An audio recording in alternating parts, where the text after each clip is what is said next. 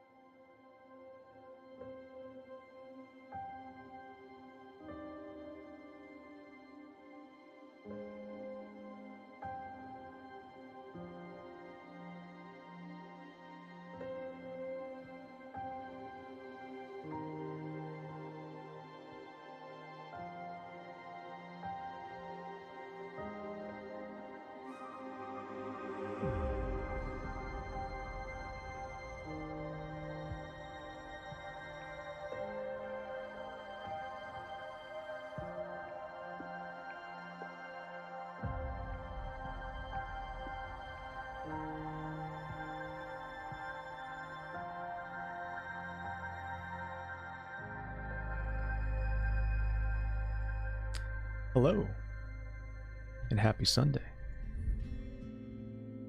Thank you guys for stopping in on this rainy Sunday afternoon here in upstate New York.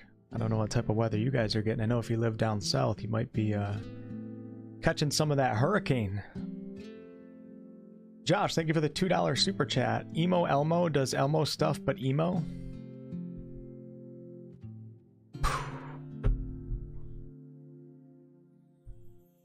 What's up, Angie, Gabrielle, Slicer, Ellie, Josh? Thank you guys for stopping in. I appreciate all of you guys that hit that thumbs up or thumbs down button. Either way, it's engagement with the stream and it helps boost my videos in the algorithm, so thank you very much.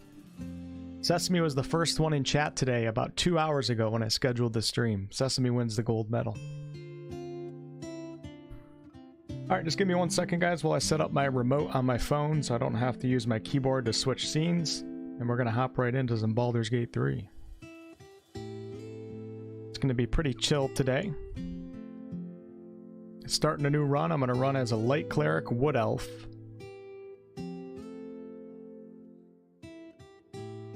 Where the hell is this damn app? What the hell's going on here?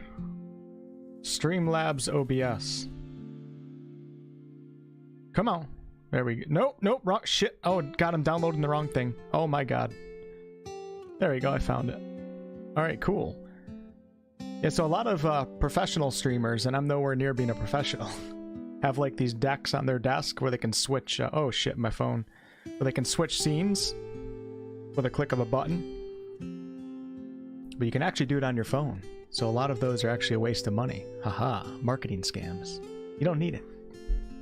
Ellie, thank you for your 4+ members of, excuse me, 4+, God. Give me a second, guys. I can't hear myself. Check 1, 2. Hello, hello. All right, there we go. When you talk and you can't hear your own voice, you mumble everything and you lose track of what you're saying. Ellie, thank you for your 4+ months of channel membership. I appreciate you. Happy Sunday. And Slicer, thank you for being a member for well over a year at this point, I believe. All right, let's go to the tavern and do a quick cheers and hop into some BG3.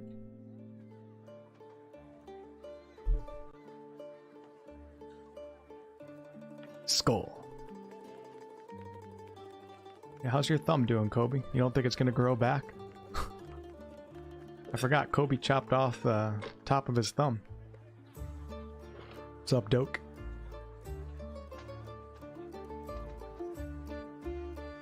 How's everybody doing today? There's no new patch. I have no idea when patch 9 is going to be or when the next panel from hell is going to be, but I started getting the itch to jump back in. I was going to do an offline playthrough. You know, taking notes, looking up lore, paying closer attention to items in the game, because I haven't really paid that much attention to items ever since Larian did, I think patch 6 introduced all of the lightning items. I didn't really care that much about them, but I should care because I'm a Baldur's Gate 3 content creator. So regardless of whether or not I use them in my playthrough, I want to make sure that I have the knowledge of where everything is and how everything works. So it's going to take things slow and probably look up a bunch of lore on the Forgotten Realms wiki and just have a good time. read every book, every dialogue, go through every cutscene. I'm not skipping anything. Let's jump on in. Chopping an onion. Holy crap. What's up, Reagan? That'd be pretty cool, Clown. I doubt that they're going to, but that would be cool. Faye Wiz Guar. Great to see your name again. How you doing? Alright, let's see if we can get this working. There we go. Uh-oh. Oh yeah, I know what I did.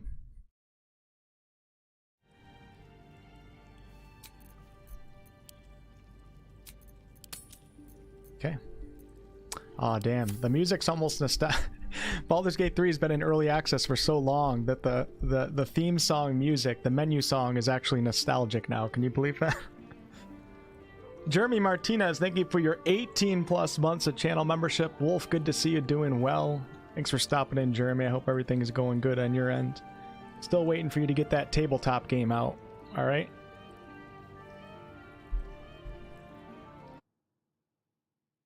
Okay. Let's jump on in.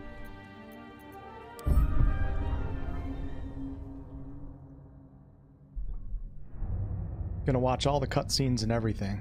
Like it's our first run ever.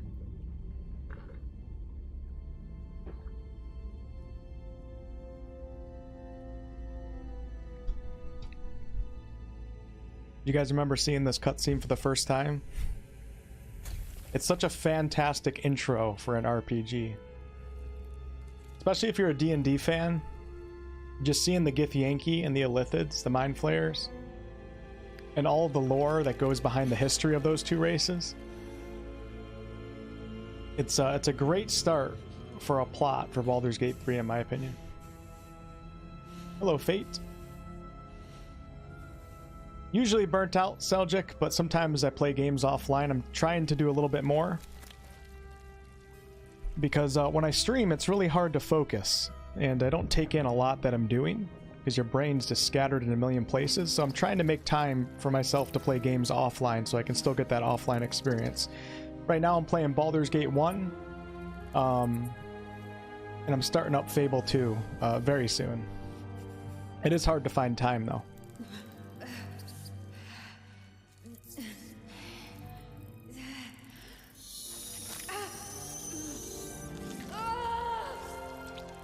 Doesn't even faze me anymore. Let chat vote on who you dream of at night.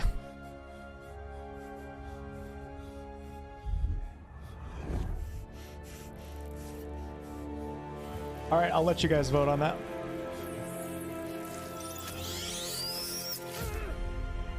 Larian Studios has a hell of a cinematic department. They should do a movie. Hey DT, what's up? Will this be a no Shadowheart playthrough? Actually, I was thinking about taking Shadowheart with me so I can have a double cleric, a dual cleric party. One that's a light cleric, and then Shadowheart's obviously a trickery domain, which is kind of underwhelming in early access. Not only just because it's cool to have two clerics, I'll have Shadowheart focus more on healing, but also I think the dynamic between a light cleric that worships Selûne and Shadowheart who worships Shar will be interesting. I haven't done this in a while, so. What's up, Van? This is like an annual thing. Reese, thank you for your 15 plus months of channel membership. Hello, Wolf in chat. Keep up the great work. Thank you, Reese. And Leda, thank you for the $10 donation. Looking forward to this BG3 run. Don't know about others, but I definitely will enjoy it. I hope people enjoy it. You know, I just finished Kingdom Come Deliverance. Just, if you guys are wondering my impressions on that game, fantastic experience. If you guys like first-person RPGs, you gotta play it. Trust me, okay? I would never let you down. What's up, TARDIS? Alright, let's create a character. I'm probably gonna mute my microphone a couple times today, guys, because my computer is just shit in the bed lately. It's not fast anymore, and I can't run my stream in regular mode. I have to run in performance mode, which means I can't see the volume levels of my microphone. So if I mute myself, there's like no visual cue for me to know. So just be prepared. Once the full game launches, probably a strength-based ranger. What's up, Austin? Thank you for renewing your channel membership. And Harry, thank you for the $4. I don't think I've ever seen a $4 donation in my entire life, Harry. Thanks a lot, man. I appreciate it. All right, let's what are we gonna name this? I think I have to create the character before I do the naming. You know what I mean? You gotta look at the character's face and figure this out. So my idea before logging on was to do a male wood elf. So we get that +1 to wisdom. And I think having a boost to wisdom is really important in character creation for the build that I'm going to go with. Because I just might take Magic Initiate Warlock with the Cleric at level 4. Dun dun dun. I've been meaning to try this build for a very long time. It's super powerful. I've only done it with the Sorcerer to make the Sorlock, and now I want to try it with the Light Cleric. I think this is going to be super powerful. I'm not sure if I'll make it to level 4 today, but definitely this week. Alright, here we go. Where to next? Let's hope the locals are friendly. Hells. Something just woke up down here. I'm definitely going to have a much better selection of voices when the game launches. I see some people complain about this stuff, but you just got to remember we're in early access and Larian Studios is holding back like a lot of the character customization options. I don't know if they're going to have a character body slider. I don't think they're going to have sliders at all, but I'm not sure if they're going to allow us to buff up our characters. I would imagine yes, because it is kind of silly playing a barbarian that's like sticks and bones, but... Alright, we'll go with that Be voice. wary. It's opened. I wonder what's back there. We also need a much larger selection for heads. That's for damn sure.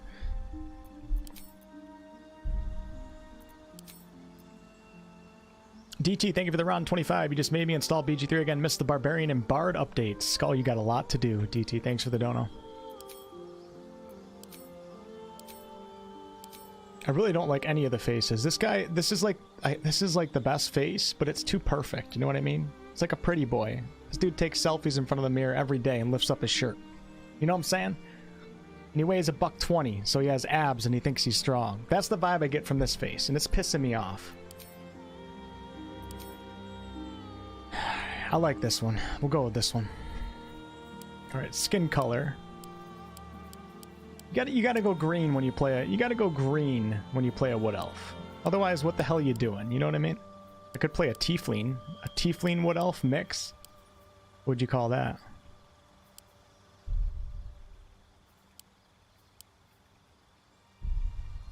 I think I like this one right here. I think that was the default too. Damn, it's been a while since I played this game.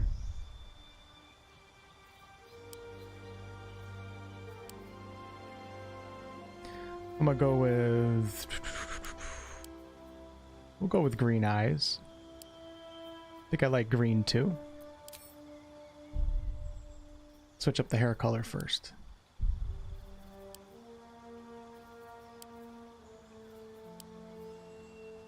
What do you guys think about that? That's kind of cool, actually. The hair color is almost the same as the skin color.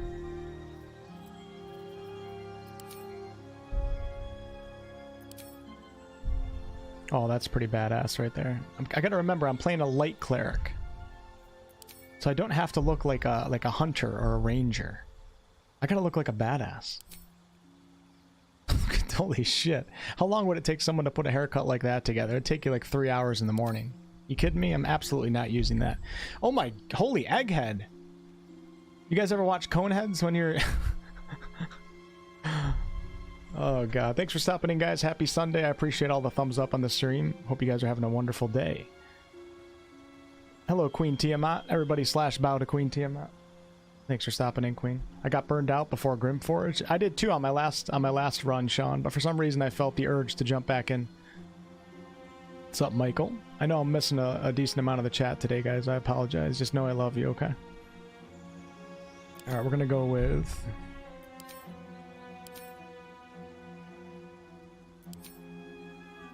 The hell is that?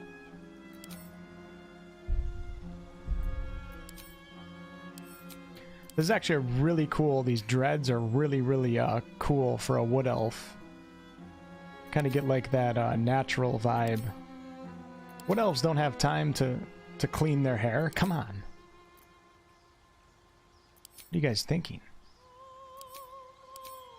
Alright, I think I'm into the default female hairstyles here. See if we can find one that looks good. Probably not. Not from the character I'm building. That's actually pretty cool. That's awesome. I'm honestly, I might do this. I might do this. Kind of like a hippie. But for a wood elf cleric, do you guys think this is pretty cool? I think I like it. I never would have expected to do this, but you brought everyone with you. Thank you, Queen. Vacation was good, Kit. Thanks for asking. It was nice to get away and relax. Play a self-obsessed narcissist. That's actually pretty funny. So you can bang yourself at night. Alright, let me switch to Cleric real fast, and let's see how that looks. I think this is pretty cool. I think this is a character that could become an NPC in Baldur's Gate 3. Surfer Elf. Surfer Cleric, Worshipper of Selûne. Alright, let's go over the racial benefits. Let's see, we got Keen Senses, Proficiency in Perception. One of the best skills in any CRPG to date. To have Proficiency in Perception is one of the best things you can do for your character. Dexterity +2, long sword, short sword, longbow, short bow, dark vision, and Fey ancestry. The Feywild casts a veil over your mind. You have advantage on saving throws against being charmed, and magic cannot put you to sleep. Okay. Fleetfoot, Mask of the Wild, and Wisdom +1. Mask of the Wild, you are raised to blend into your natural surroundings. You gain proficiency in stealth. Your movement speed is 35 feet. What's a dwarf's movement speed? I think it's 25. Yep, 25. So you get 10 feet more with the wood elf per turn, which is pretty crazy. Okay, I think we're pretty much good now. Let's go ahead and name the character. What's a surfer name? Can't believe I'm going with the surfer theme right now. Oh god. Tardis, thank you for the $2 donation. You must make a tribute to be heard. Peasants. Tardis, you're on thin ice today, my friend. Thanks for the $2. What's up, Hex? You guys got a good surfer name for me or what? Hello, Suzanne. I use that hair on my female characters in white or pink. It's your favorite. It is under the A hairstyles, but I think it looks pretty good with my character. Larry? I like that. I think Larry's a great name. All right. All right. Perfect for RP. And then we're going to go with, let's see, Charlatan, Criminal. Let's think. I'm playing a Cleric, so Wisdom and Dexterity are probably going to be my high stats. So let's see what background I can choose that'll benefit both of those. Perhaps Animal Handling. I think that'll be pretty cool. Survival Proficiency, not really much use for that. History, Persuasion, Athletics, Survival. I think I'm gonna go with Acolyte, so we can get a little bit more information out of any skill checks that we encounter that involve any of the history and lore of D&D. Even though this doesn't really fit my character, I wouldn't mind having proficiency bonus in it. What do you guys think? Maybe? No, never mind. I'm not going to do that. Charlatan, Deception, Sleight of Hand.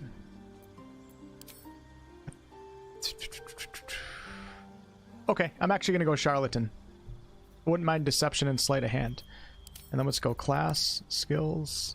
We're going to take... Persuasion doesn't matter. I'm going to take Medicine just to see what it does. I can't remember how many skill checks involve Medicine. We'll do Medicine. Actually, no, I'm going to do Insight and History. I take it back. Let's do 14, 12. Probably dump Charisma. Intelligence 10, perhaps. Wisdom has to be 16, because I'm not going to be able to get it any higher in this playthrough. Not if I go with the Magic Initiate feat at level 4. Leda, thank you for donation number 2 of $5. Not such an elven name. Hey. Say that to Larry's face, Leda, okay? Thank you. Shannon, Carly, thanks for stopping in, guys. Jonathan, Kurt, Franklin, Jericho. You guys are creative. Alright, then we'll take advantage of the dexterity. We'll go 16 dex. Constitution 14. I think this is a pretty good light cleric setup here.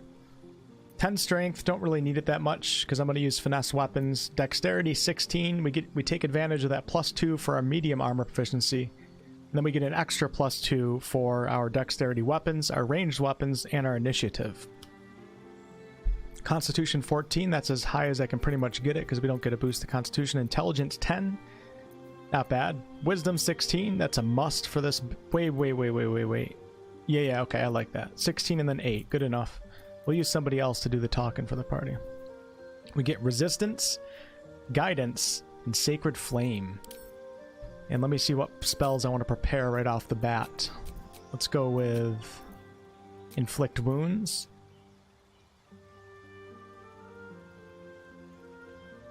Trying to think what's best to help me kill all the cambions on the Nautiloid ship. Inflict wounds, healing word, guiding bolt. Oh god, Bane is always so tempting, but it's just there's too much of a chance of Bane not doing anything when you cast it that I just don't like it that much. Prefer Fairy Fire. Shield of Faith. Okay, I think I'm good with that. Or Command Halt.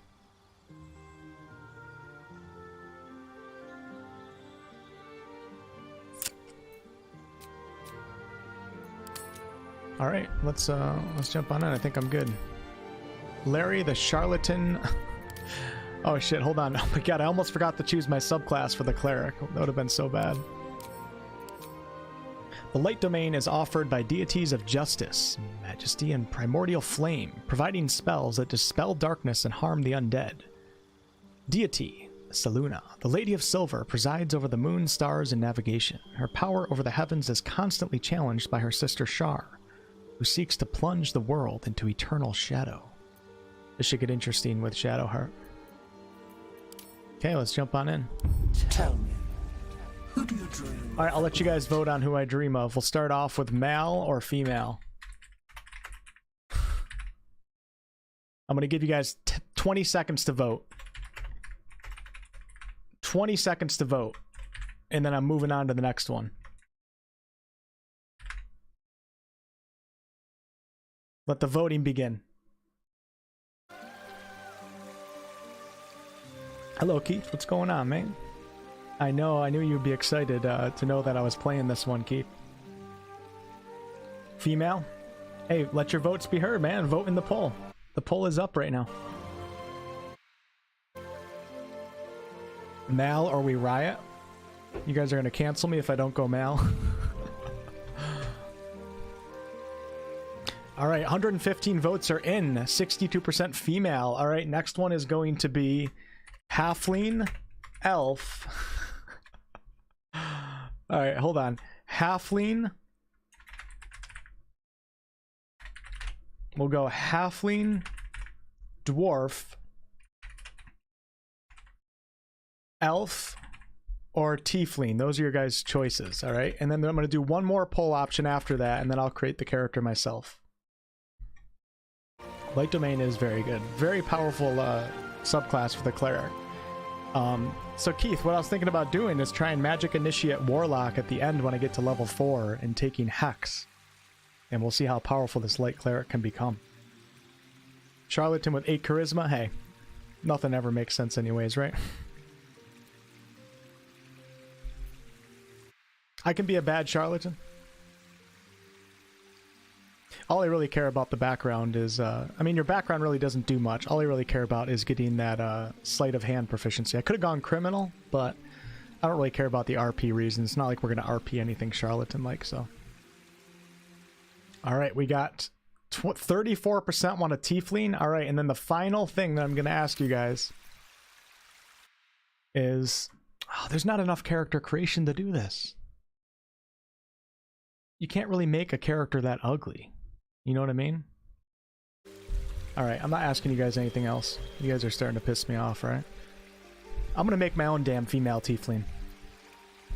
You guys are gonna get an insider to the brain of WolfheartFPS and who he dreams of at night. Oh god, okay, alright. Where are you? Where are you? Good enough.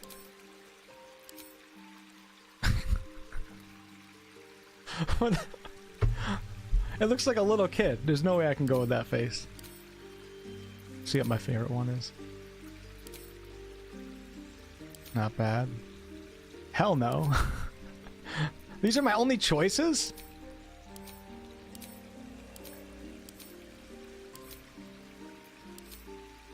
Alright, this one's definitely the hottest right here. 100%. Horns are everything.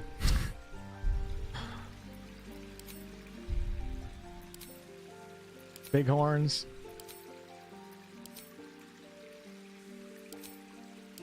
Ah, the background music's so good. I think I'm gonna go with that. Looks like a freaking animal. Literally looks like a mountain goat. I don't know if I feel comfortable doing a coconut oil massage with a mountain goat. I'm not at that level yet. Well, some of you sickos out there would be okay with it. Alright, we're gonna go with those big ass twirly horn. Oh my god. Yes. Alright, skin color. We're definitely going in the red shade for sure. Albino red. Whoa, that's actually pretty cool.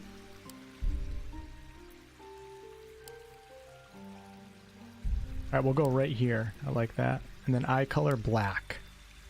Yeah. No, not black. Oh my god. Are you guys in love or is it just me? Oh my god.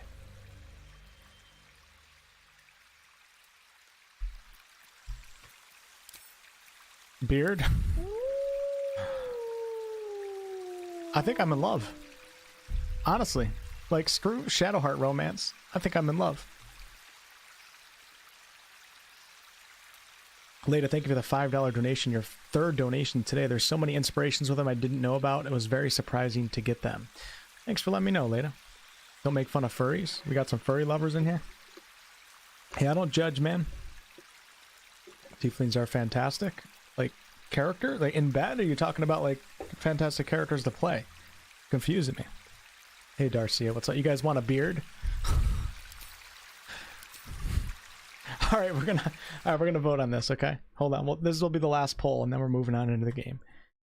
Beard or no beard? This is all up to you guys.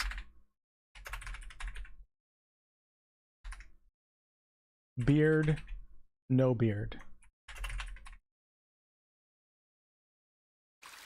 My love fate is in your guys' hands. Don't challenge Wolf, Keith. She's very pretty. Thank you, Jessica. Thank you, thank you. You don't want a beard, gamer stuff? Hey, don't judge, alright? If I'm gonna bang a tiefling with a beard, I'm gonna bang a tiefling with a beard, okay? I don't think can tieflings even have beard? I think they can in the lore. Wolf over here getting turned on by his creation. I'm not getting turned on. Think about it. It's almost impossible to make an ugly female in this game. Yeah, I agree for the most part. There's a couple weird faces, but...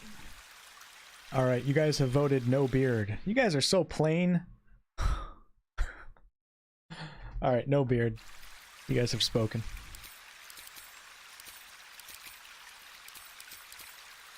Put a facial height of 1. There we go. Okay, she's complete. What do you want to name her? She looks like a Veronica. You guys think? I think she looks like a Veronica. That's the feeling I'm getting right here. And I'm not gonna lie, she's pretty damn hot. No beard or a riot. She got a hell of a tail, I'll tell you guys that much. Oh, I accidentally clicked. I like that. Oh my god, she is drop dead gorgeous. Let's go. Lame. You wanted me to have a beard, Ellie? I mean, I was down for it. Chat has spoken though. She looks like a Karen. Felipe, you're this damn close to getting banned off my freaking channel forever, okay? It's Veronica, not Karen. Who's Veronica Mayday? I don't know who that is. Larry and Veronica, such a beautiful couple. You take away the most attractive part of the dwarven woman. You want a beard, you go short and stout. Now, I kind of agree with that, actually.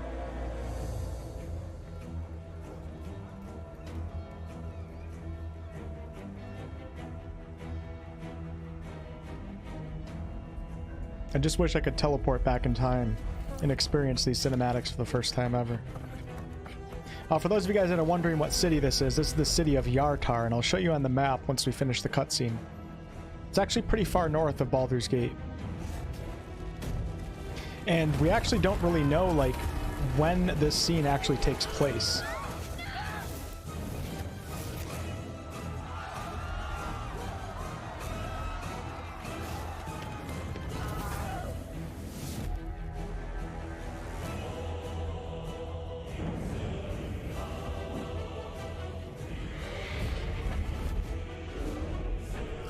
The light cleric crowd damage? Yeah, that's why I'm playing the light cleric. I want to use that.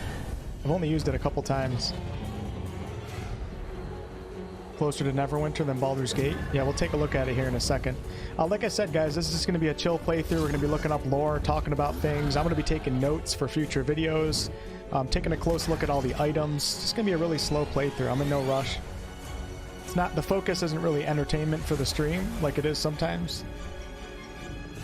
I just figured I would stream this instead of playing it offline.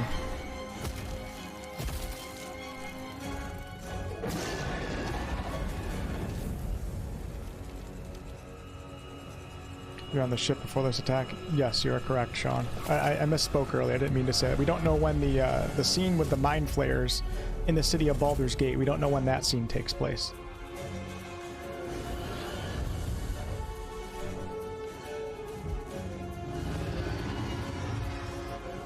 Cinematics a lot more interesting after reading a lot about the relevant lore.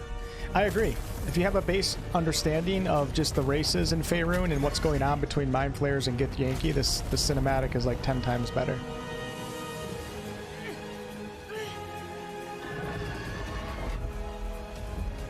I remember when they released the first part of this trailer and they didn't show the dragons until the very end of the trailer. You guys remember that trailer that I'm talking about? They showed a dragon like at the very, very end and all of us were flipping out. The good old days.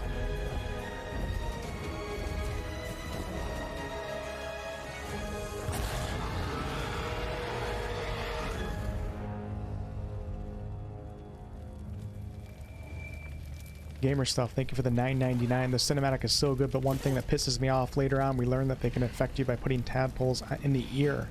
So I didn't have to see that thing bury itself into my eye. Thanks, man. You think you have a mind worm IRL? I think I do too, actually. I'm going a little kooky lately, I'm not gonna lie. That's why I need a little vacation. YouTube's gonna drive me insane.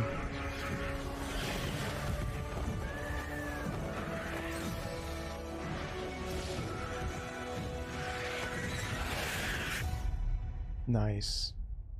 Don't tell me I'm gonna wake up on this ship. Oh my god. Hi!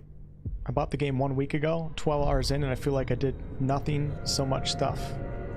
It's pretty crazy how much content is actually offered in Act 1 of Early Access. Act 1 alone, if you do all of the content, is larger than like so many games out there that are full priced at $60, which is why I love Larian Studios. They don't hold back on content. Okay, let me show you guys the city of Yartar real fast.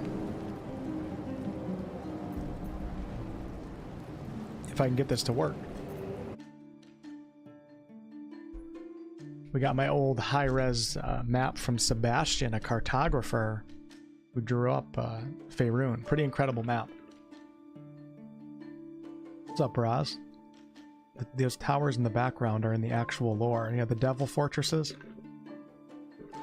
When's it coming to consoles? Larian said nothing about consoles, so we have no idea. Yeah, so this map, shit, I don't have a link to it right now. If you guys type in on YouTube Baldur's Gate 3 important locations, you guys will see a video that I made like 2 years ago. And in the description of that video is the link to this map. It's an amazing map, and the best thing about it is it's just so high resolution that you can zoom all the way in and it doesn't really get blurry. That's one of the biggest problems with Larian's map in Baldur's Gate 3 and DOS 2 is you're zoomed out and the map looks good, and then when you zoom in it gets really blurry because it's not high enough resolution. You know what game does a really good job allowing you to zoom in on the map without the resolution losing its quality? Is Kingdom Come Deliverance. And the reason why is because they don't let you zoom in like this. Instead, like, you zoom in a little bit and then it changes to a different file and the whole map changes a little bit, and then you go a little bit further and then it changes to another file, and basically you have high resolution all the way when you're zoomed in, which is awesome. Navigating the UI would be a nightmare with a controller. I'm sure they can make it work. They made it work for DOS 2. I played DOS 2 on PlayStation, Act 1, and it worked great. So, okay, back to what we're doing. Alright, so we got Baldur's Gate right here on the Sword Coast, and if we go up here to the north, Been a while since I've looked at this too. Where the hell's Yartar? There it is. So yeah, so that opening cinematic, the city that the Mind Flayer, the Nautiloid ship was destroying. We got Baldur's Gate right here, and if we go up to the north, you guys can see the city of Yartar is right here. So yeah, that's pretty cool. I feel like I should print out this map, although I don't know if I can. I'm not sure if it's like copyright or how that works. I'd have to talk to Sebastian, but okay, let's play the game.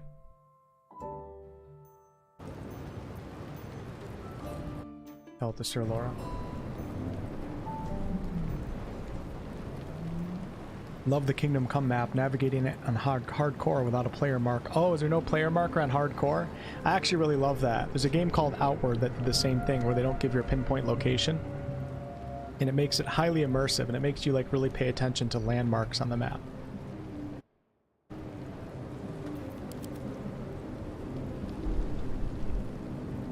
Okay. Here we go.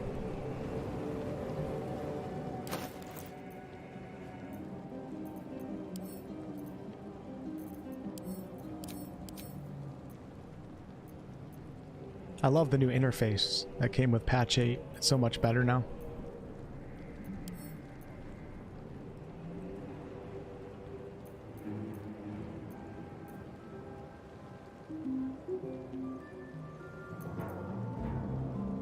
Okay, so with the Light Cleric, we have the passive called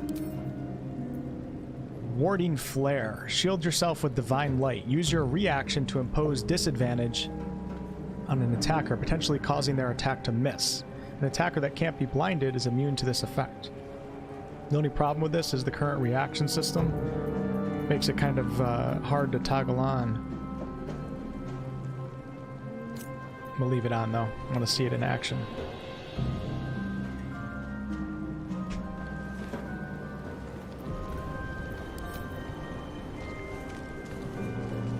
One second, let me go options. Video, make sure I'm on high.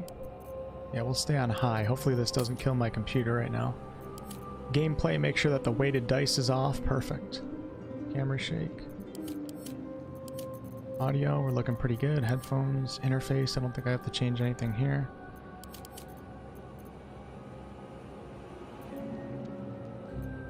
Put frame rate cap at 100. I don't need anything higher than that. Actually, I'll put it at 90.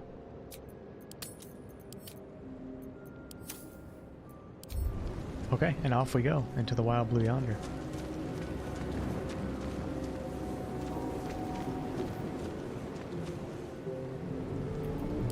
Taking me a minute to remember how to play the damn game.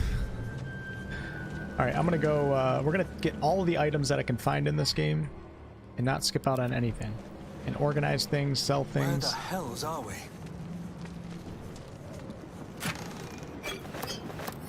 Try to keep my inventory nice and organized. Healing potion and potion of fire resist. Okay.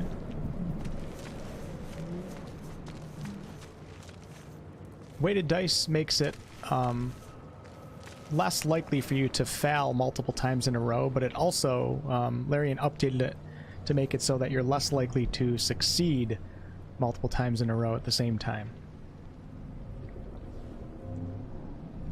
Most people use it because they get really frustrated. Most people that use it will just be people that get really frustrated if they roll like a 1 twice in a row. People that don't like RNG.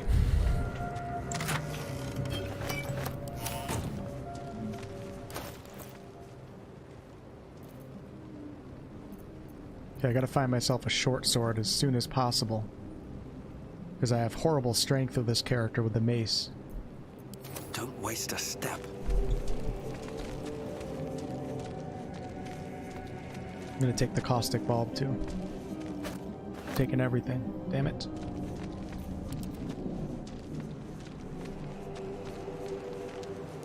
Playing in high resolution and downsampling in OBS to HD is what kills your PC. Well, I have to play in 1440p, otherwise the game will be blurry for me. If you play on a 27-inch and you play 1080, you're going to have a blurry experience, so I don't really have much of a choice unless I switch monitors. And that could be part of it, Kobe, but I've never had that problem in the past. I think it's more so my computer is just getting old now. Never had a problem downgrading from in OBS. Never had frame issues, lag issues, or anything until recently. So there's just something going on with my computer. All right, let's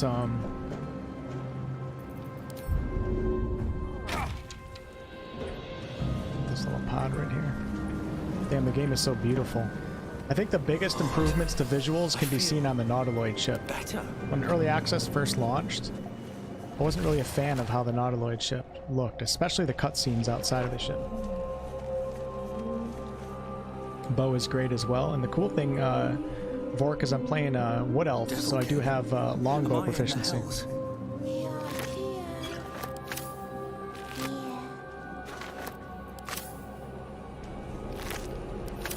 So I'm probably gonna try to stay ranged more so than melee, so I will be using the bow quite a lot.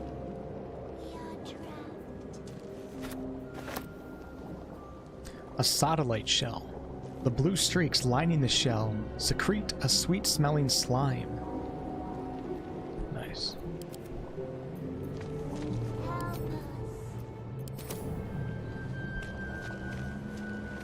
I think this this particular cinematic coming up might be one of the coolest cinematics in the history of RPGs. Release us.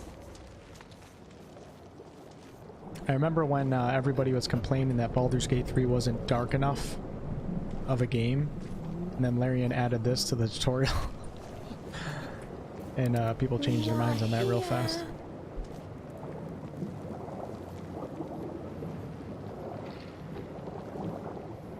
Snickerdoodles. Up, Grim. Someone rolled 100 on a 100-sided die.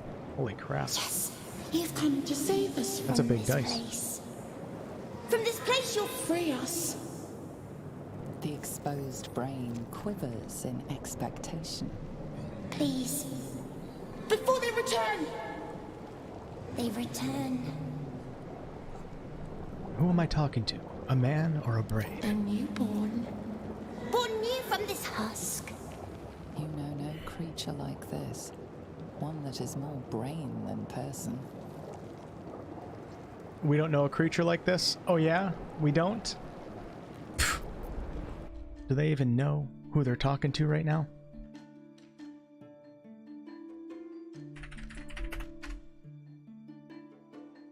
The Intellect Devourer.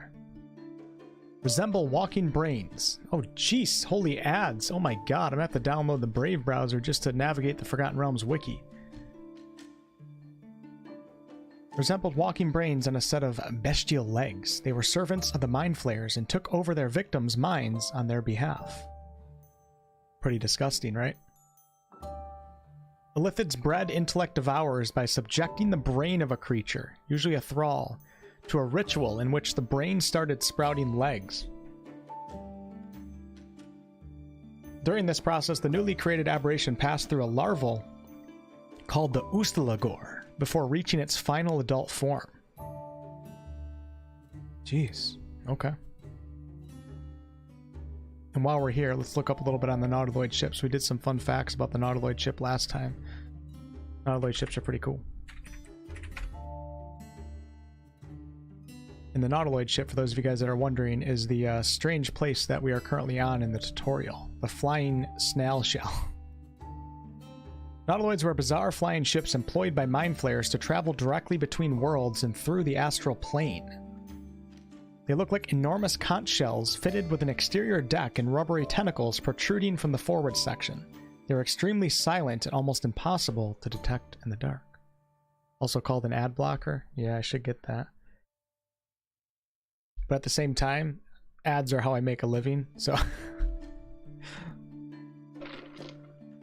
so I feel bad when I get an ad blocker for YouTube videos because I am a YouTuber. I know how it works. So, all right, history. Nautiloid series helms were acquired by Mind Flayers through trade with the Arcane. It was assumed that the Arcane merchants also helped the Illithids develop the technology for unknown purposes.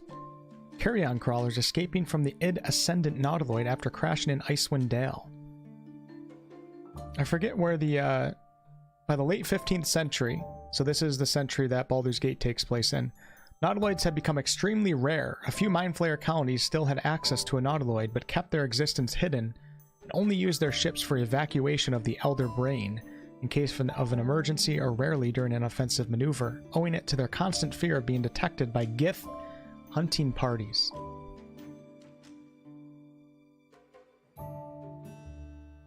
Jesus. I really am going to have to get an ad blocker for this. At this time, the Illithids had lost the secrets of constructing new Nautiloids and did not dare risk losing the few that they had left. In the winter of 1489 DR, so 3 years before Baldur's Gate 3, the researched Nautiloid, Id Ascendant, crashed in southern Icewind Dale near the spine of the world. I think this is part of the Rime of the Frost Maiden campaign, if I remember correctly. I could be wrong, though.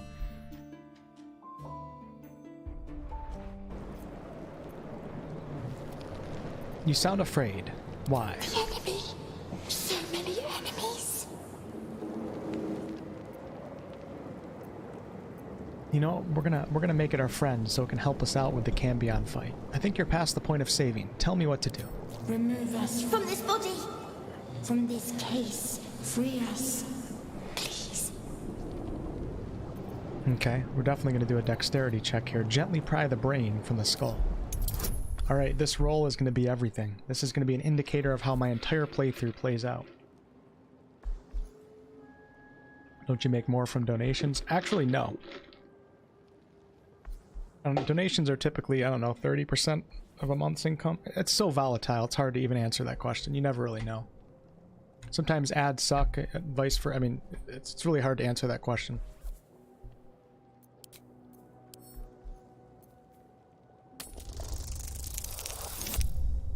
Oh my god. Oh my god. Oh no. Oh god. Why am I always a failure? Oh shit, man. Medicine would have helped. Yeah, I was about to go with that too, wasn't I? Intellect of ours have a scream attack, and if you fail a save, lowers your intelligence. Won't budge. The one roll to rule them all. The one ring to bind them. In the darkness. Okay, I'm actually gonna leave the brain because I can't remember what happens if he shows up later. I don't remember what happens when you do that, so I'm just gonna leave it. This place is so cool, man. Okay, we got more caustic bulbs, which are 1 to 4 acid damage, a spiked bulb, which causes bleeding, and a void bulb, 1d4 force damage, one of the best items in the game. Change my mind. Have a lot on my mind and, well, in it. The Dark Ring, with a sharpened gemstone at its center. This ring is capable of cutting the very flesh it decorates.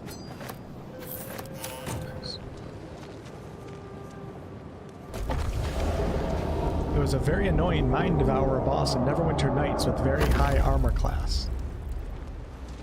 Sounds tough. Doesn't do anything. Doesn't do anything. Okay, I think we're good to head up.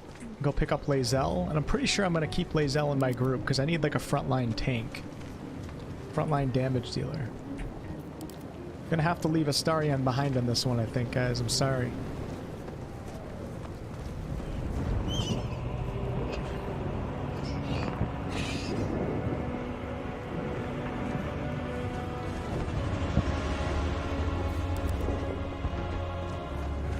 That scene in particular has drastically improved since patch 2 and 3. All right. Drastically improved. And so has the background of Avernus too. Look at this place. It's freaking crazy, man. Look at all the comets in the sky.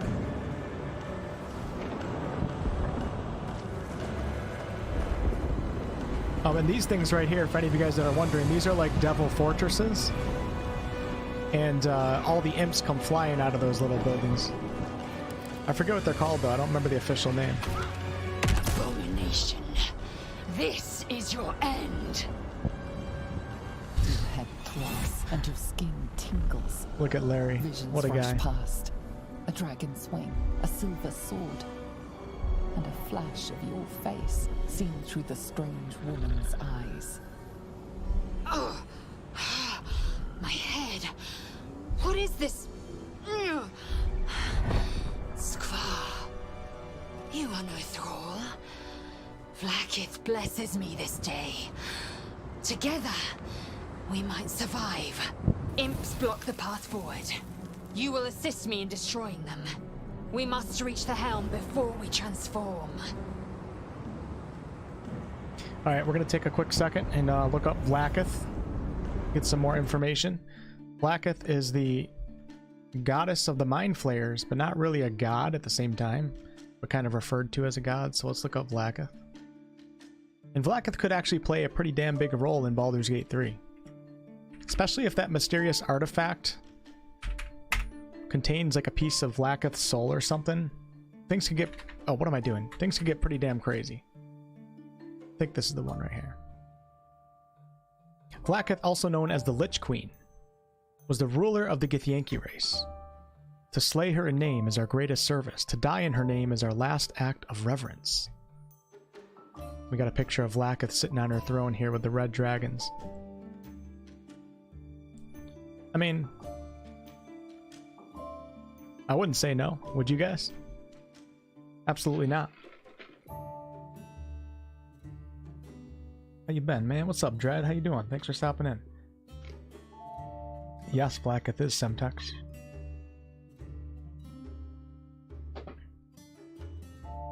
Okay, let's read a little bit about Vlaakith, and then we'll get back into it. I'm not going to read everything, but Vlaakith was primarily jealous. What the hell is this? I forget what number this is. I can't read that far into Roman numerals.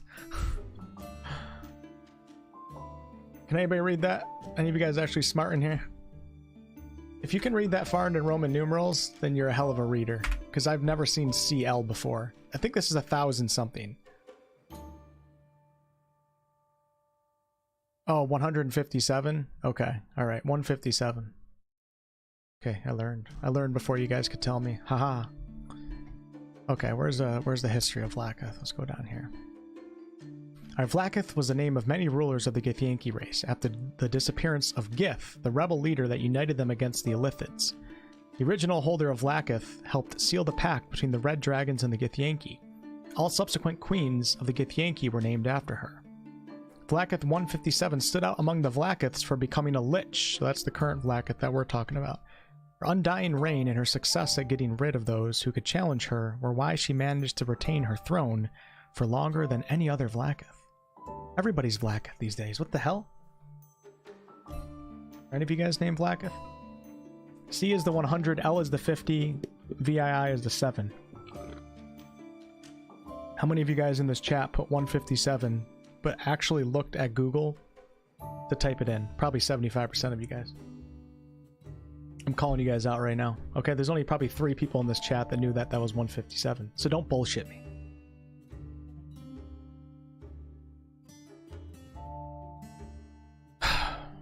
After centuries of undeath, she grew mad. She came up with an idea to become a deity and started to install a priest caste in the Githyanki society. She also sent loyal lieutenants to quell any unrest that might arise. These were done to gradually prepare her for ascension and encourage the Githyanki to worship her as a deity. An inquisitor cast to hunt down people whom she wanted gone also existed. However, many Githyanki viewed her as a mad tyrant who would cause their people's destruction or enslavement at her hands even before she reached her goal. So I think Lae'zel is going to fall into this category once she learns more about her personal quest and learns more about Vlaakith and the other Githyanki that she's been interacting with. That's my prediction. I think Lae'zel is going to question Vlaakith, and it's going to make her a really interesting character because of that. We carry Mind Flayer parasites. Unless we escape, unless we are cleansed, our bodies and minds will be tainted and twisted. Within days, we will be Geich, Mind Flayers. We are turning into Mind Flayers? There must be something we can do. We can do nothing until we escape. That must be our priority. Connect the nerves of the transponder!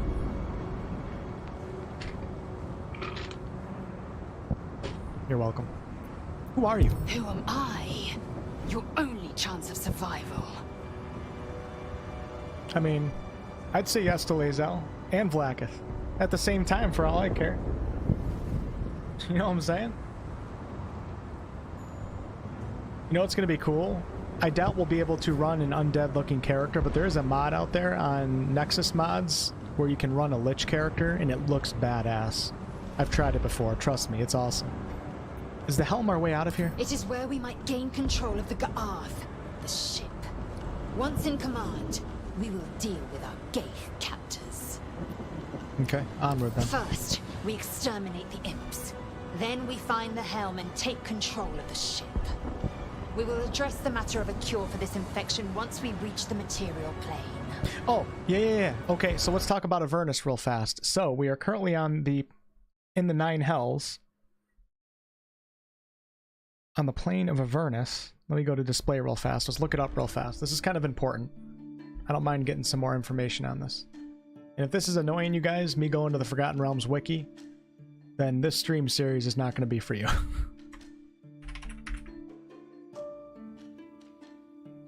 If you want to watch pure gameplay, just come back when the next patch comes out, because I'll probably like speedrun that time because I won't be interested in actually doing a full playthrough. Avernus was the first layer of the Nine Hells of Baldur, the most likely beachhead for any attack by demonkind. It is the primary battleground of the Blood War.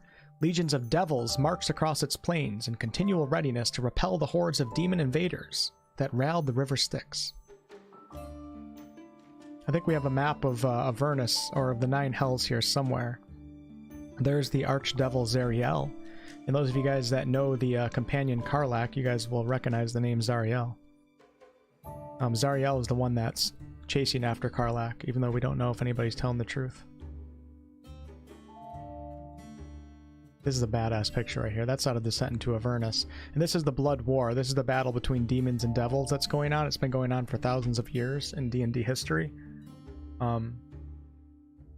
This is what Karlach fought in too. Karlach was fighting on the front lines for the devils under Zariel's rule. I think Karlach's going to be the coolest companion character. We don't have a map of the Nine Hells. Let me see if I can find one real fast. Let's go Nine Hells. Nine Hells. We should get a map of the layers.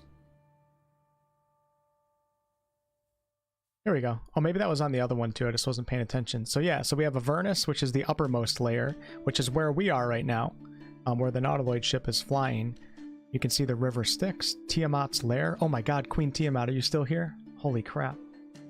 My favorite part of Forgotten Realms is the Underdark. Me too, Sernunos. I love the Underdark. Ever since I read the Legend of Drizzt books 1 through 3 start in the Underdark. Phew.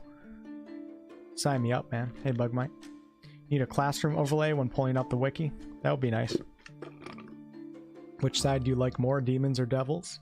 Well, the funny thing about demons and devils is even if you're evil, you probably don't like the demon side. And that's kind of how it works for a lot of races, because a lot of people want the devils to succeed, because the devils at least have some sort of, shall I say, interest in keeping everybody alive, while the demons just want to destroy the entire world and kill everybody, and they don't give a shit what happens. So I don't think many people are on the side of the demons.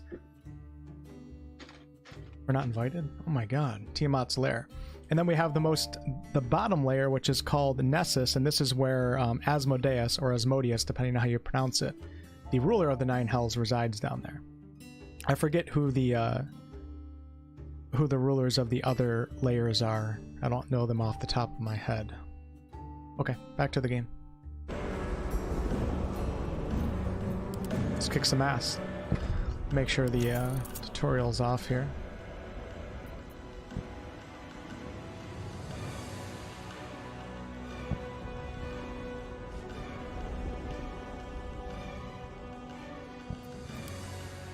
I haven't really messed with any of these settings before.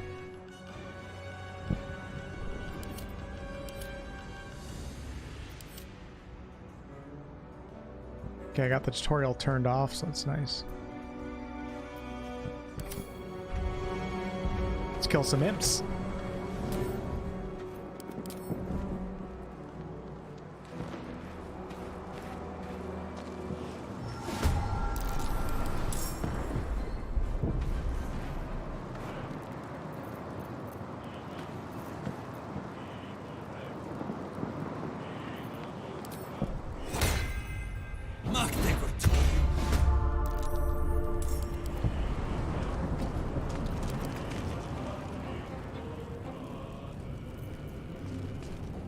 See, I want to look a little bit...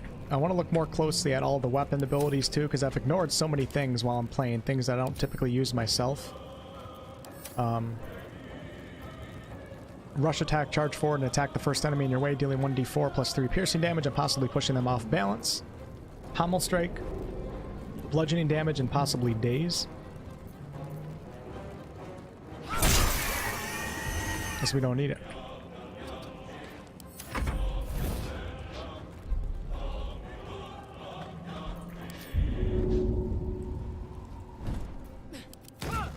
So if you guys notice, sometimes you can get a lot further if you jump first.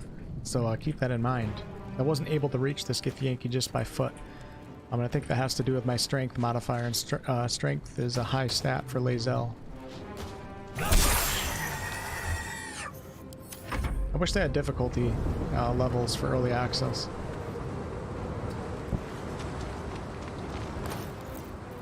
Still don't have a ranged weapon.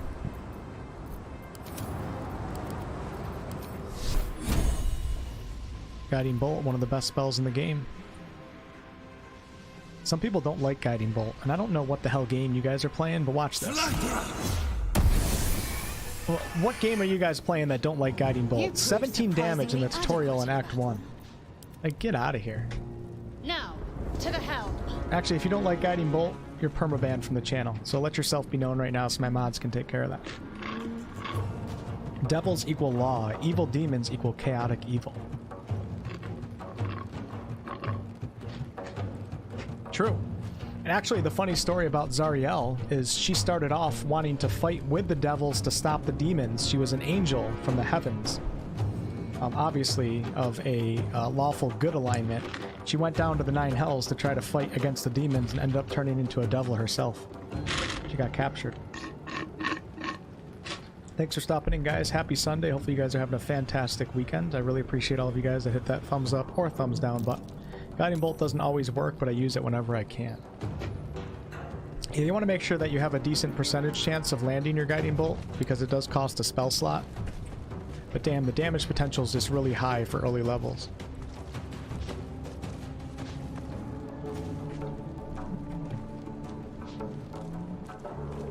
I'm gonna run to the bathroom real fast if you guys don't mind. Be right back.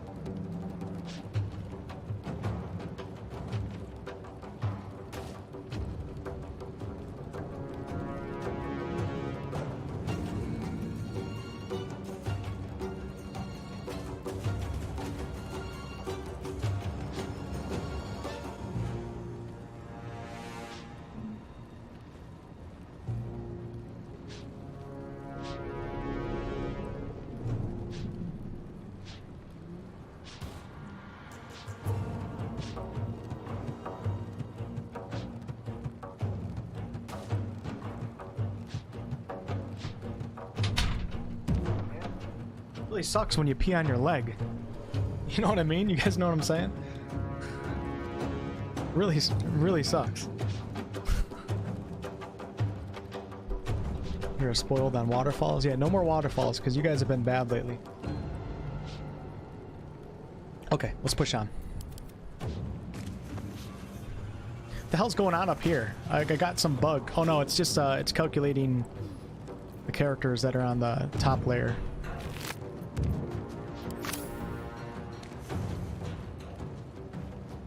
Yikes. At least I'm honest. I know you guys pee on your leg. You guys just won't admit it in public.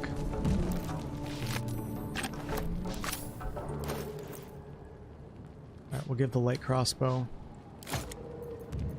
Beautiful. 2 void bulbs, nice. Damn, man, this... It's crazy how good early access looks now. I can't even imagine when it comes out, when I can play it in Ultra with a new GPU. You do it on purpose? See? Yeah, there's nothing wrong with it.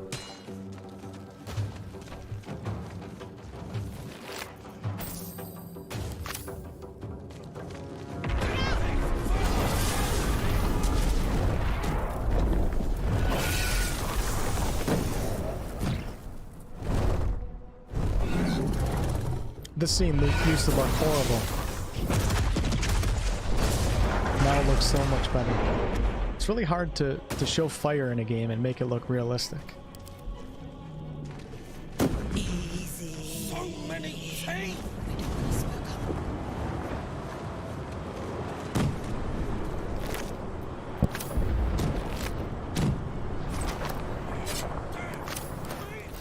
The funny thing is, I'm actually probably better off using a dagger instead of the mace, because the dagger's finesse and my character has higher dexterity. So that's actually going to give us much more powerful melee strikes. So we'll run dagger, light crossbow. I have a shield. Lae'zel's rocking a two-handed. What's Lae'zel using right now? Yeah. Shit. See my button? I'm still on patch. I'm still on patch. You can't control her in the tutorial because she's not actually in your party. But I'm still thinking about like patch 7 controls right now. I didn't play patch 8 long enough to really get used to everything. Potion of poison resistance. Belladonna bundle. Our mind, an eldritch brain, alive and in perfect condition, suspended in cerebrospinal fluid.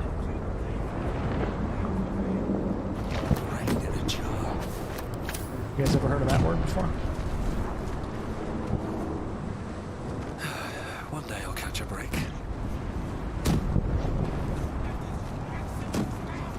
It'd be pretty cool if you could shoot imps out of the sky. Bull got me! Got me! Got me! Right in the gut! Tell the babes I'll be alright. The Notice mind the flayers pendant. have already enthralled her. Leave her, or we will share her fate.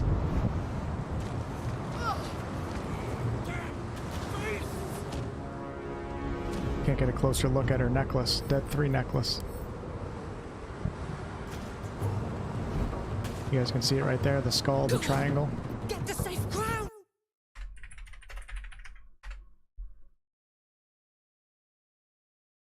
Bane, Ball, and Merkel.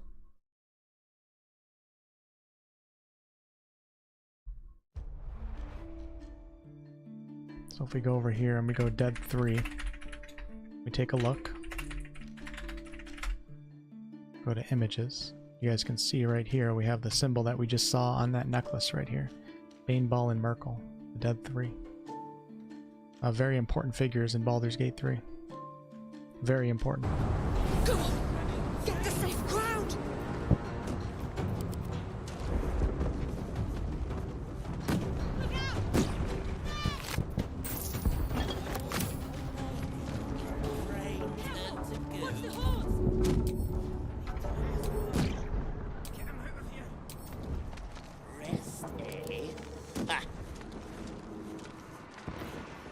Lae'zel's almost dead. I gotta be careful here.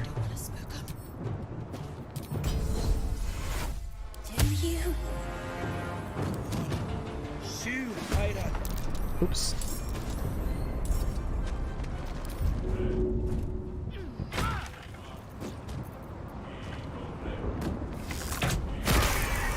See ya. Next. We'll do a little inflict wounds here. Such a powerful spell for early levels. I plan on using it a lot with this character. I love necrotic damage. Hopefully Larian adds the Necromancer subclass.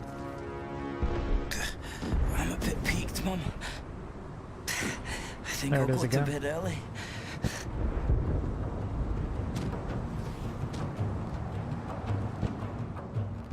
How you planning to roleplay this? Since I'm worshipping the goddess Luna, probably going to be a good roleplay. Thanks for stopping in, guys. Happy Sunday. Replicator, hello, hello. How are you? You guys arguing over theories right now?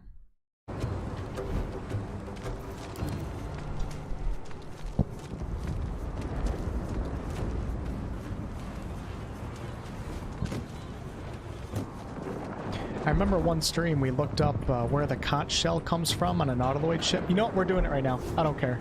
I already forgot we're doing it. Where does the conch shell comes from, like a giant snail or something? Snail come from on a nautiloid.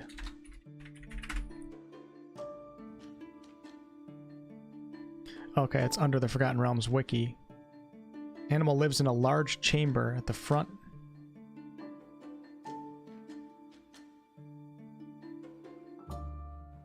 It tells you somewhere on here. The coiled shell in the aft section served to protect the Mind Flayer crew from the sun. The shells were harvested from enormous snails indigenous to an unknown world.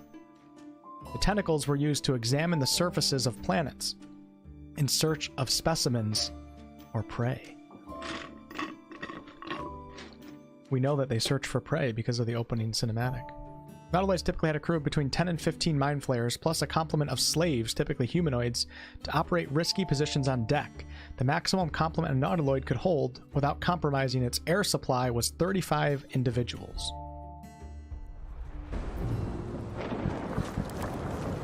Nice. I picked Saluna, though. I picked Saluna just to contrast Shar a little bit and see what type of dialogue we can get going between my Cleric and Shadowheart, because I do plan on running double Clerics.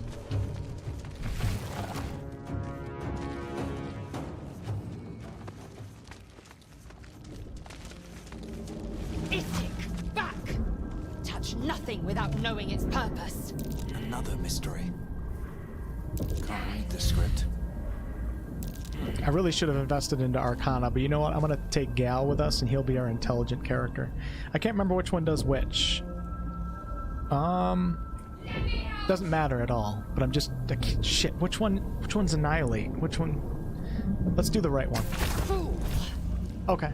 Well, I missed out on the XP, but that's okay. Remember that. The right one is Annihilate. That's okay. Whatever. We don't need XP. You get to level 4 so fast in this game, it doesn't even matter. Alright, there's Shadow. We'll talk to her in a second. First, we're going to go into the back room and get the key. What's up, Dragon? I don't know what you guys are fighting about. And I don't, honestly, I don't even care. I don't care who's right and who's wrong. Just drop it and let's move on. If you guys want to fight each other in personal DMs, feel free to go at it. I will let you guys exchange email addresses. But I'm not even going to look into who's right and wrong. I really just don't even care. Key? For what?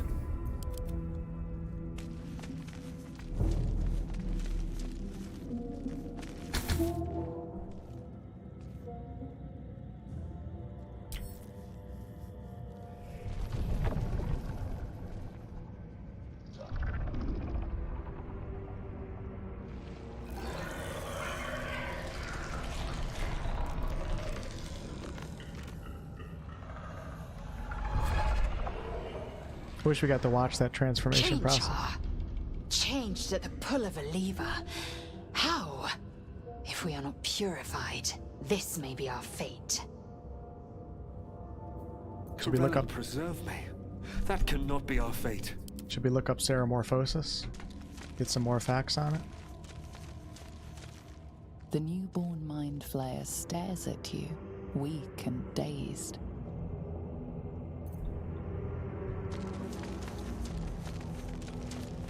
What's up, Max? How you doing? Why does she look so scared?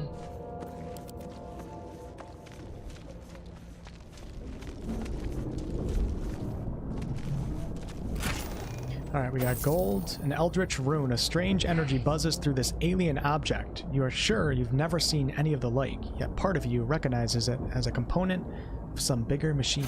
Rune? But for what?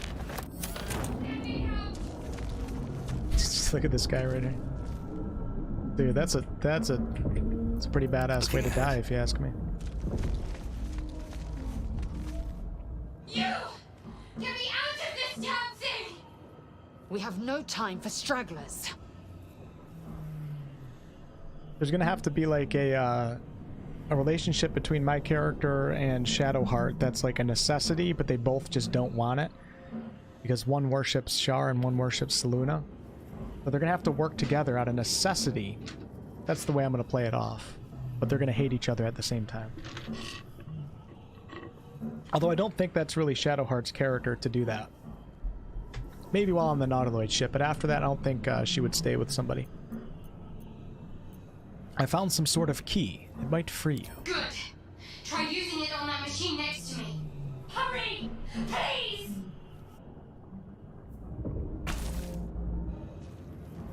console appears dormant. I'm starting to think my cleric looks kind of stupid. Am I the only one, or do you guys think that too? I'm starting to regret character creation. There's a socket in the console, shaped like the rune you found. Insert it. The console hums to life. But what is its purpose? Will it free the captive, or transform her like that other unfortunate? Arcana, take a closer look at the powered-up console. Definitely gonna fail this.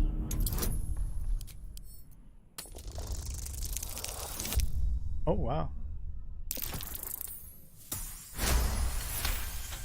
1 for 1 with rolls. Not bad. Pulsing glow and organic lines of the device make it seem more like a beating heart than a machine. This device is different from the one that caused the other captive to transform.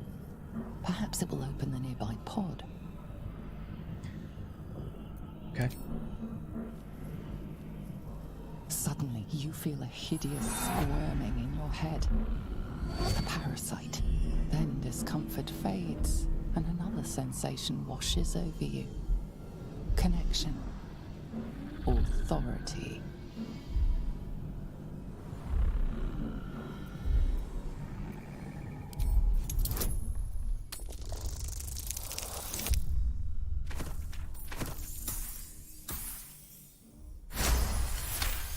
Yay. You feel the biomechanical brain of the console process your command and yield to it. Pretty badass scene though, isn't A it? shiver runs across your mind. You feel sated.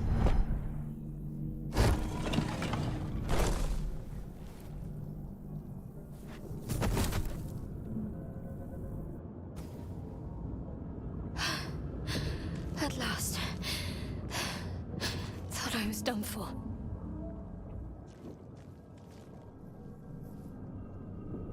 I thought that damn thing was going to be my coffin. Thank you. Your mind lurches into her thoughts. Her gratitude is mixed with wariness, because you have a Gith with you. You keep dangerous company. It's actually, if you play as a Gith Yankee, it makes it kind of interesting when you meet Shadowheart as well. You guys can actually fight each other fairly easily if you don't handle the dialogue correct. Yeah, the facial expressions are probably some of the best in all of gaming. Larian's definitely raising the bar with visuals in this game, for sure.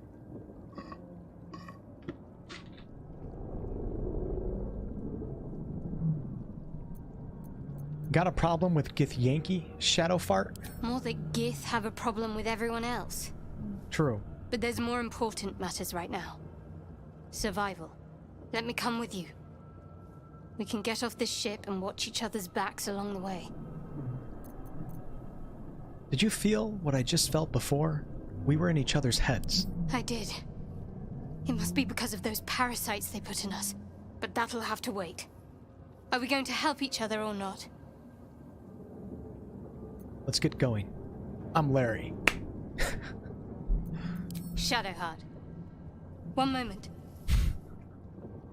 Larry and Shadowheart.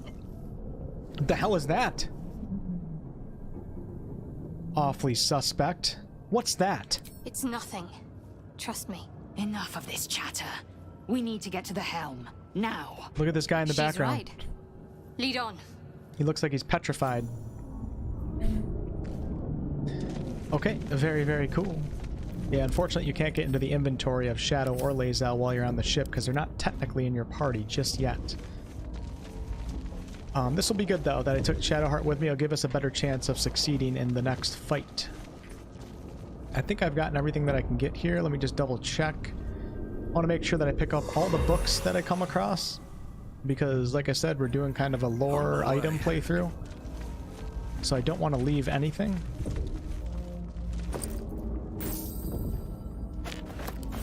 Agate.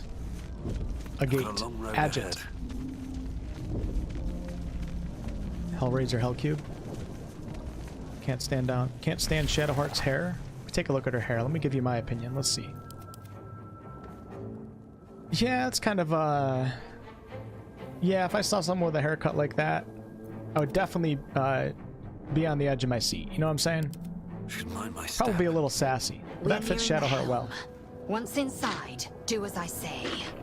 Who put you in charge? I'll trust my own judgment. Oh my god, we got 3 characters that hate each other right now. You know, the cool thing about Lae'zel when she speaks Githyanki is Larian actually invented some of that Githyanki language, because Wizards of the Coast doesn't have a full book for Githyanki language, and they gave Larian the go-ahead to create words. It'd be cool to see like what words Larian actually creates, and then see like Wizards of the Coast take that into future D&D. The coolest thing, in my opinion, about Dungeons & Dragons is just the fact. I think it's like one of the coolest things ever to have so many artists, video game developers, board game developers all come together in one world and all have to work together with the same lore and the same history. And then all of that becomes canon and then moves into the future, and a future game developer that makes, you know, maybe Neverwinter Nights 3 or Icewind Dale 1 in the future is going to have to go off of what Larian Studios created with the events in Baldur's Gate 3, with the Illithids trying to take over Faerun and the Dead 3 and all of that. I think that's really, really cool. Then you got artists like R.A. Salvatore that come into D&D and get a license, and then they work with it. It's just a really cool concept. It's quite incredible. All ever since 1980, when the first D&D came out. Actually, the World of Forgotten Realms was invented before 1980. It was invented when, what was his name? Ed Greenwood? When he started writing ideas for his first books, it was well before 1980. It just didn't become public until 1980.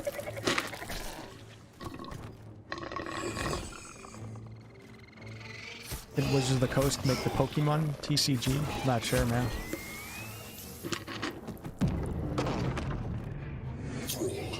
Connect the nerves of the transponder. We must escape now. Best scene in all of Early Access. Do it. We will deal with the Geich after we escape. The Geich. Okay, here we go. Definitely gonna get the sword. Getting the sword is usually not that hard anymore. Killing the Cambions after you kill the captain, that can be challenging. But let's see what we can do here. The thing is, I have to see, you know, one thing you can do, for those of you guys that like to cheese games, okay, and I'm just going to tell you right now, there's some mechanics that I just don't let myself engage with. You can go back here in this fight and leave a teammate back here, and they can keep refreshing themselves on the restoration pod. I don't think Larian has set a limit on that yet. I don't think they will, because it's the tutorial. So yeah, any of you guys that are having trouble with this fight, well, one, you can skip it if you want. You can just go straight to the transponder. But two, you can kind of play pop in and pop out with the restoration pods. All right, let's do... I gotta organize this a little bit better. I can't yet, though, because it's not really my character. We'll move Shadowheart to right. Shit, she doesn't have a ranged weapon. Damn it, I can't give her one either. Start off with a cantrip. 65% chance, 60. Let's do that. That's actually really good for Sacred Flame. And then I'll move right up to here. Wizards of the Coast used to publish the Pokemon TCG. You can also go to the top level of Cambions. They don't go up, just keep trying to get you from down below. We got distance attacks. Nice, nice TG. The combined intellect of artists in one room is one of the most awesome moments to behold. I agree. Odessa, I'm happy that you could join us today. I think you cannot go back once you enter the combat. It'll cause the game over. Did they change that? Because the last time I played, I remember playing in this room right here. I wasn't even abusing the restoration pods. I was just testing out things.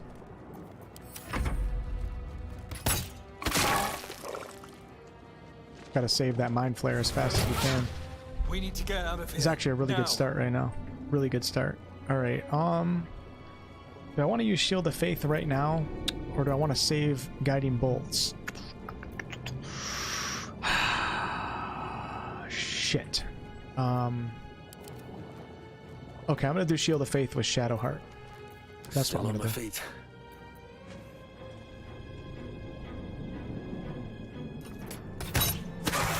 Focus Fire FTW. Always the smart tactic. Almost always.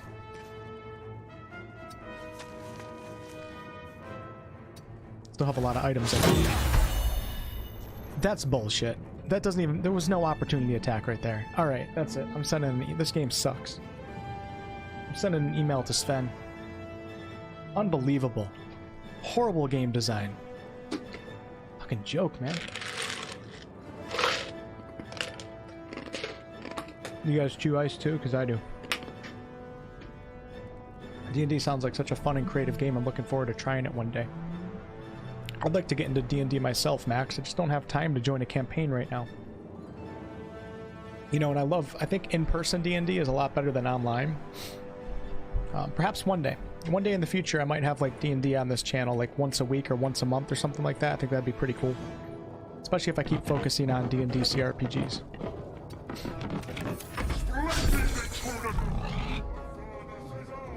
Yeah, my reaction is gone now. True. Alright, let's kick this guy's ass. Easy dub.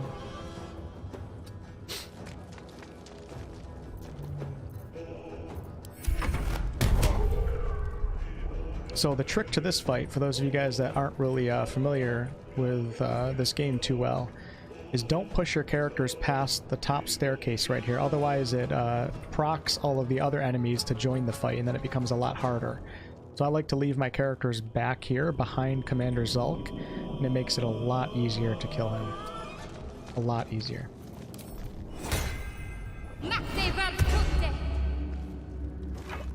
Gonna try to do this without, you know, going on the high ground into the corner or using the restoration pods. Really need a ranged weapon with her.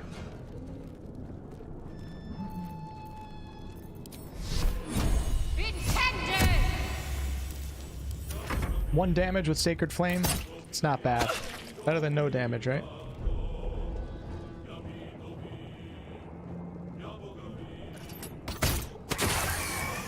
Don't waste a step. Love it. Dude, this is not a good start. Oh, it's not that bad, actually.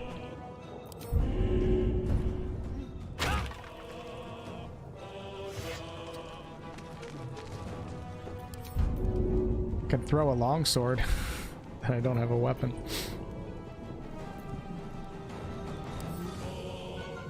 Unfortunately, we don't have any items with her, so I can't throw a caustic bulb on the ground. If this ship hits the ground, we're dead. Okay, so here we go. We got Mind Flayer 73, Commander Zulk 108. Got Shield of Faith on Lae'zel.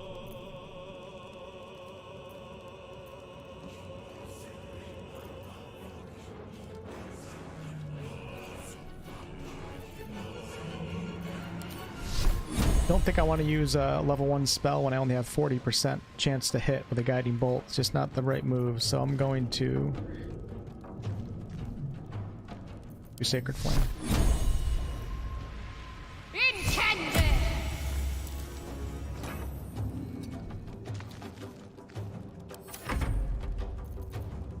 This is probably going to be 40% too. Yep. So in that case, just take a regular shot. Also 40%. Is there a place I can hide here without proc? Let me see if I can get into here. Let's try this. Hopefully this doesn't cause the other enemies to come in. Ooh, so close. Shit. Alright, we'll do it next time. So yeah, you can pretty much hold your ground right here and focus on the commander. As long as you don't go up. As long as you don't go up too far on the map. Ignore the devil. We must take the transponder. It's time to kick some ass. Let's go, baby. 40%? Damn, I need a bard in my group.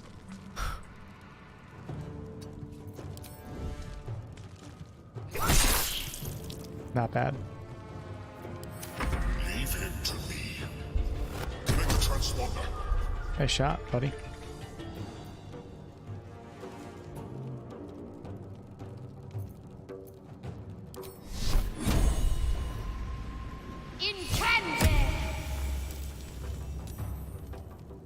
Did I not? Oh, I do have Shield of Faith on. I don't want to move up too close because I don't want to get hit here. I do want to move up enough so the Cambions can't get me.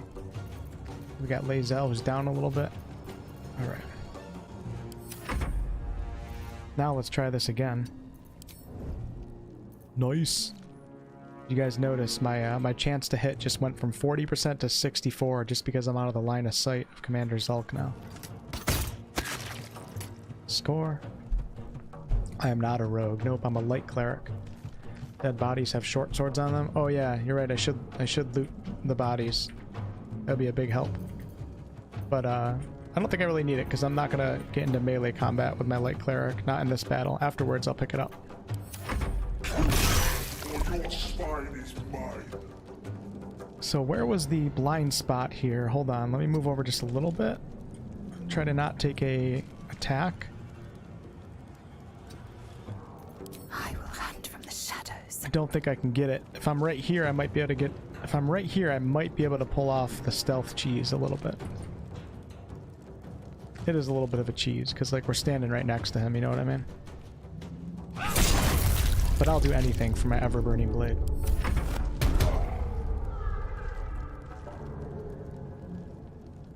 Alright, let me see if I can get her right here. There we go. This will help out a little bit. Actually, shit, I don't have a ranged weapon. Never mind. You bastard. Okay. 64% with guiding bolts. I like it. 12 damage, not too shabby. Take another shot. I still have two spell slots right now. And I'm going to hide. Didn't even oh, we have advantage on our next attack roll. So one thing that a lot of people forget, including myself, when you land a guiding bolt on someone, the next attack roll has advantage on that character. It's pretty damn powerful. Not only does it do good damage, it also gives you advantage. Holy shit, that was really good. Oh my god, this might be the most damage I've ever dealt to Commander Zulk at the start of the tutorial.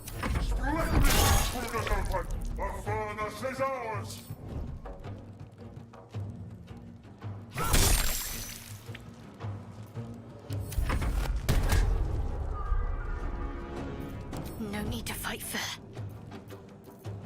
I keep getting into crouch, but it doesn't really matter with her. I think I'm going to maybe start preparing for the cambions now, because we're going all the way, baby. We're going all the way, and the cambions are going to come from right here. I do have a void bulb.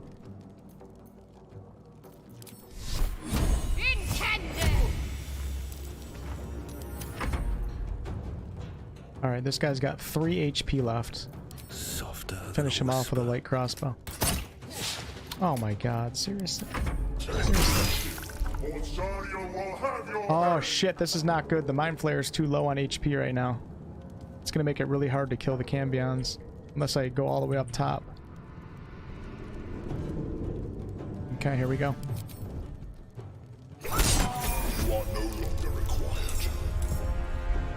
Okay, alright, so now we got the Mind Flayer. He's turned against us.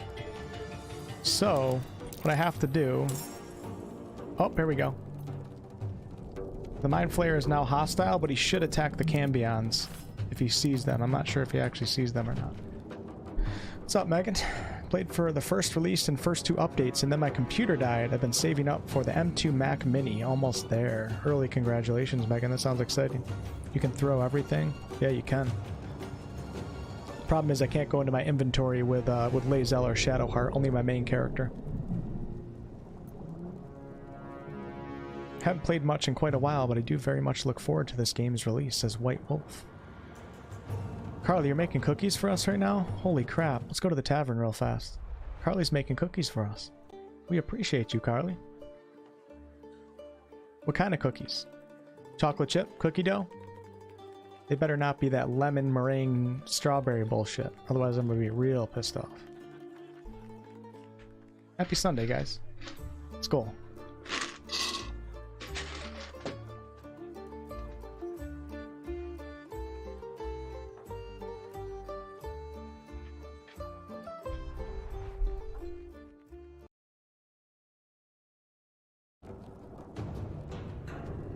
Alright, so, let's see what I'm gonna do here. Perhaps I'll heal the Mind Flayer or throw some potions at the Mind Flayer. I got a great idea. Watch this. I think this will get both of them.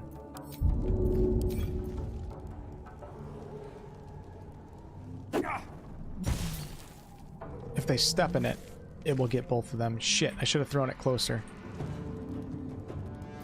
It's funny, every time I play, I always forget like how the health potions work. I can never remember exactly how they work when you throw it on the ground versus throwing it at somebody. I think I might be stupid.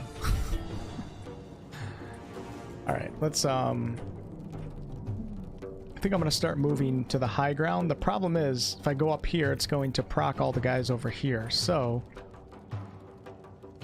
I think I'm gonna try to stay back for a little bit. We'll hide. How about that? I like that strategy.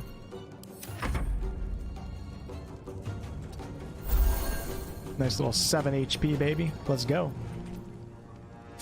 4% chance from back here. You guys like that? Could knock down some of these brine bulbs. How about that? And we got the Nautiloid tank right here. I don't have any items that I can use with Lae'zel, except boots and a supply backpack. Alright, Lae'zel has... does she still have Shield of Faith? She does. I'm going to send her up. Is this going to be an opportunity attack? It is. Guess I can't move. Never mind.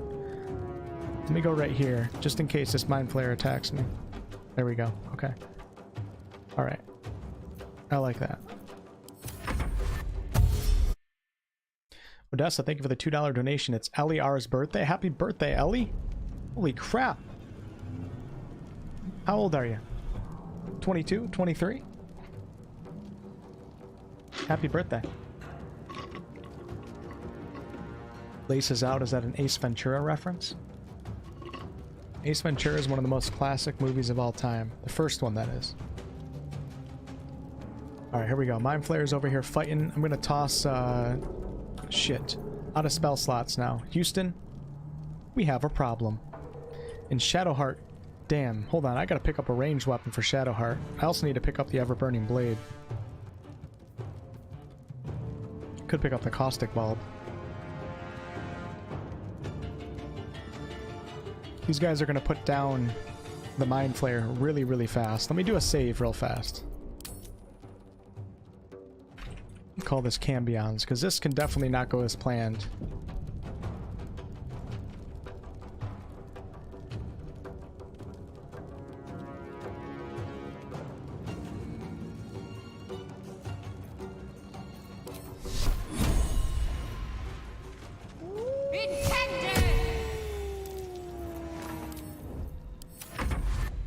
Gotta hope that these guys don't one-shot the Mind Flayer, otherwise we're in real big trouble. We're in real big trouble, boys and girls. Oh my god, I could give the Mind Flayer Shield of Faith. Oh my god, that would be so badass, wouldn't it? I think it would be badass. Look, I leveled up. Oh, no!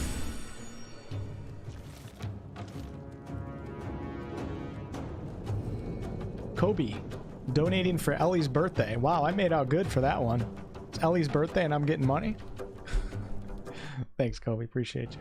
You're eating pizza right now? Ham and pineapple? What the hell? Sounds pretty good. I was gonna try to heal him, but I clicked on my own character and there goes my spell slot. You gotta be shitting me right now.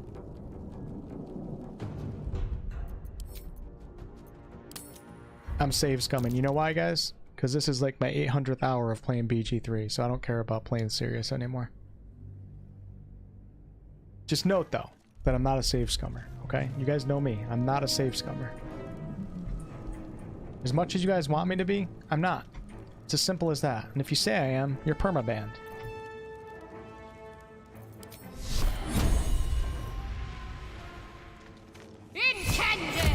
Thank you, Ellie.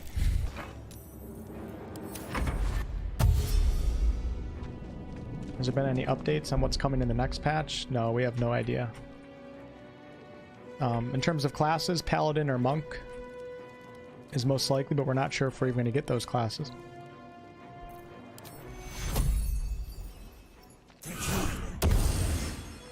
Okay, got him to 26 HP. We have Alchemist Fire, too. This would actually be a really good... 16% is tough. You really do got to get the high ground. I'm just nervous about going up top, because then I have to fight all these other enemies too. But I think I actually should probably start moving over there. Got void bulbs. Wow, look at this. This is crazy.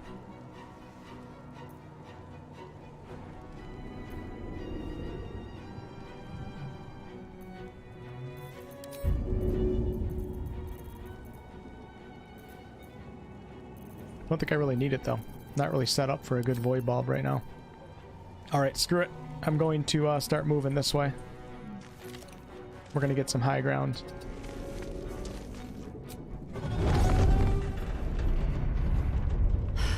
It's clear. Hurry, before they strike. Yeah, so once you step past like this little area, this chair right here, this vicious chair, it makes the lesser imps and the hellsboars spawn over on this side of the map. Beautiful. Uh-oh, mind flare's going down. Houston, we have a problem. 30%, 30%. Do I have cleave? Oh no, I need to pick up the ever-burning blade. But I can't. I can't right now. Not with Lae'zel, unfortunately. They changed that. Okay, in that case, I'm going to turn around this way. We're going to take out this guy. See ya. And I'm going to start moving everybody this way. Yeah. This should get interesting.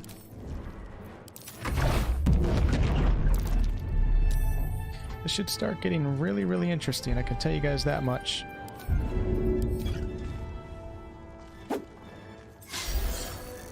Okay, we give him a 4 heal. Can't complain.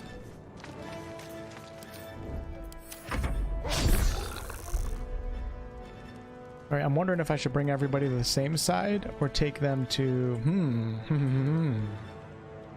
I think I like keeping everybody together, so I want to move everybody up on the high ground over here. It's my only solution right now. I can foresee my entire party's death if I try to take these guys head on the ground. There's not a shot in hell that I successfully do that.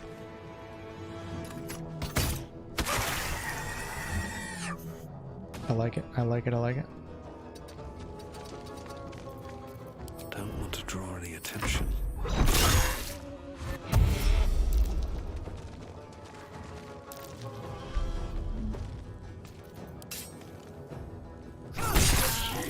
Beautiful. Okay, let's start moving up.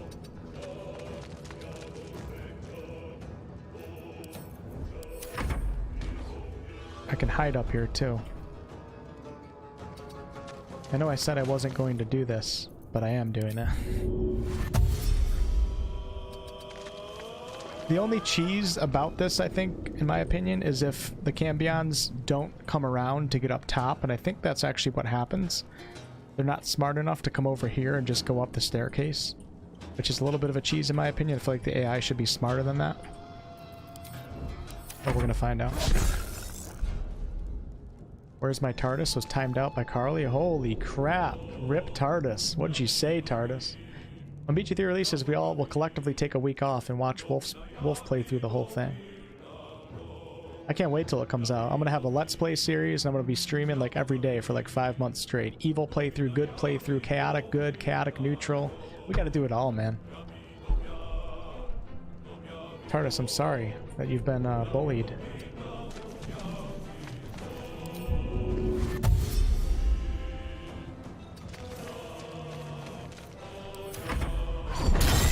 Oh, shit. Oh, no.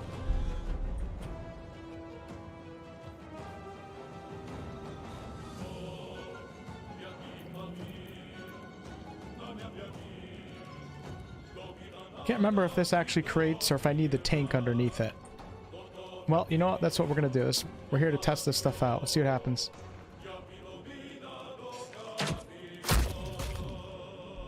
Yeah, I need fire now. I do have alchemist fire though, so that's fine.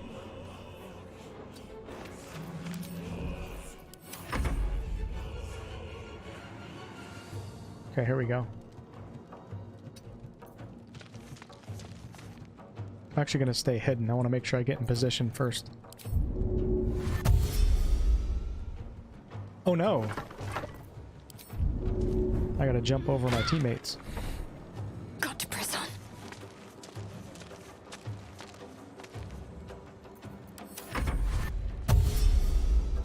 He asked me to ban him so you wouldn't see what he said. TARDIS.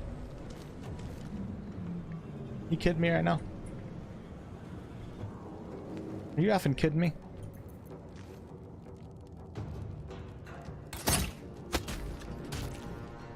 Alright, now let's hide again. These boots have seen everything. Gotta make sure that these guys don't see me. Maybe that's how the cheese works. If they don't see you, they won't come up the stairs. You can just keep hiding on all of your turns. Yeah, that is the cheese. Alright, let's go ahead and throw... Damn it, I don't have Alchemist's Fire. You gotta be shiting me. I'm gonna stay hidden for a couple... No! Okay, I think I'm still okay. Oh shit. I don't think they can see me up here. I always hit the wrong button. You guys do the same thing? Get all my characters in this area right here. Okay, here we go. It's about time to start raining hell on these jabronis. What do you guys think? 40% from up here. Can I Sacred Flame a brine bulb? Probably not. Really sucks that I don't have any spell slots. This would be the time to sneak back to the restoration pod. This is gonna take so long. This is ridiculous. This is ridiculous.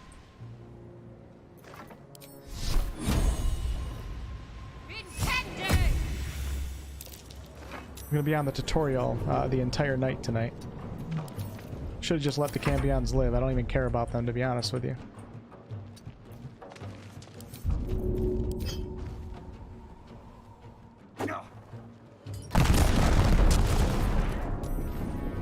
Didn't even do that much damage.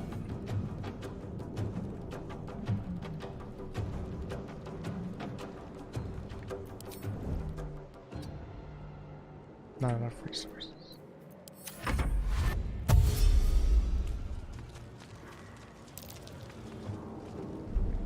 That actually could be a little bit of a problem. I can't see from up here. Oh, I can. There's a little bit of a... But we're going to focus on this one guy first. Hidden threat. If you can stealth before you attack, always do it, man. 2 damage. Holy shnikes. I never should have gotten into this battle. Why am I doing this right now? Why am I doing this? I've already killed the Cambions before. I got nothing to prove. This is supposed to be a lore playthrough. You know what? Speaking of lore playthroughs, we got a couple things to look up. Let's take a little break here. Alright, first thing we'll look up is a Cambion.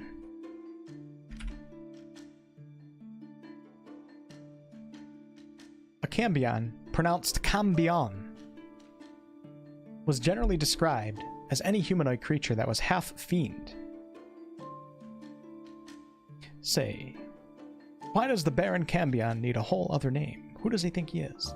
The exact meaning of the term Cambion has differed over the years. Some sources state a true Cambion was the union of a plain-touched woman, usually a tiefling, and a Tanari. Okay. The mothers of true Cambions always died in childbirth. That's crazy, isn't it? Serving to strand the newborn on the material plane, where it would be orphaned, or in the abyss, where it would be abused by the demons who look down upon such children. Damn. I kind of feel bad for Cambions now. Loners by nature, they like to get lost in the crowds of large cities, especially in places where people didn't ask questions. Good aligned Cambions were rare. That's actually kind of funny thinking about one. But sometimes, if their mother was good or neutral aligned, they took on her non-evil nature and were subsequently doomed to a life of loneliness, as not even their demonic patrons would accept them. Okay, alright. Cambions excelled in luring mortals to the abyss. The only demons better at it were succubi. I think that's all we need. Alright, let's figure out what a hellbore is. Hellbore.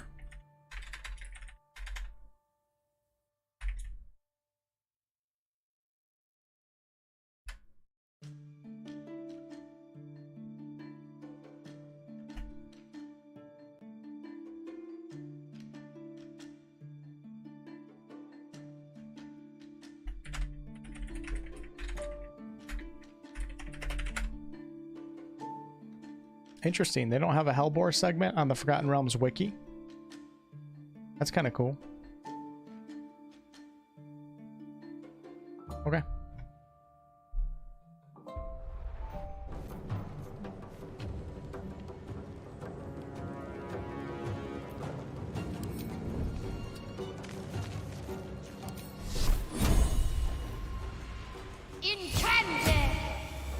7 damage out of a Sacred Flame.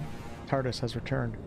I played it so much I've gotten tired of it. I just rush through it now. Yeah, that's how I feel too, typically. For some reason I'm in the mood to just play now. Wiki. What's up, Michael? How many times do you think you played the tutorial? I don't know. Good question. I don't know, maybe 15 times? Actually, probably more.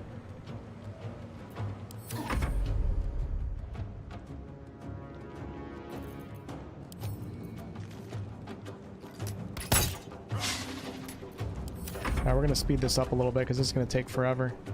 Yeah, I think this should be fixed. I think the Cambion that knows that we're up here should have the intelligence to know that there's a staircase over here. So I hope Larian fixes that. Because this is definitely a cheese that shouldn't be in the game. You know what I mean? It doesn't make any logical sense. Unless this Cambion's just really freaking stupid, which I don't think he is. But maybe he is. I guess that's how we'll play it, right?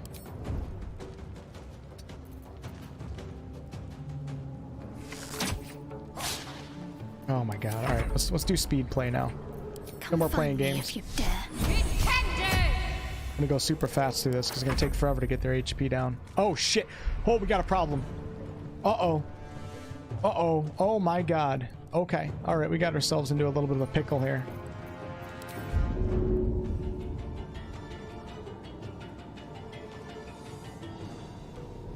Actually, I'm gonna have...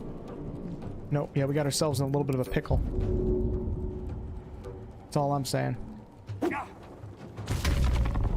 How'd that not pull him? Are you kidding me right now? Alright, we gotta hide so this guy doesn't come up. Alright, we'll go... There we go. I think I'm okay again. 40%. A little bit out of range. I can work with it. Alright, back her up a little bit.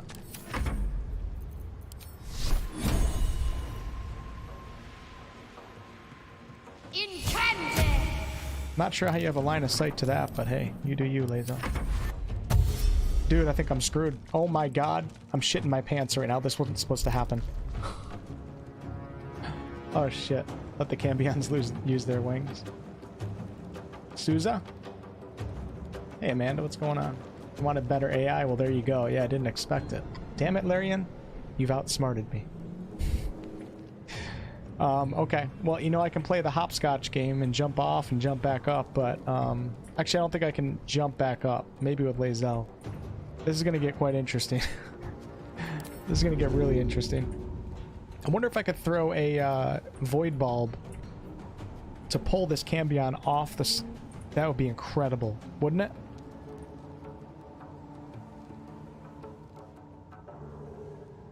And I can do this, that would give me more... What if I did a void bulb right here? And it pulled the Cambion down into here. You know what? I'm gonna try it. See if it works. It didn't pull him last time.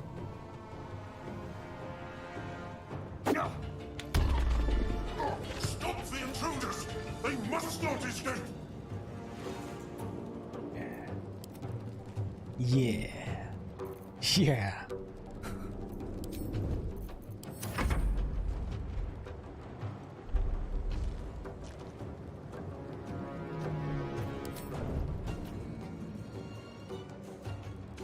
You guys like that? The Everburn Blade is one of, if not the best weapon in the game. Do you think it's broken, and if so, how would you balance the game? I don't think it's broken. You get an extra 1d4 damage, which is really powerful.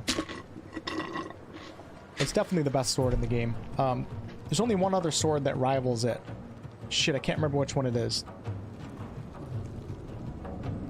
The one that rivals it is the Paladin of Tyr sword. I forget the name of it. Because it makes you more likely to hit. But no, I don't really feel like it's overpowered. I've never gotten that feeling from it. 1d4 damage really isn't like that much damage in the scope of things, so at level 1 and 2 and 3 it might be a little bit OP, but after that it kind of loses its power.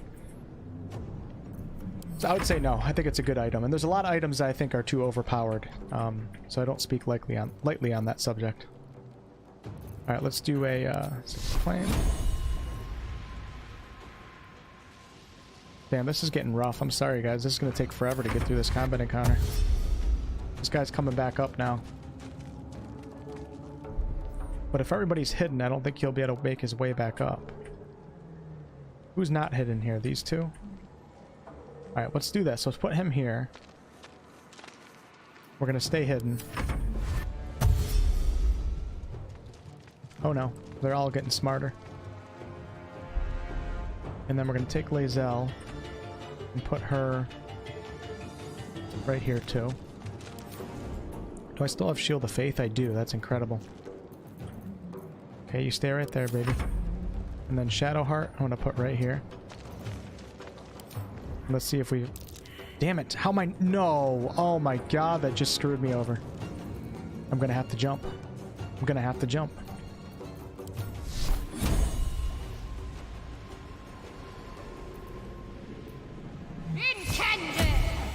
2 damage, nice. Gonna be here all day. Such Sword is much stronger. I have to look that one up. Can't remember what it does. Why are there so many magical items in the first part of the game, though? I think Larian's just trying to make it more fun, I guess you could say. Make it more interesting. You know, a lot of players that come from Divinity Original Sin that don't know 5e rules probably feel like Baldur's Gate 3 is way too simplified and kind of boring. Because you can't do all these crazy builds and everything, especially earlier on. I think Larian's trying to be creative and allow for a lot more simply because of that. And I think magical items are one way to do that. As long as they're not overpowered, I'm okay with it. Alright, we got a real problem here, guys. We got a real problem.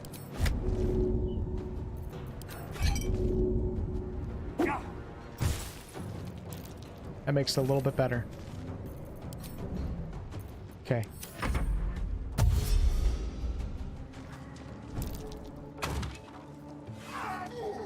Oh shit. What did he just do?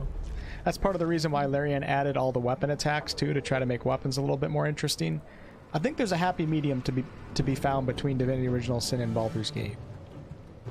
In Divinity Original Sin, like, you find new armor and new weapons and you upgrade immediately because the stats are higher. In Baldur's Gate 3, you can have one sword or one armor piece that you use for the entire game. Maybe not the entire game, but you can use for a very long time. And one can be boring and one can be over the top. I think there's a happy medium to be found in between both of the systems. Alright, you know what I should do?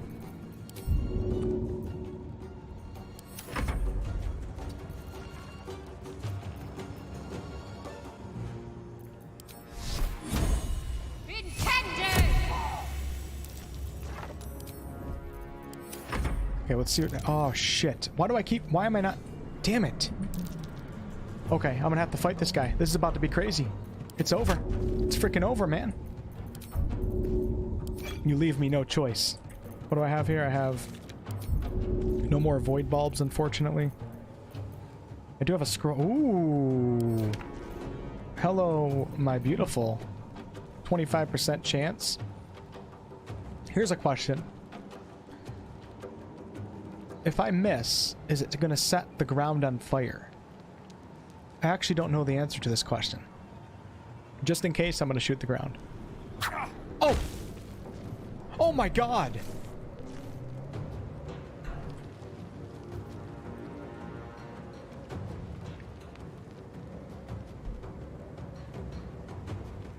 Instead of using the firebolt, I threw the firebolt to the Cambion.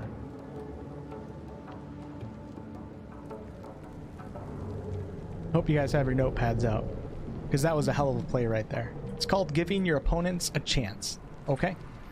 That's what it's called. I'm so screwed right now. This is ridiculous.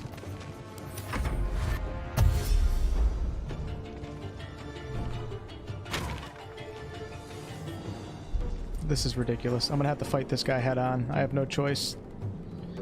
Alright, I do have Shield of Faith, so maybe this will work. Let's just hope for the best, man. I wish I could ready an action right now. It'd be so nice to be able to have an attack ready for when this guy tries to move up. You know what I'm saying? Ooh, this is actually not too bad. Too bad of an idea. Alright, we're gonna do this. And then this. I could put... Oh, this is super risky. This is super risky. You guys think I can do it? Do you guys think I can do this? It's worth it. Oh, yes! What?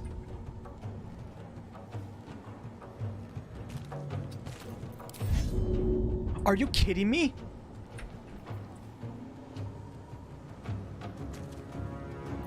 What is this red bullshit? This is a joke.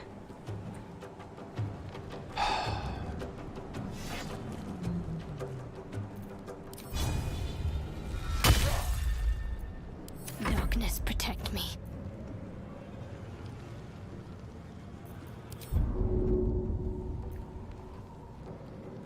Okay.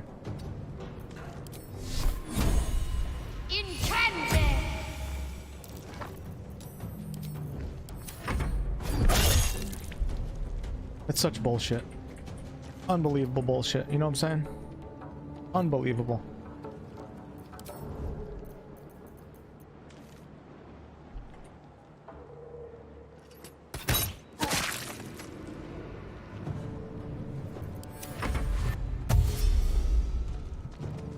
Uh-oh, this guy... Oh, shit, this guy... Nope, I think he's still confused. Only one of them is smart enough to know about the staircase.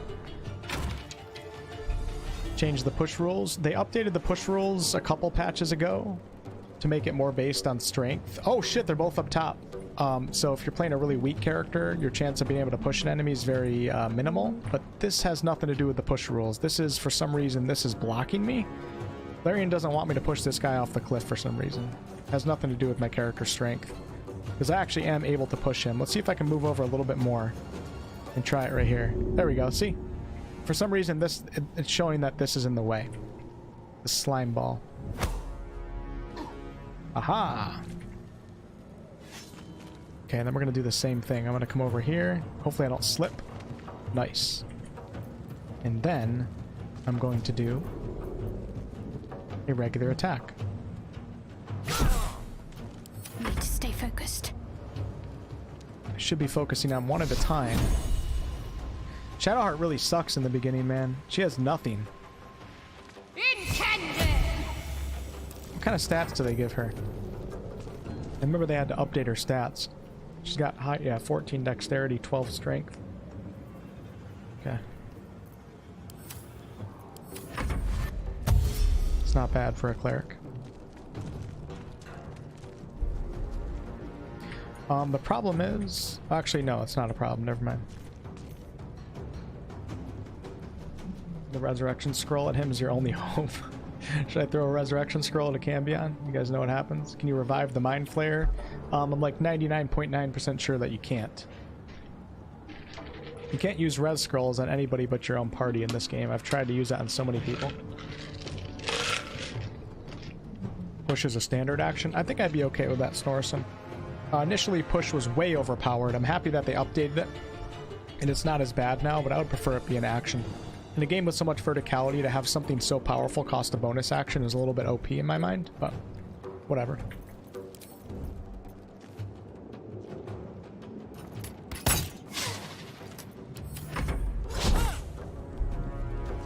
So Lazel's only got 3 HP right now. Dude, are you kidding me? This is unbelievable. Lacerate. Slash at an enemy to deal 1d10 plus 3 slashing damage and possibly inflict bleeding. I'm missing everything, man. These guys are tough with their armor class. No joke. Okay, that's a little better. What's up, Boot? How you doing, man? Getting more coffee?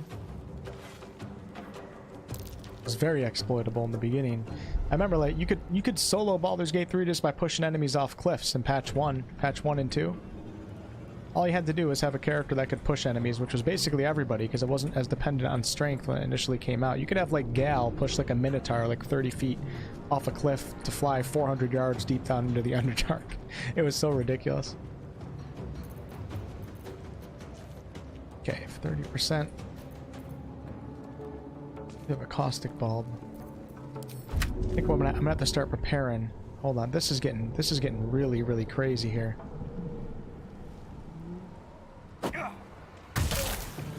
Perfect.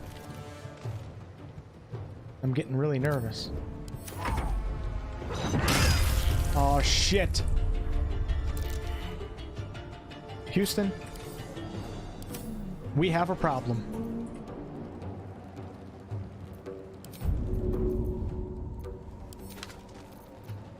Gotta make sure I don't throw it this time.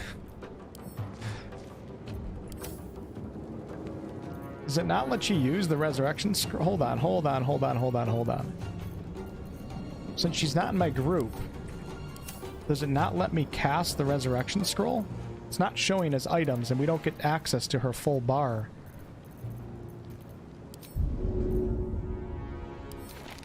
Interesting. Yeah, I can't use the resurrection scroll. Doesn't let me get into her inventory. Okay. Yeah, high ground. I'm happy that they nerfed that too. I yeeted a minotaur into the black abyss because of push. You still can. You have to do it with a really strong character though, which makes a lot more sense. Unfortunately, I can't use res with anybody but my character right now. It doesn't let you go into the inventory of Shadowheart or Lae'zel. So yeah, we got some serious problems to figure out here. I'm gonna have to jump off and make a run for it, to be quite honest with you. They've left me no choice. Which is okay.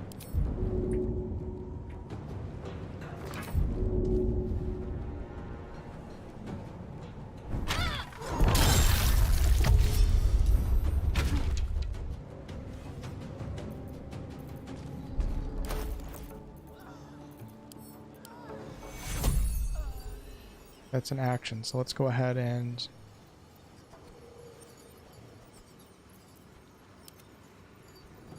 Oh wait, hold on. Oh, no, it's not time. Oh, I'm so stupid. God, see how long it's been since I played? It's not a resurrection scroll until they die.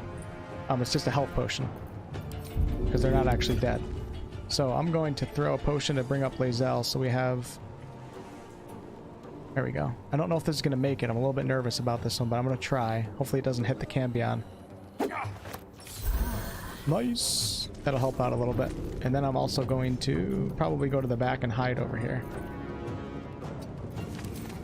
Nope, didn't make it. Shit, man. Oh no, this is really bad. This is really, really bad.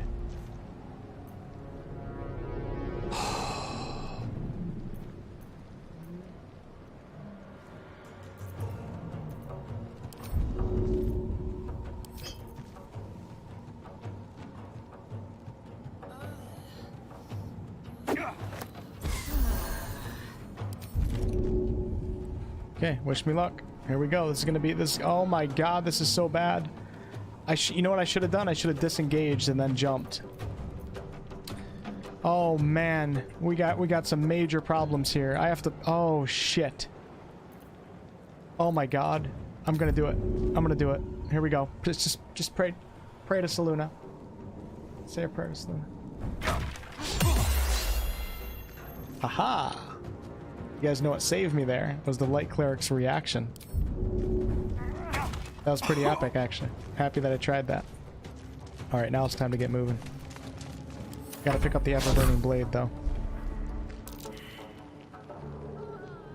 Probably shouldn't push anybody down. Tell you what I am gonna do, watch this. Nice!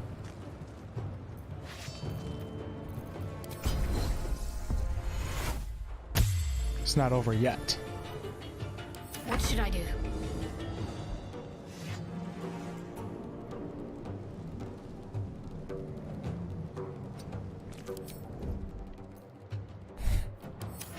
I cheated the game right there, not gonna lie. Yeah, I think hide and stealth could use some more work for sure. Can be exploited too easily. Okay, I'm gonna go ahead and dash. First I need to pick up... Oh shit, wait, where's Commander Zulk? Shit, I moved too far. There we go, we got the burning blade for Lae'zel. Let's move up this way. Can use that.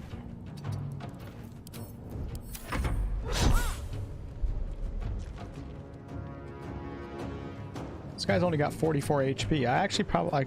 I don't know if I can pull this off. Is that an opportunity attack? I can't tell.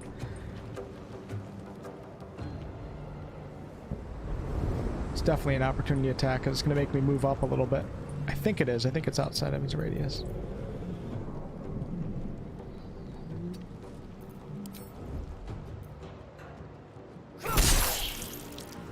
Well done, Lazel. Let's finish this. Well done.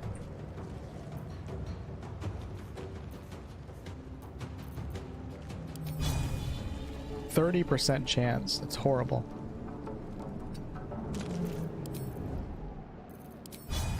51%. Okay, dazed.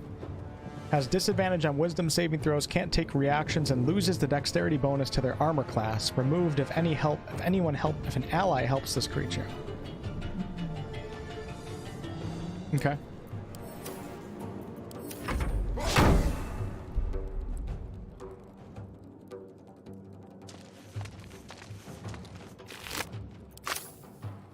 I feel bad having to possibly give up on this fight, but you know, if this is just how it's gonna have to be, it's gonna have to be. You know what I'm saying? I'm like tempted to go up the backside of the staircase and then help out. Oh shit. You know what? I think I'm going to. I'm gonna be in the tutorial for like 7 hours. Let's see what happens.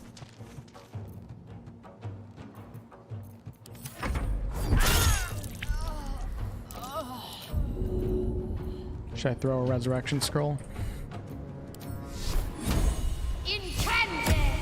Yeah, this is over. Oh my god, 8 damage is actually... Oh my god! I mean, 35 HP?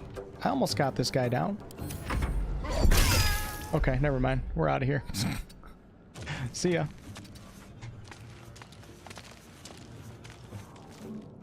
Sorry guys, I'm just not gonna be victorious on this run against the Cambions. It's just not meant to be. It's just not meant to be. Damn.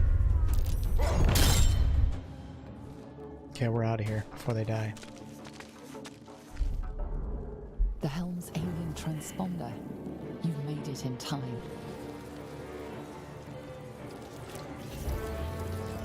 Oh yeah, true. You do have to think about hiding with shove. Never thought about that, Ragnarok. They'd have to find a limitation around it. They'd have to find... If they made it in action, they would have to find a balance for the hide. And I'm sure they could think of something. Pansy clerics, yeah, I agree. F? Yeah, I guess I kind of fell, but it's all good. Can't win them all, right?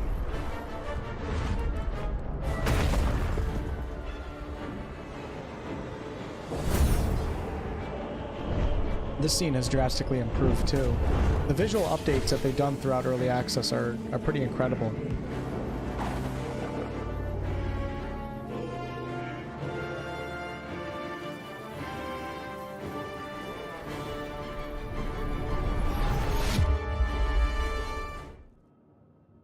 You gotta fix that though.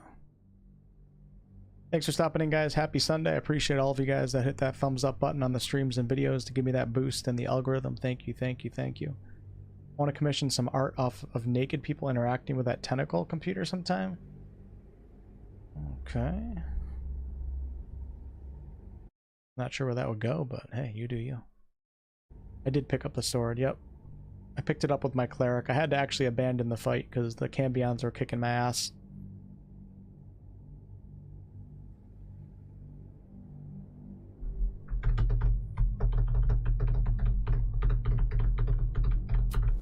I think if Shadowheart and Lazel die, I think you know what? Should I test that out? Or has anybody tested that out in here? I wonder if I should go back and let them die and see what happens when we come into the game. I'm pretty sure they're still alive. But that wouldn't make sense for a CRPG.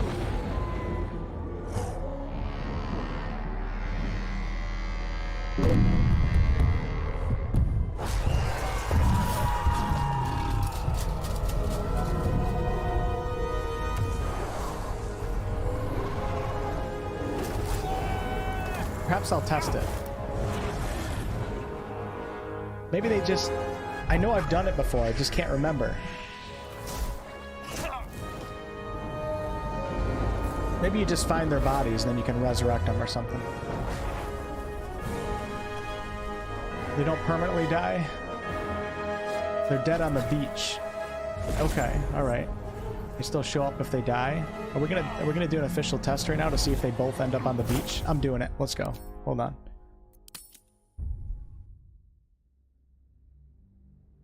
Maybe they just knock out. I mean, they could, but it would go against what you see happen to them in the tutorial, you know what I mean? Because you see a killing blow done to them. We're going to test it out right now. They show up on the beach dead. So if that's the case, then you can just use a resurrection scroll to bring them back to life. I wonder if that has a different dialogue associated with it. Okay, where did I leave off here? Let's see, I can do this really quick. This is still when the Mind Flayer is alive, so what I'm going to do is we're going to speed run through this. We're going to speed run, man. I'm not going to try to defeat the Cambions. I'm just going to let Lae'zel and Shadowheart both die. This will take like 3 minutes.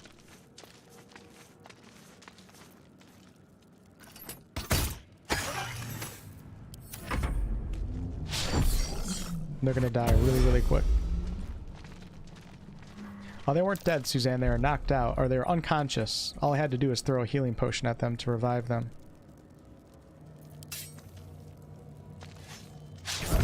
You don't officially die until the death saving throws have been rolled.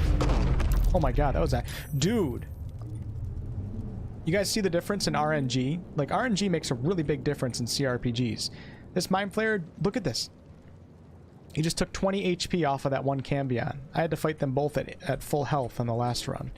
If this Mind Flayer survives the next attack and does another one and gets a 20 on each of them, like, it'd be so easy to kill them both.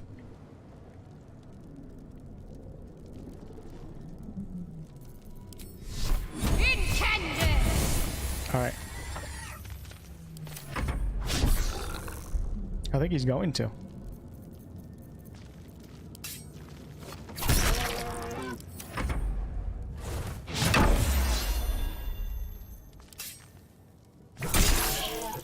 Okay, we're gonna send Lae'zel frontline. Oh my god! You guys see that? Look at that! The freaking Cambion has... This Cambion has 37... Oh my god! 37 HP. That's awesome. Mind Flayer's about to die, though.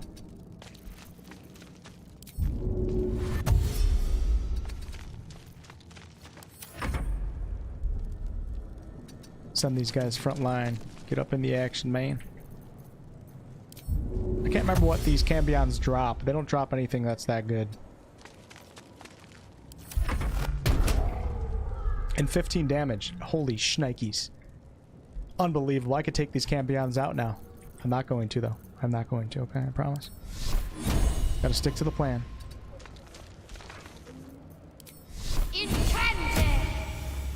Stick to the plan.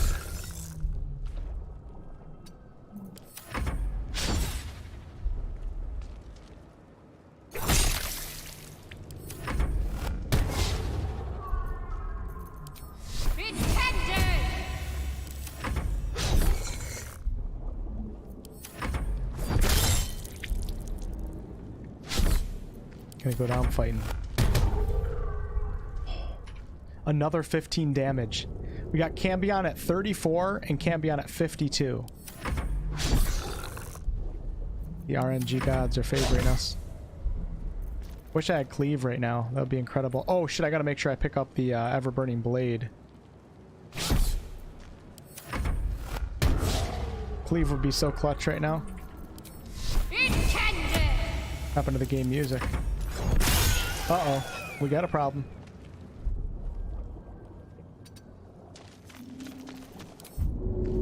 We got ourselves a problem.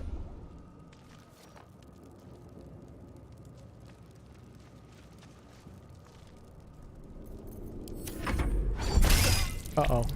Oh shit, I don't even know if I'm gonna make it to the sword or not.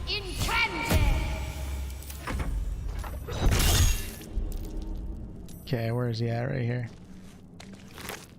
The Everburn Blade. Okay, I'm out of here. Let's get out of Dodge.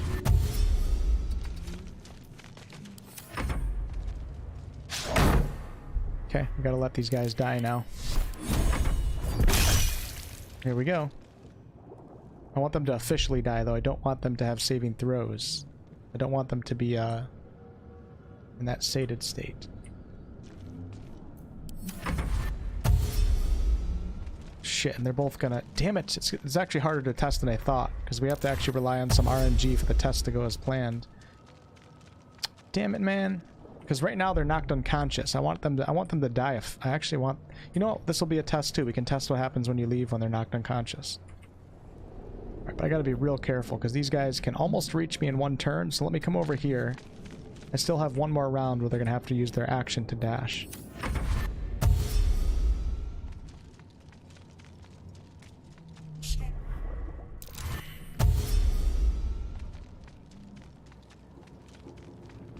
Okay, let's go back to Lae'zel. Oh my... Okay, Lae'zel died. Lae'zel's dead. 3 death saving throws. It hasn't officially gone through yet, though.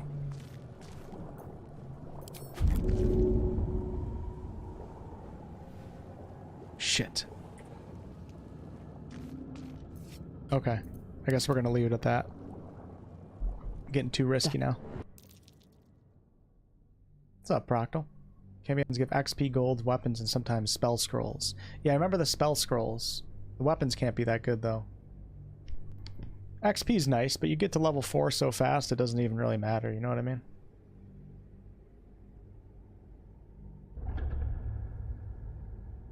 If you leave while they're unconscious, nothing special happens. Get them in a fire. It's too late now. We're gonna roll with this one. I don't feel like going back again. I did grab the sword. Yes, I did.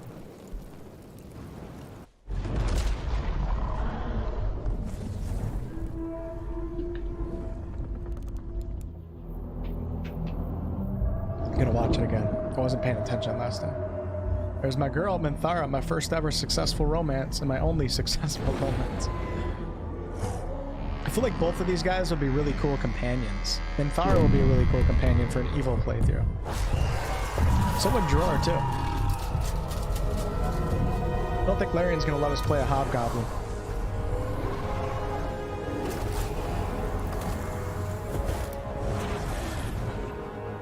One dead, one unconscious. It didn't show Lae'zel as actually dead, though. It just showed the 3 death saving throws completed, but it didn't actually give her the death animation. Still on patch 7? Nice. Oh, the level up mod? I thought about trying that one, Snorrison. I wonder if the level up mod works with patch 8. I would imagine it does. You romance Shadowheart once? Why you gotta rub it in, man? Wolf has had a successful romance, question mark? Okay, alright. See how it's gonna be today. Let's all just make fun of Wolf, you know? You can use that telescope. Yeah, no, you can see the dragon in the distance with it. Okay, alright, so I'm in one piece. Beautiful. We don't see anybody. There's looks like Shadowheart's gonna be the normal scene that she normally has, just knocked unconscious. Not actually dead, but she didn't actually die on the ship either, so. I'm so curious now what will happen if she actually dies, like fully dies, if the game lets that happen. Will she be laying here in blood? Is it worth testing it out? I mean, you guys are telling me what happens. Some of you guys are telling me what happens, but Wolf and romance? Okay, alright, I see how it is. Ha ha ha, everybody laugh. I'm gonna go watch Twilight later tonight. Kill it. We need 100 more likes on the stream. Can you guys make that happen? 100 more likes until what? What's up, Bethal? They actually talk about adding more companions in full release? Yes. There's gonna be more. I know for a fact. Evil? I'm playing as a good playthrough, guys. I'm worshipping the goddess Selûne. I can't go evil. Doesn't make any sense. Alright, we're gonna play it out. I'll test, we need to test it. Some of you guys want to test it, some of you guys don't want to. Okay, you know what? That's what the polls are for. Should I test? I test one more time. One more time. Lae'zel and Shadow's death. Question mark. I mean, we're not in any rush, guys. This is patch 8 of Baldur's Gate 3. 800 hours into the game. You know what I mean? Yes. No. Leave it up to you guys. And in the meantime, we'll head to the tavern for a few brewskis. On me.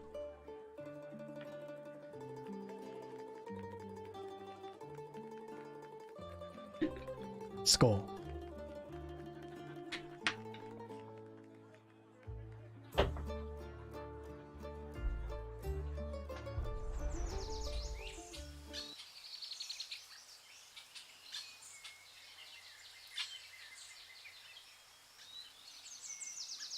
My question to you guys is, when do you think patch 9 is coming? Do you think it's coming this year? I mean, technically speaking, it should come before the end of the year. What the hell you doing, John? What do you guys think? All right, let's take a look at the poll here. 64% say yes, we should test it out. All right, so 36% of you guys are going to be pissed off, but unfortunately, I have to go with what the masses want. So we're going to go back and test it one more time. All right. There goes half my viewership.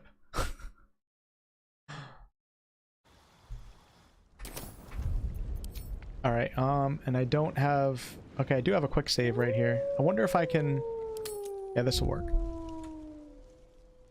This will work. When you go on vacation? I already went on vacation. I'm back now. That was 2 weeks, week and a half ago, 2 weeks ago. Patch 9 is already on Steam DB. Is it really?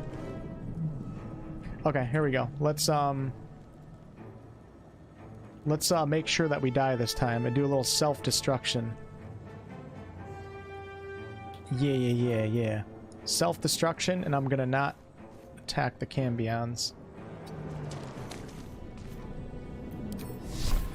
Sacred Flame on Lae'zel.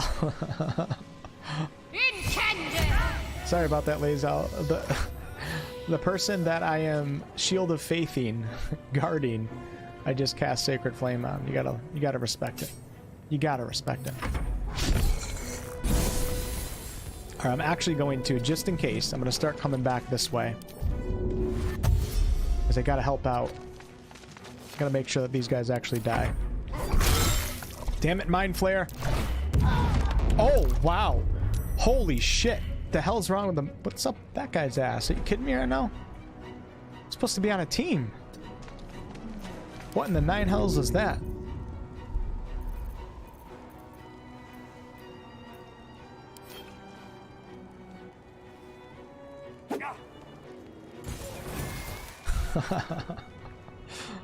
Well, that takes care of that, right? Holy crap, dude. I wonder if these guys are going to come after this character. Let me hide and see what they do.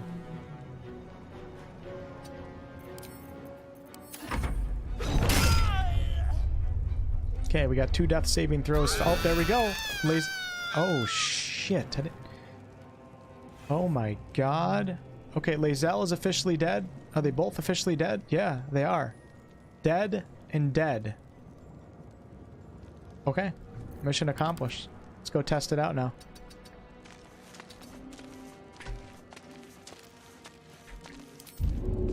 My guess is that everybody in the chat that said they're just going to be laying there on the beach is probably correct. Probably just going to be in a pile of blood. Oh shit, I gotta get the ever-burning blade.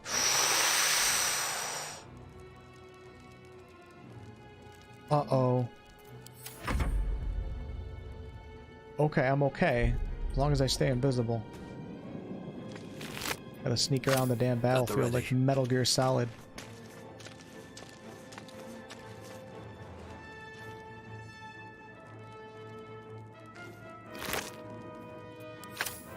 I gotta get all the way to right there. Oh my god. I'll drag you to the hell myself. Could void bulb right here and pull these bodies closer. There we go. Oh yeah. Now we're talking. Loot galore. Don't grab the blade? Why not? I want the blade. Okay, now I can get out of here. We are safe.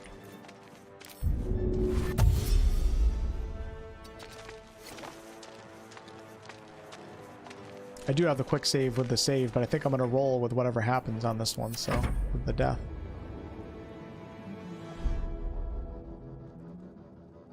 Happy birthday again, Ellie. Everybody's celebrating. The helm's alien trap. Alright, we'll skip through this. Look at Will and his girl. I don't show Will enough love. I'm gonna have to run with Will on a patch 9. UV, what's up? Caustic bulb ahead of you? That's alright. I forgot it. Shady says, anyone want to play multiplayer sometime? If you join the Discord server, Shady, you can ask over there, and you're more likely to get responses. People can actually DM you over there. The link to the Discord server is below in the video description for any of you guys that want to join over there. We got all sorts of RPG chats, general chats, tavern chats, kitchen chats, forums, all that good stuff. Completely free to join. You simply have to just go to the rules section, acknowledge that you read the rules, even though I know you didn't. Believe I'm in one piece. And then you're a member of the Discord server. Alright, so I don't see Shadowheart right there. This might be the most beautiful area of the entire Act 1 right here. The Chanthar River. You guys want to see the Chanthar River? Let's take a look at the Chanthar River on the map real fast. So we got Baldur's Gate right here. We are somewhere in between Baldur's Gate and the city of Elturel, somewhere probably in this region. And the Chanthar River runs all the way from the Sword Coast, Sea of Swords, all the way through Faerun. Actually, where's the ending point? Looks like it goes all the way into the far hills right here. Does it connect to the Dragonmere? Doesn't look like it does. Nope, that's it. So a pretty important river in terms of a trade, being a trade route for boats coming into Baldur's Gate, Elturel, and all these other towns. I wish this map would go more to the west of Faerun so we could see more, and also more to the south. Damn, it'd be so cool. I feel like somebody has to make a D&D CRPG based in this area of Faerun, or maybe in here. Nelanther Isles. That sounds badass.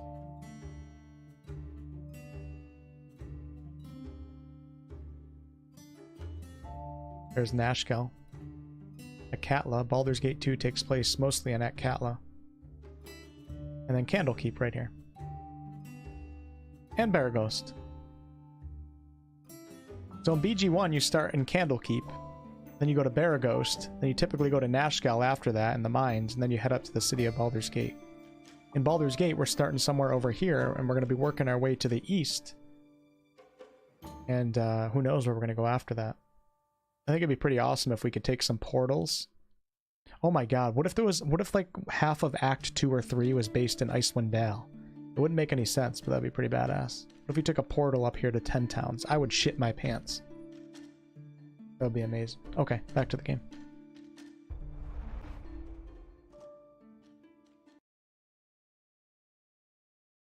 Everywhere in Faerun is awesome.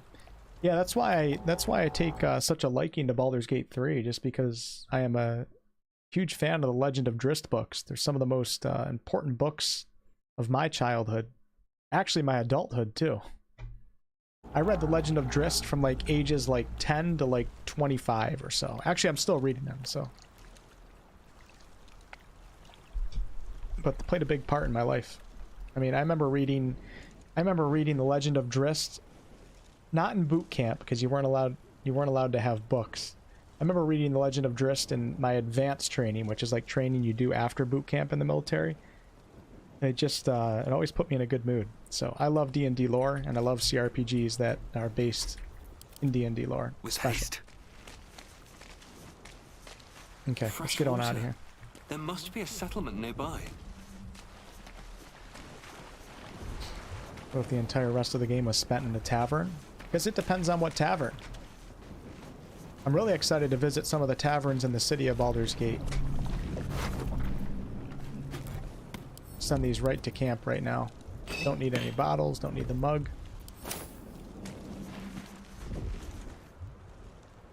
Okay, Shadowheart's still lying. Never mind, Shadowheart is lying here unconscious. Okay. Wait, is she dead?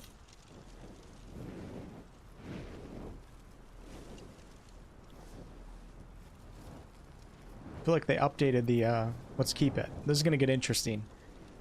This is gonna get really interesting. A Cleric of Saluna and a Cleric of Shar. And I'm stealing her artifact. Okay, so she must be dead on the beach right here. I'm gonna resurrect her and we'll see what happens. There's so many different things that can happen. It's so cool. Oh my god, Shadow. That doesn't look good. You suffered a brutal death, man. Okay, let's resurrect her. This is cool, trying this stuff out. Do I have a resurrection scroll, though? Oh, shit. I do. Okay, good. Freaking Larry the Cleric. It's so stupid. Larry the Cleric. Oh my god. Alright. Hey, no offense to people named Larry. Larry's a badass name, okay? But Larry the Cleric is kind of silly. Got any Larrys in chat right now? Take you. What the? It's gone. The artifact. What have you done with it? Uh-oh. None of your concern. It's mine now. I can't let you do that. Oh, shit. Oh my god, we have a Cleric of Shar. I think this happens if you play as a Githyanki too, because she doesn't like Githyanki. Cleric of Saluna versus the Cleric of Shar. Let's go, baby. 1-on-1. I'm gonna kick her ass. She's got 9 HP.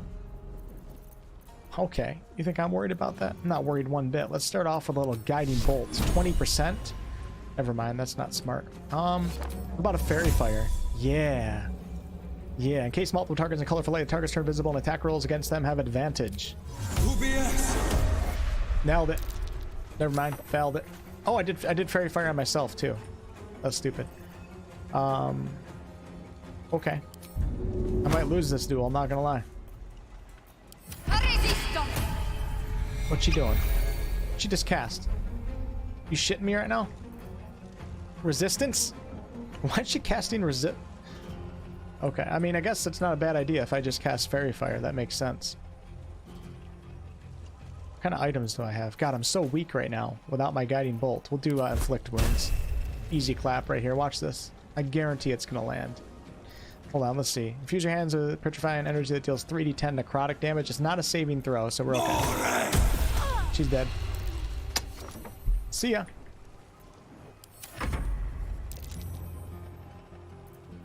See a shadow fart. I'm gonna resurrect her again. Don't worry.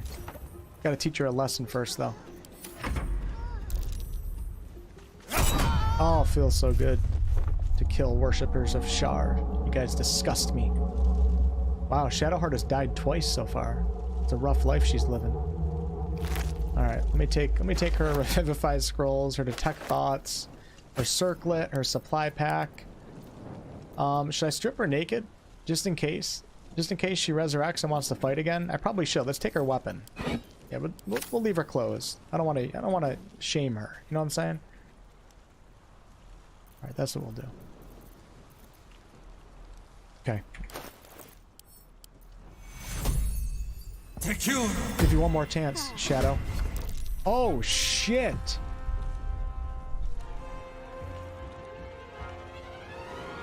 Wow. I was hoping to run with Shadowheart. It's making it awfully difficult right now. This is pretty funny though. She has to fight with her fists. She hasn't got anything good. See ya. Haha. Alright, Shadowheart, I'm gonna give you one more chance to lay down your arm. Oh wait, you don't have arms. I bet it's gonna be combat again. Yep, okay. Alright, we're gonna go back. At least we know. It's cool to try that out, right? I think it was cool. I'm pretty sure if you do it in some situations when you revive her, she gives you another chance. But tech thoughts only works in dialogue. No wonder Wolf can't romance anyone. He knocks them out, strips them naked. Oh god, you're gonna get me canceled, gamer. Speak with the dead.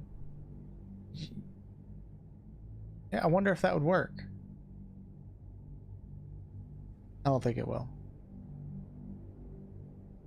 Would that work? Oh my god, should I try that?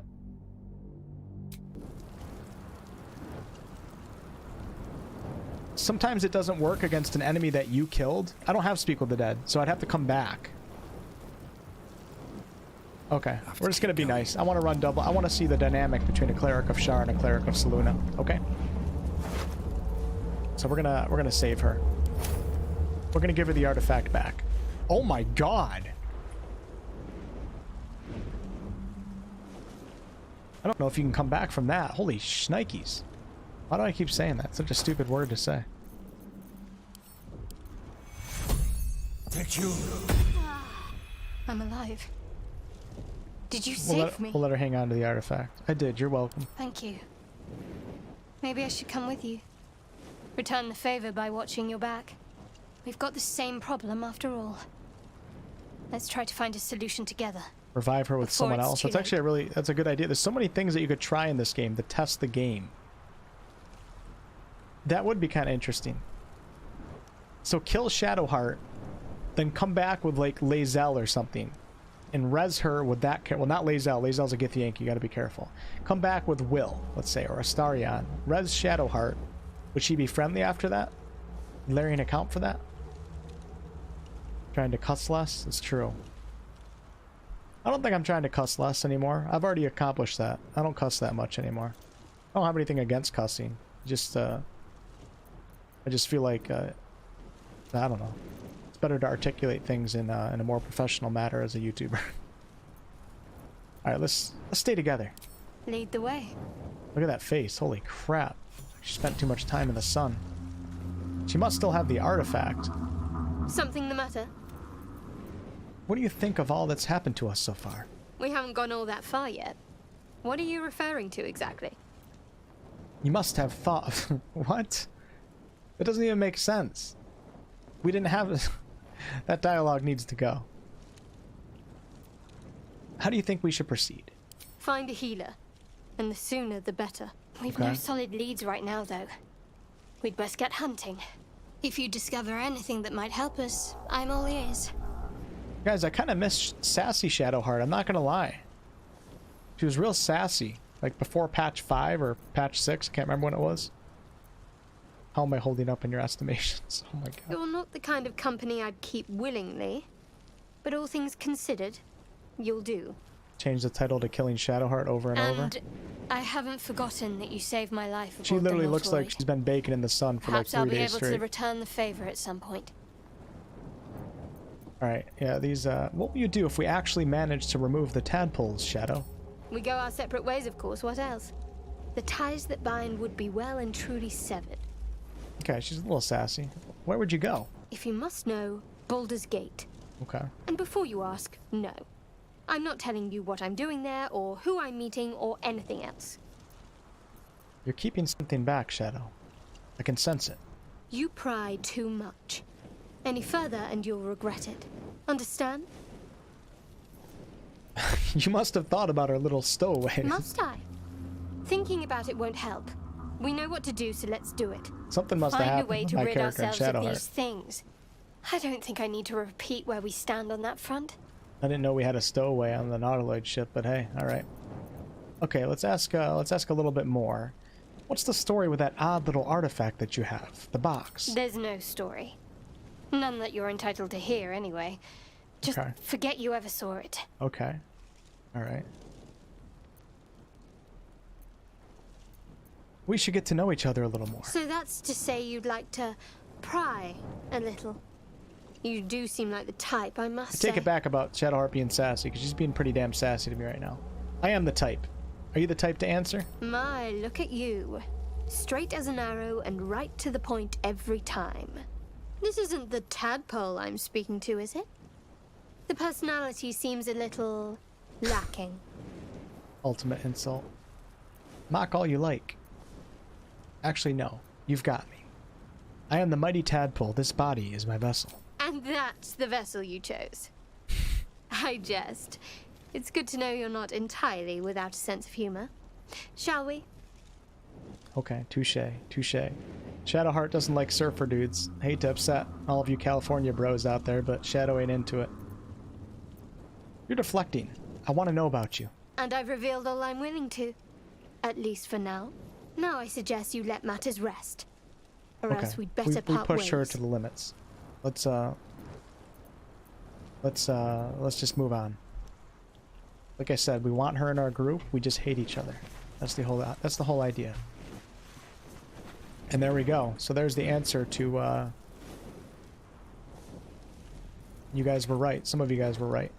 Lae'zel and Shadowheart both appear just dead on the beach. I think that's pretty cool, and it makes sense too. So if you never revive them, then they stay dead, and you'll never meet those companions outside of the tutorial. And there's going to be players that actually do that. Like, there's going to be players. The coolest thing about CRPGs is there's going to be players that play Baldur's Gate 3 on the Nautiloid ship, and Shadowheart dies, and they never even, like, walk near her body. They just walk right past it and never even meet her character. And same with Lae'zel.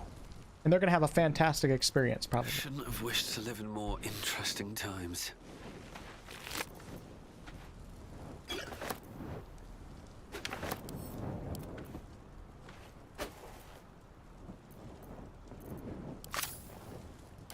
Take her loot and then res her.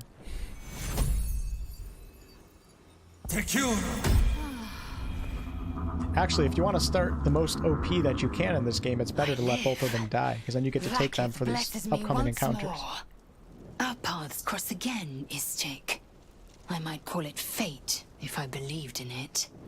Neither the gate nor the crash have broken your spirit. Yes, you may still be of considerable use.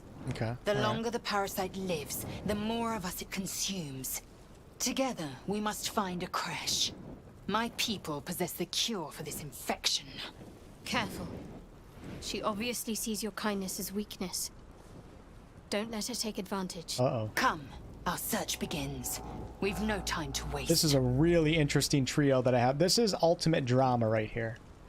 This is the ultimate reality TV show. If I could get a crew with cameras to come hang out with these guys, Larry, Shadowheart, and Lae'zel, I mean, this would be a top-selling show. We have Lae'zel and Shadowheart who absolutely hate each other. My character, Worshipper of Selûne, the opposite of who Shadowheart worships, which is Shar. Twin sisters, mortal enemies. This is a hell of a dynamic we got going here. What exactly is a crush? It is many things. A hatchery, a training grounds, a shelter. Githyanki protocol is clear. When infected with a Ghaik tadpole, we must report to Augustil for purification. That means death, 100%. She's saying that if a Githyanki gets infected with a tadpole, they must report to Augustil, which must be some type of Githyanki within a community, for purification, which has got to be death. There's no way that a Githyanki allows a tadpole to live in the mind of another Githyanki. 100% it's death.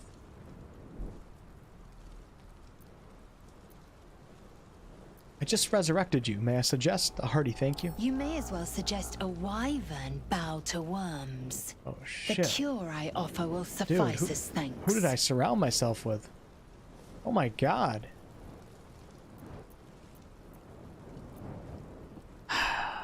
Alright, we'll journey together. Let's find this creche.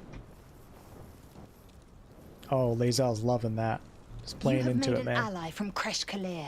Few know such fortune. Okay, we're Call gonna me look this up. Lae'zel. I'll trust your judgment, but I won't trust her.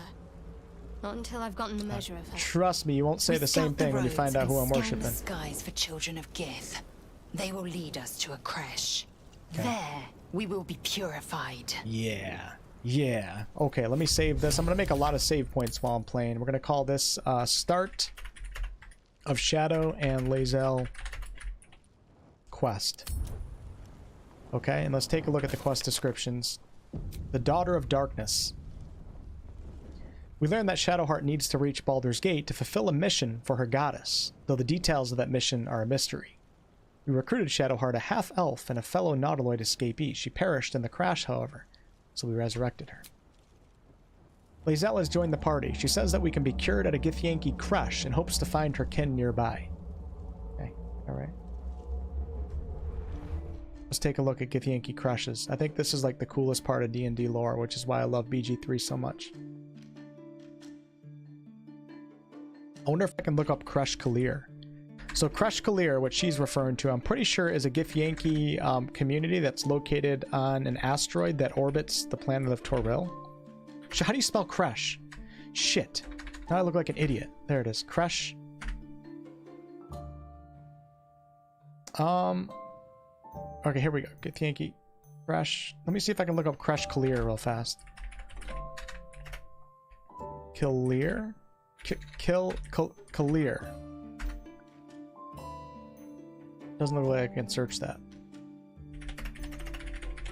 Pretty sure there's some information on that somewhere.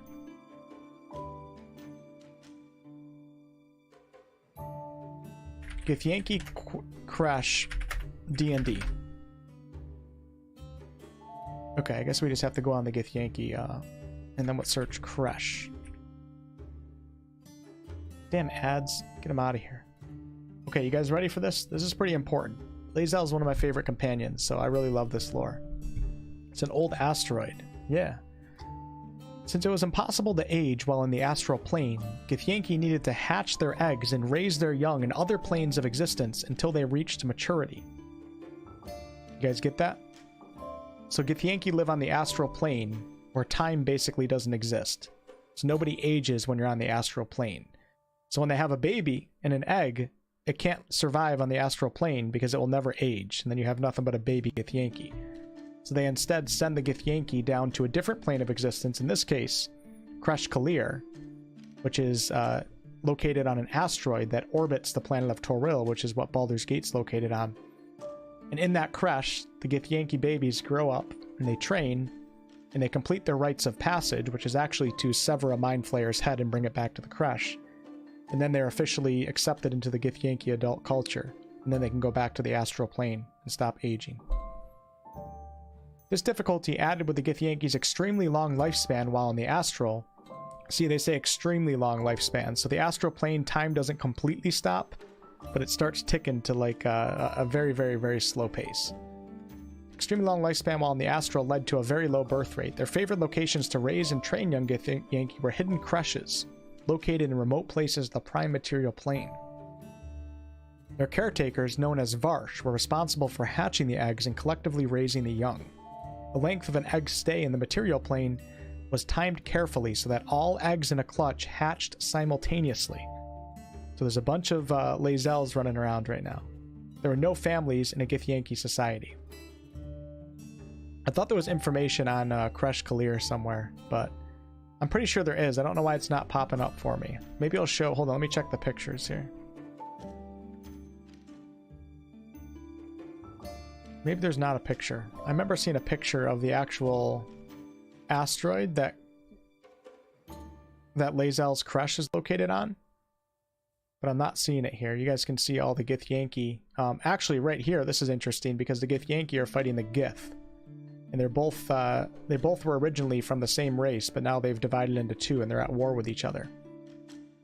And the Githyanki ride the red dragons in their pursuit for destroying all Mind Flayers, while the Gith don't really care about the Mind Flayers. They've moved on from their past.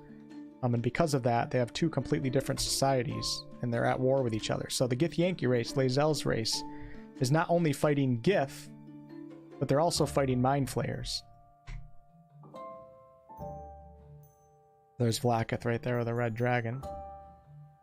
Yeah, so this is probably a picture of a Githyanki that was at a crush. They completed their rites of passage. They killed the Mind Flayer, and they're bringing the head back to the crush to show it to the leader of the crush. So therefore, they've completed their rites of passage. It's pretty cool. I haven't seen that picture before. I don't see any pictures of the crush. I know there's a picture somewhere out there. Githyanki crush asteroid. I forget the name of the Stardock. Here we go. I found it. Stardock, known as... I knew there was another name. Known as Creshkalir to its Githyanki inhabitants, was an asteroid in the Tears of Selûne. It was connected to the Undermountain through a portal known as the Rift. If we take a look right here, you guys can see this asteroid, which is orbiting the planet of Toril, and this is where the Githyanki crash is located. And you guys can see a little docking station right there. It's pretty cool, and red dragons. I think the portal actually is underneath the city of Waterdeep, if I remember correctly. So you have these asteroids that are orbiting the planet. If we take a look at the map, I'm pretty sure the portal underneath the Undermountain is somewhere here near Waterdeep. So the Githyanki can actually emerge on the surface near or underneath the city of Waterdeep, if I remember correctly. Pretty cool. Okay, let's get back to the game. Take a look at the chat too.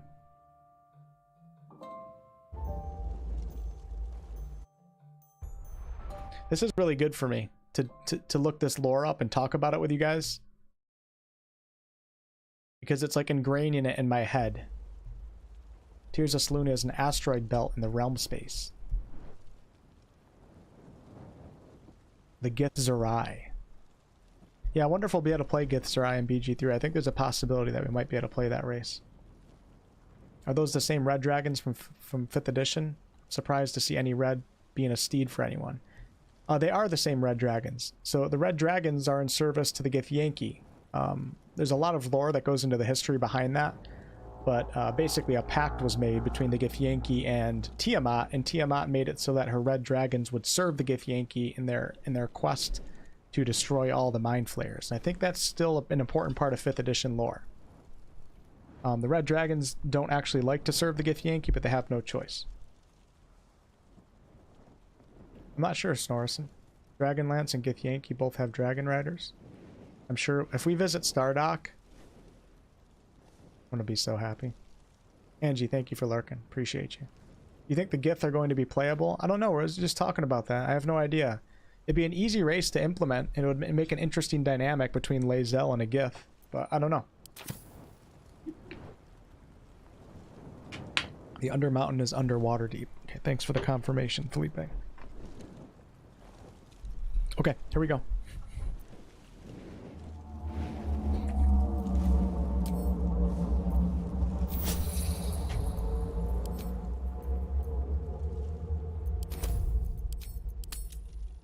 I also want to call this level 2 in case I do some guides in the future. I like having a save point before leveling.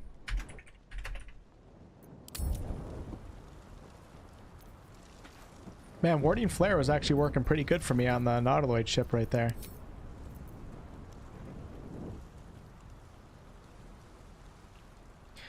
Does Warding Flare have a limit to its use?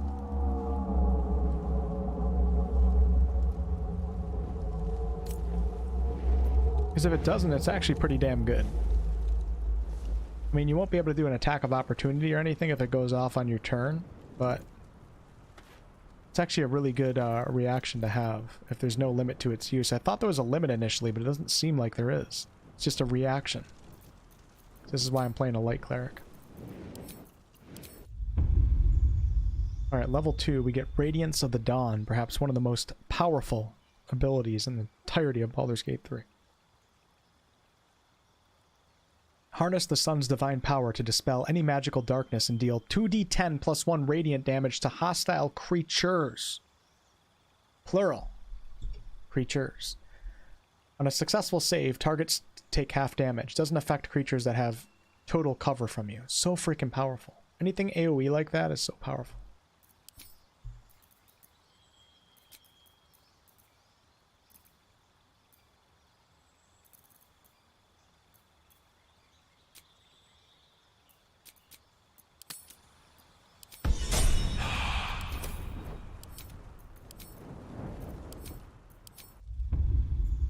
Okay, Trickery Domain. Level 2, we get Turn Undead. Present your holy symbol and pray. Each undead that can see or hear you is forced to use its actions to flee from you until it takes damage.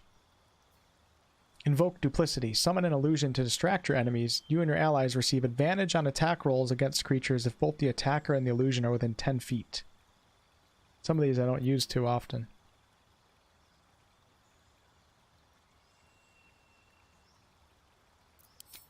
And then we'll prepare... I already have Bless. We'll prepare Shield of Fate, Inflict Wounds, and... do Cure Wounds too. Shadow's going to be my party's healer. Gem Dragons? Sounds cool.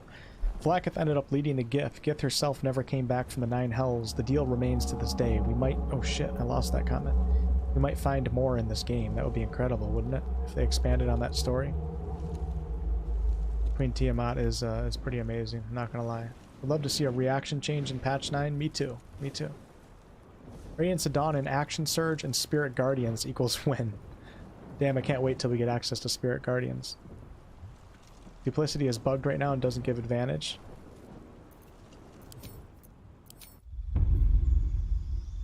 Pretty simple. Level 2 fighter. Oh, I gotta put Lae'zel's pants back on. Or do I? Dun dun dun.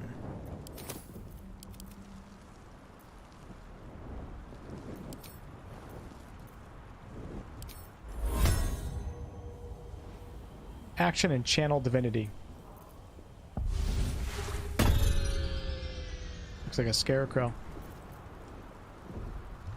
And concentration for that too. Yeah, there's some abilities in this game that I really haven't used too much, so it's nice to take a closer look at them. Okay, cool. Gonna have to use that more often. I guess it could be kind of powerful if it's not bugged. All right, let's push on. Yeah, not as bad as it could have. I think I'm actually going to go to take our first rest together first. Yeah, that's what we'll do. Get the camp scene over with. No news on patch 9. Nope. Looking forward to see how they implement monks and paladins. Me too. It'll be very interesting to see what they do with the reaction system. This seems as good a place as any to make camp.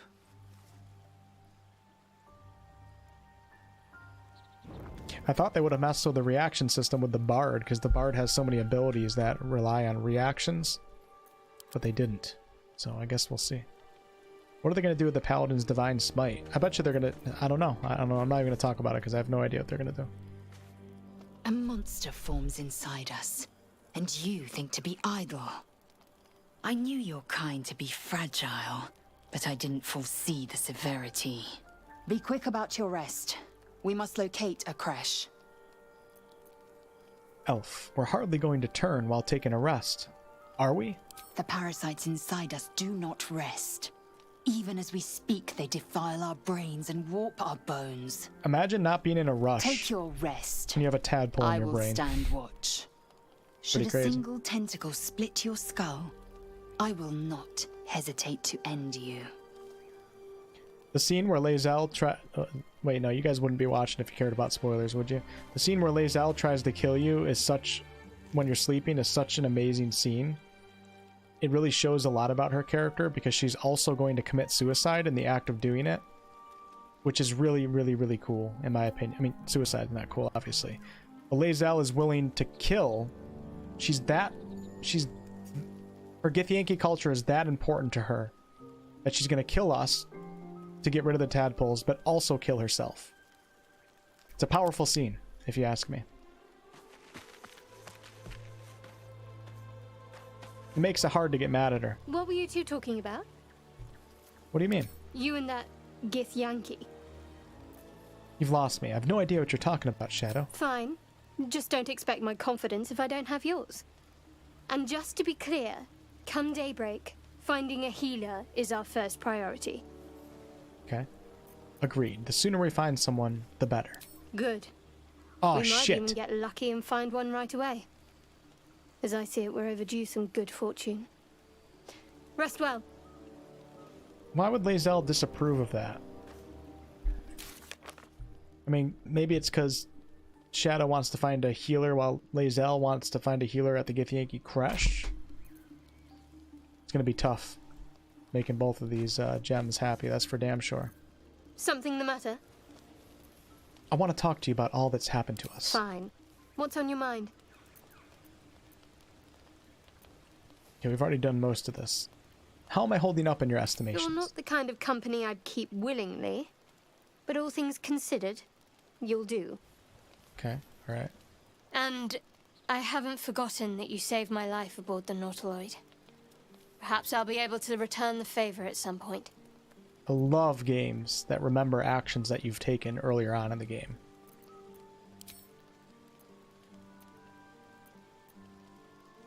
Okay. What's the story with that odd little artifact that you have, the box? I told you already. It's none of your concern. Okay, alright. We'll leave it at that. Not over, then through. Chatter already, Tusky. Tusky. I'll start calling you guys a bunch of Tuskies. How do you feel about that? How do you know so much about mind flayers? I understand much beyond your comprehension. More to the point, I know the cure for our condition. It is imperative we locate a creche. You do well to observe more and question less. Okay, alright, fair enough. But I got more questions. You look so unusual. Githyanki are rare in these parts. I expect I am your first. The Githyanki race as a whole is generally looked at as an evil race. And the reason is because they're a bit like Vikings.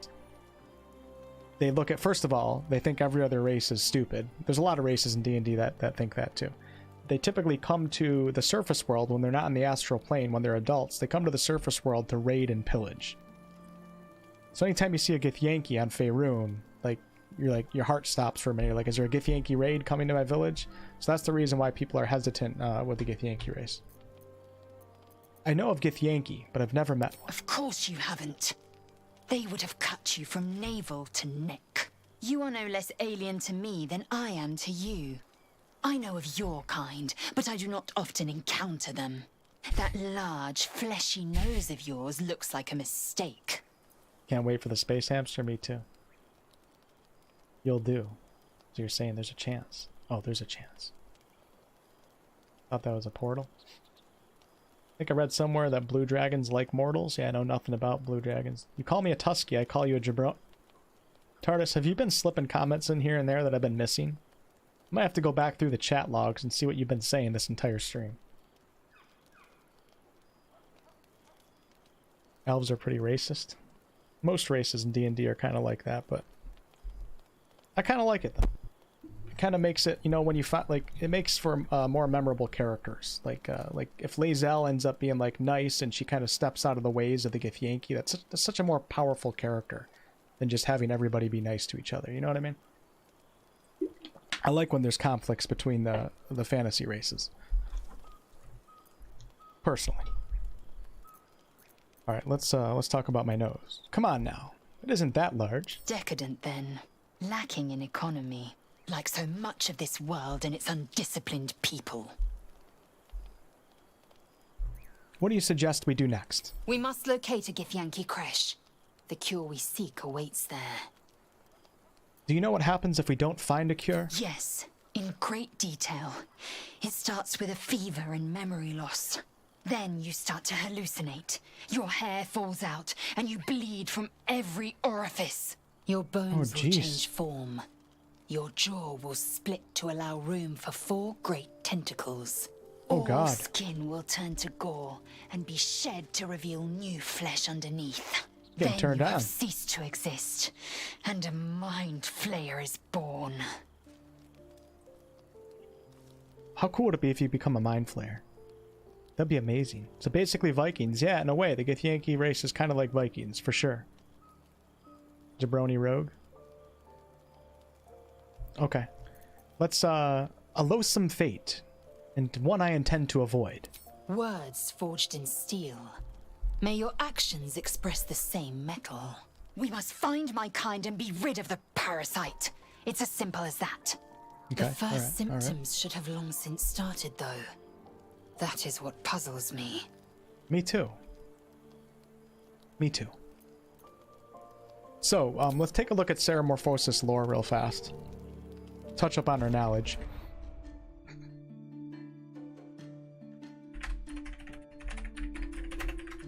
Didn't spell that right. Wow, didn't even come close. There we go. That's not right either. Ceramorphosis. Okay, ceramorphosis was a bodily... Oh my god. The US Army wants you guys to enlist. Holy shit. Do I get a affiliate link? 10% if you guys join. Ceramorphosis was a bodily change that occurred when a lithid tadpole reached maturity and was inserted into the brain of another being, usually a human.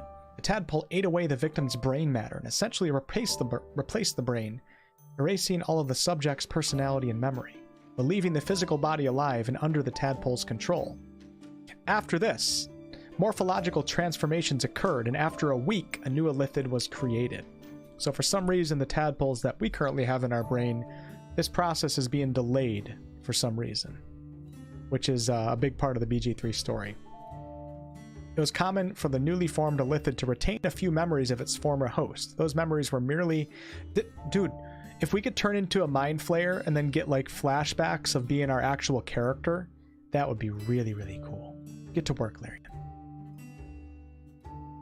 Okay, that's about it. Accepted hosts. Yeah, so I think it has to be a sentient brain or an intelligent brain. In particular, only humans, elves, drow, githyanki, githzerai, grimlocks, gnolls, human-sized goblinoids, and orcs produced viable mind flayers. So if they do it to somebody else, they create like an abomination-type creature. Creatures that outside the range that caused tadpole's evolution to proceed either too fast or too slowly, in both cases resulted in... Okay, blah, blah, blah, blah, blah. Half-elithids? What the hell is that? A small variety of species could successfully undergo ceramorphosis, but if not one of the fully compatible races... Oh, but if not one of the fully compatible races, the result was called... I didn't know it was called a half-elithid. They did, however, still possess most of the powers of a regular elithid. So then you have all these weird creatures right here. Pretty cool. As of the late 14th century, so this is the late 1300s, closer to BG1 than BG3, some scholars believe that elithids reproduce by experimenting or tampering with the reproductive systems of other creatures, rather than oh my god. People are banging octopuses? You do you, man, you know. I respect it.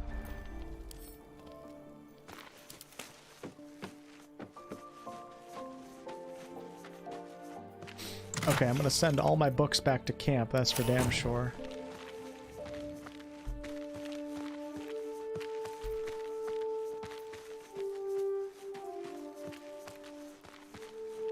You know, getting down into the third-person view is one of the coolest things that Larian has introduced to a CRPG. I think it's just phenomenal to be able to do this.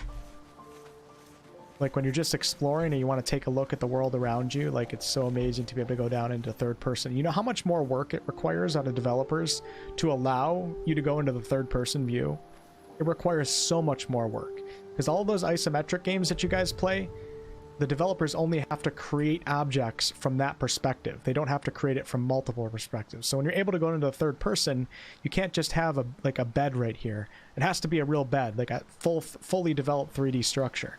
So simply going like this makes a studio have to spend like, I don't know how much, but spend so much more time and resources on their game. I wonder what we're going to do with this little hut over here. I've always been wondering. There's so many little things that people don't realize, like how much more work a company has to put in for something as simple as allowing our view to go into the third-person perspective.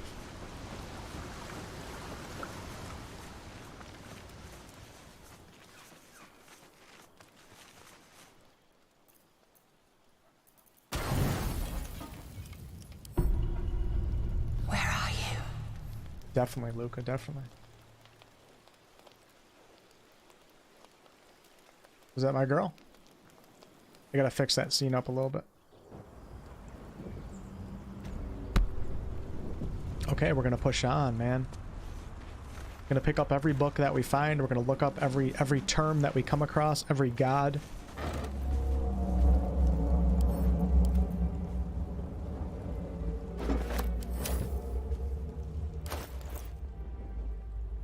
I should do the thing with Alifra.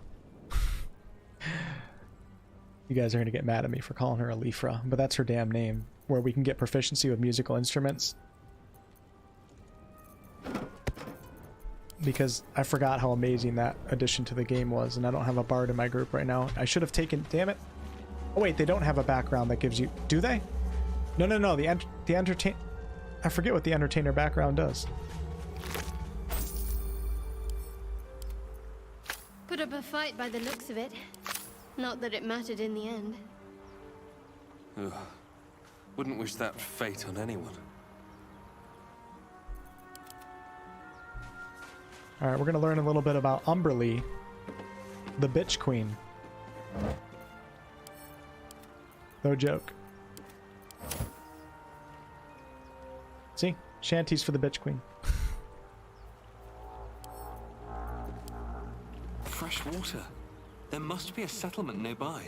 And we all row with the spray upon our necks, and we all row with the spray upon our backs, and we all row with the sea beneath our feet. And the bitch queen stays the storm. Wave mother, lash us to the prow. Wave mother, we ask to sail your skirt. I don't know if I recommend saying that to a female, just for all you guys out there. Little insider tip. I don't know if I would say that. But, yeah, you do you. If you allow, wave mother, sink us if you will. Wave mother, our skulls are yours, with brine and sand to fill. Okay, let's look up Umberlee for a second. It doesn't even tell you her name. We're going to pick this up, send it instantly to camp, because we're going to keep every damn book. And I'm going to say that I'm going to do a gigantic lore video on all this, but I probably won't, because last time I said I was going to do the same thing and I never did.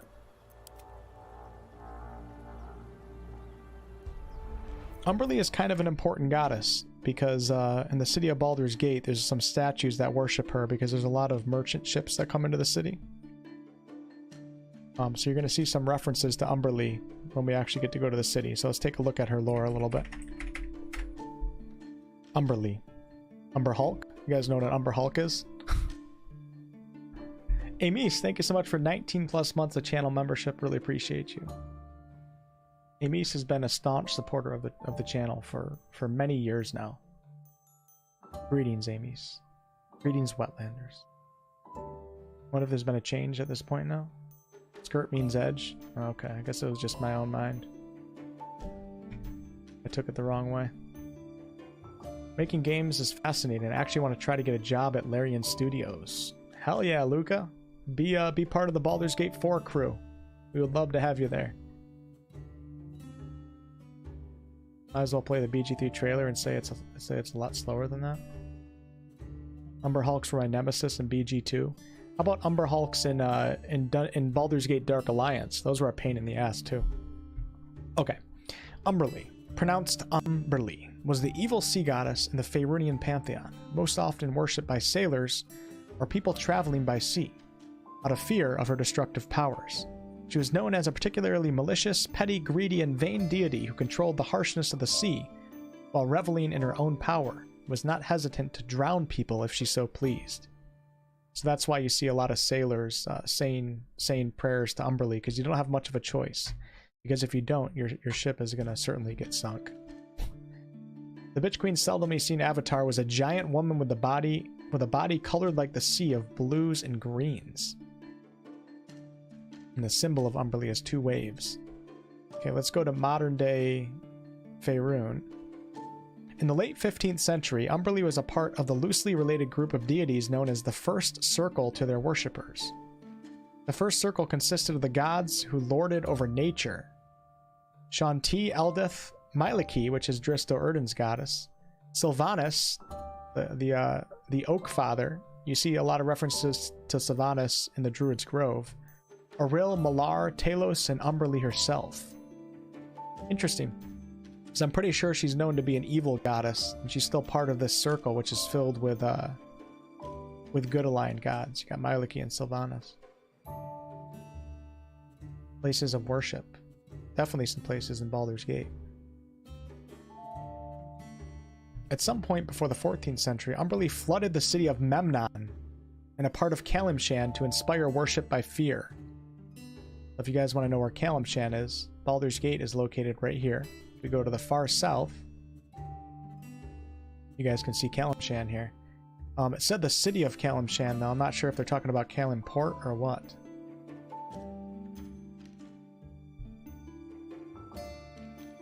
In 1358, during the Time of Troubles, so the Time of Troubles is when the Overlord god, Ao, turned all of the gods into mortals, I guess you could say. So most of the time, if you see an avatar of a god on the prime material plane, they still have their own body up in the heavens.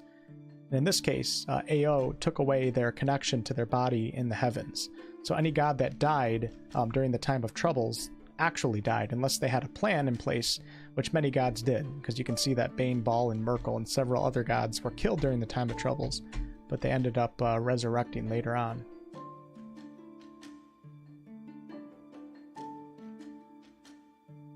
Okay, let's look at modern day.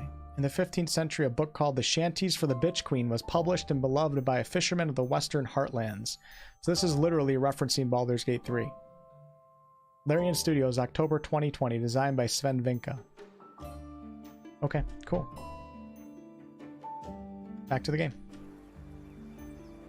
I think I'm gonna have to get a warm drink here soon. My voice is starting to go out on me. That's the only bad thing about doing these lore streams, is I talk a lot.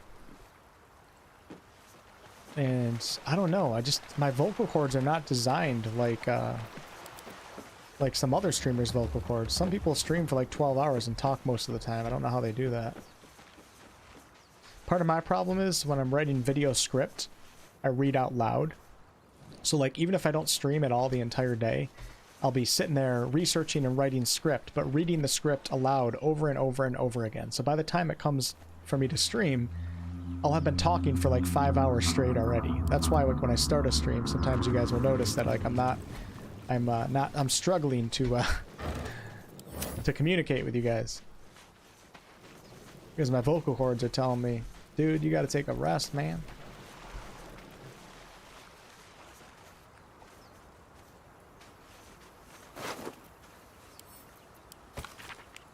Sigh, I love you. There, I said it. If you meet me tomorrow, I'll say it again and again. Keep on saying it till we're old and gray, so let's do it.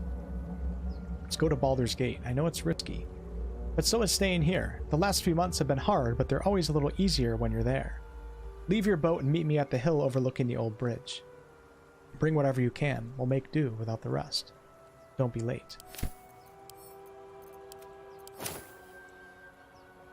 Don't really know much about that, but okay.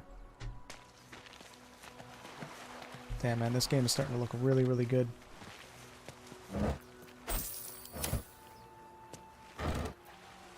Oh yeah, I gotta go on my Google Docs real fast. I'm writing down items too. So Ever-Burning Blade, obviously I don't even have to write this down, but just found on Commander Zulk, 1d4 fire damage extra. Okay, beautiful. Like to read the lore books?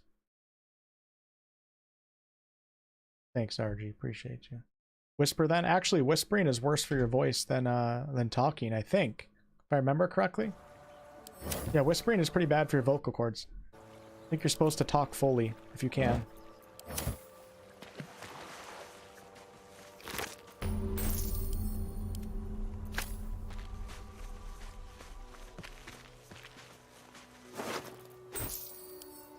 Thank you guys for stopping in today. Happy Sunday. I appreciate all of you guys that hit that thumbs up button.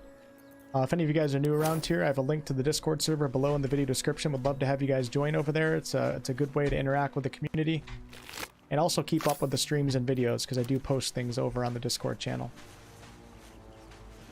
And also, if you guys are enjoying the stream, my streaming schedule is posted on the About section of my YouTube page.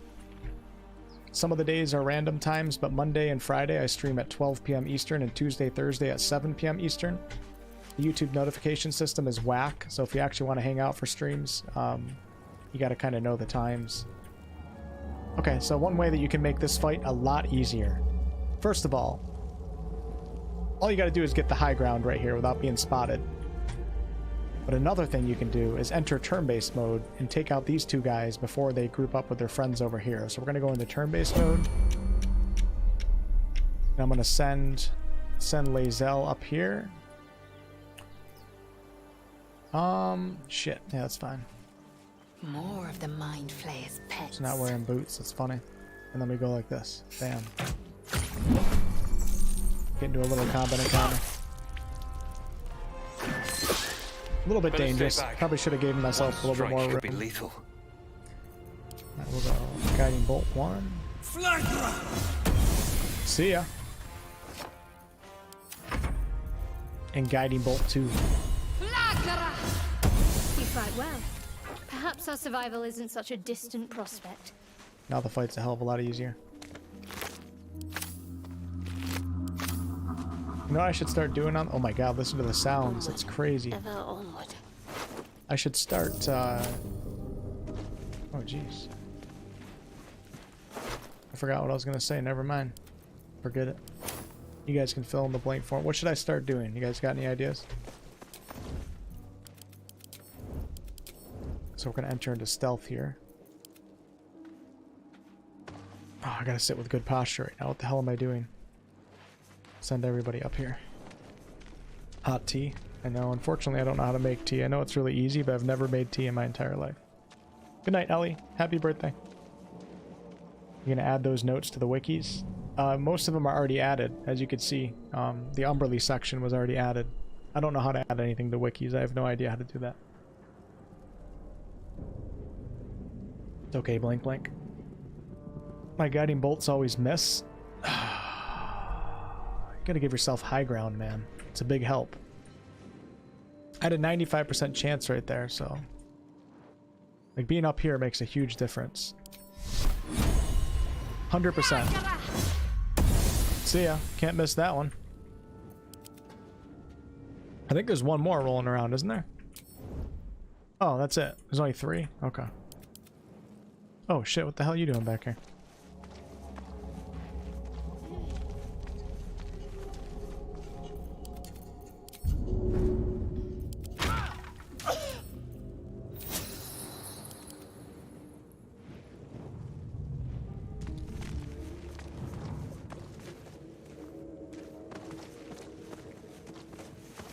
I never made tea. I used to not like tea. I mean, unless it was sweet tea, which is really bad for you. I didn't like tea, so I never had like the drive to actually make tea. Big coffee fan though. I think I'm a tea fan now though. I just gotta figure out how to make it. I should go get the Speak with Dead amulet right now.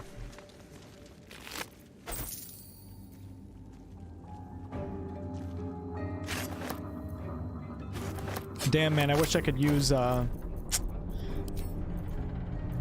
I wish I could use the rapier. That'd be pretty damn powerful for a dexterity-based cleric. But you can't. You're not proficient in it. You can. You're just gonna suck ass with it. Alright, so right now I got dagger, and we're gonna be using a longsword. Yeah. Actually, no. I need to use a short sword. I need a finesse weapon. So that way I can take advantage of my dexterity score, which is much higher than my strength. And I don't have a short sword right now, so we're gonna have to stick with the dagger. Which is fine.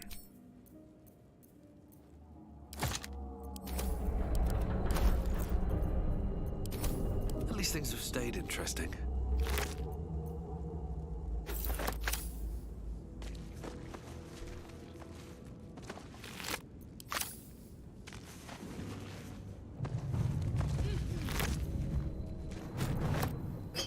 Start using more potions and more poisons and more dipping on this playthrough. I typically don't do any of that stuff. At the ready. Thune? Tried any solo runs yet? Yeah, I have. It just it was really boring. The combat encounters took way too long, so I wasn't really interested in that. It's just all about abusing the stealth mechanics and stuff. It just takes way too long.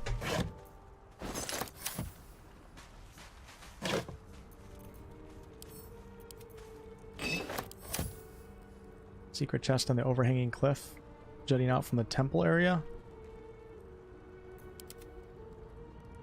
Overhanging cliff, jutting out from the temple area. Not really sure what you're talking about.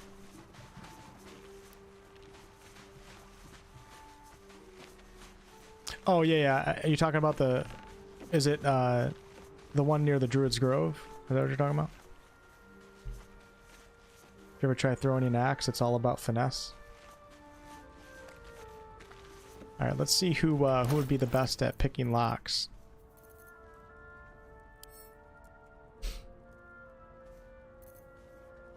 +5.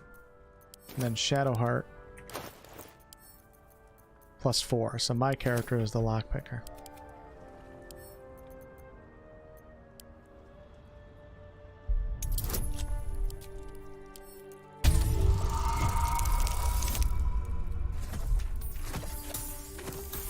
Gnome Ceramorph. Create a mind flayer that can change his form to look like a Smurf Neblin. What are the chances of Barkus root the gnome on the windmill is 1. I hope Barkus is a companion. I think that'd be a really cool companion. I need the Gulak to have more options to make less default Warlock. Yeah, we're missing a couple things with the Gulak right now.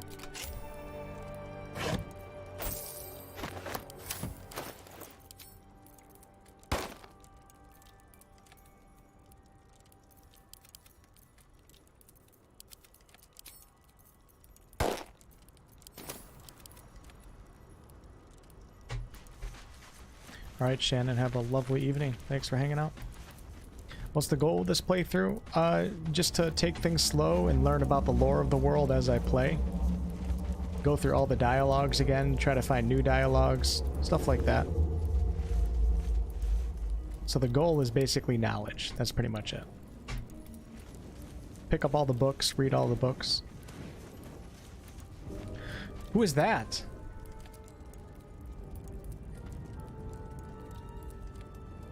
Is this new? Hey! I need some help! Is this a new character? I'm gonna have to go on Reddit. I think I found a new character. Holy shit. Dude, was this added with patch 9? What the hell? Please! Hurry! I've got one of those brain things cornered. It's an elf. In the grass. You can kill it, can't you? Like you killed the others? Dude, this is new. This is new. This is a new character in dialogue. Kill it yourself. You look capable enough. I was hoping for a kind soul. Well, not to worry. Damn it, I can't troll you guys right now. Shit, not even one person fell for it? That's bullshit. I can usually get you guys with stuff like that. If there's one companion, I bet you I could have tricked a couple of you guys with Will. Will would have been the companion to do it with.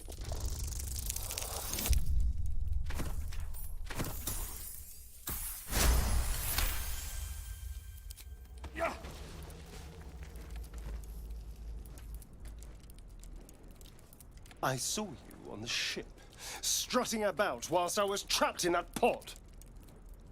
What did you and those tentacled freaks do to me?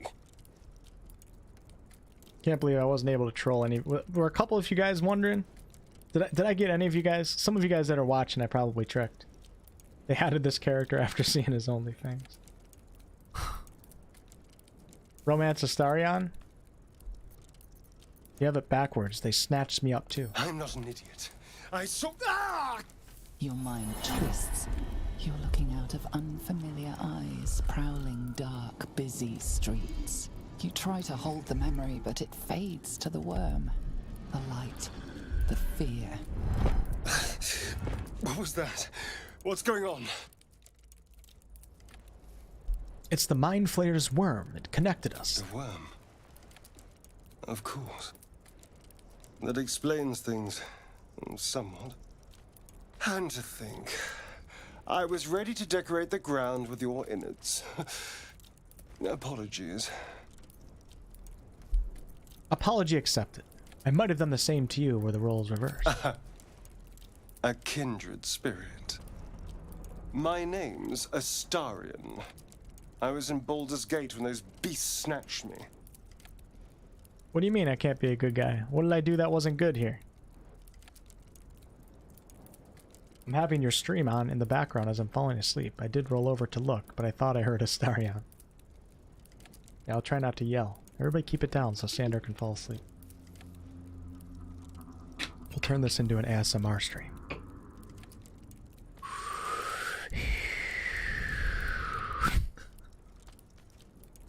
start licking the microphone.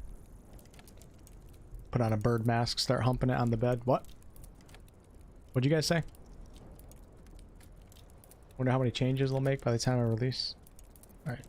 I'm a Baldurian too, Astarion. Nice to meet you. Is that so? We clearly move in different circles. Nobility. So, do you know anything about these worms? Unfortunately, supposedly they'll turn us into mind flayers. Turn us into...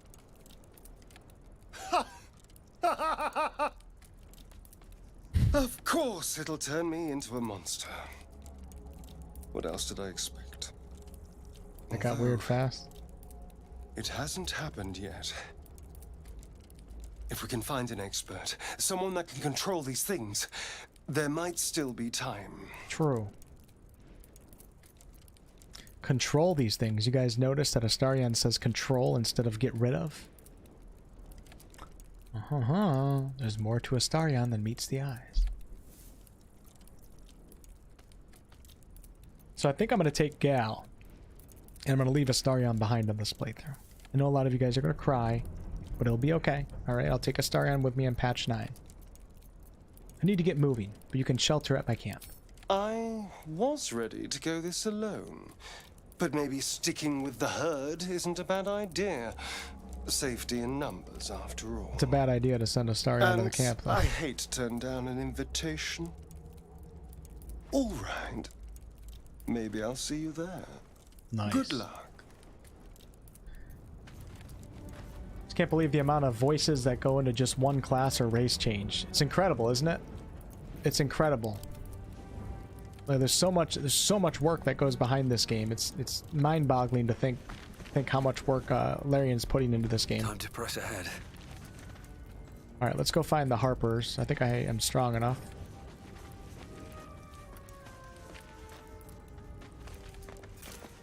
Pig doesn't do anything. Pointless. What class or race would you like to see in the next patch? I don't really have an answer to that, because I don't care at this point. I'd like to see everything that's remaining. I want Dragonborn, I want Half-Orc, I want Paladin, I want Monk, so... Honestly, I don't even care. Oh, shit. Failed the nature check.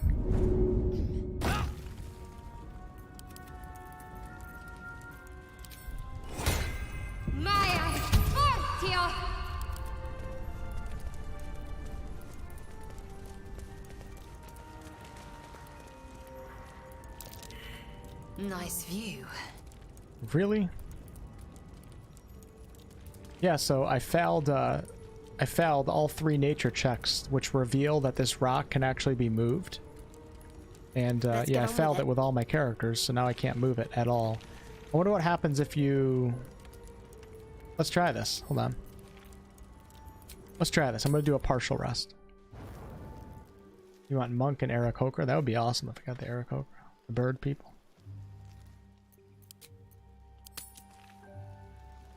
You want the whole game? I was on Discord and then you yell, wait, is that a new character? Then I go back to the stream. Nah, I've seen this guy. Can't wait for the complete voiceovers. Paladin and Aasimar. Aasimar, I feel like, stands a better chance of being introduced to the game than most of the other, Nope, that's it. That's it. I have to come back with another companion. It's not like there's anything new at the rock. I've already checked. You just get the note from the Harpers. I feel like when the game releases, there's going to be more to that rock than meets the eye. No time to rest.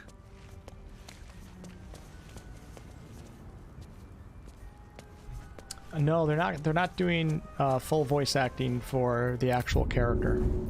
That's kind of a debate that happens in the RPG community quite a lot. Some people like voice acting for their main character, while other people don't.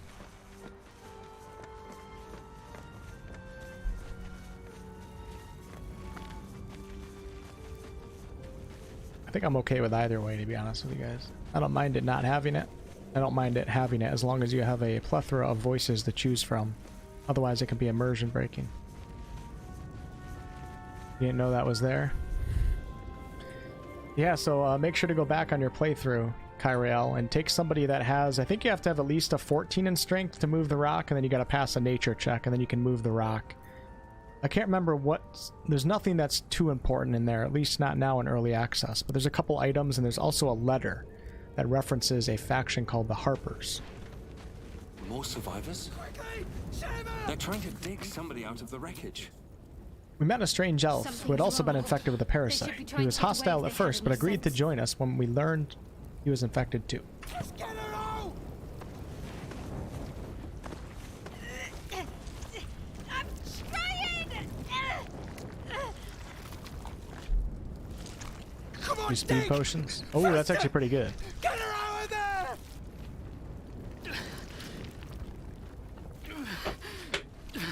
Don't die! Don't die! Don't die! The person they're trying to save is the creature from the ship. Still alive, but wounded. What are you doing? Let the monster die. Monster! That's my daughter! She's dying! You did this! Bunch of thralls, man. You want to kill her! Mm-hmm. Okay. Alright, I see what's up. You know what? Since I'm a worshipper of Selûne, I'm gonna use non-deadly force, okay? Alright guys, we're gonna go into toggle non-lethal attacks, knock someone unconscious instead of killing them, okay?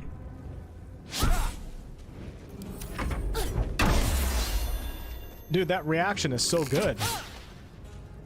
Like, I don't regret it at all. I actually don't even mind that you can't choose when you want to toggle it on and off.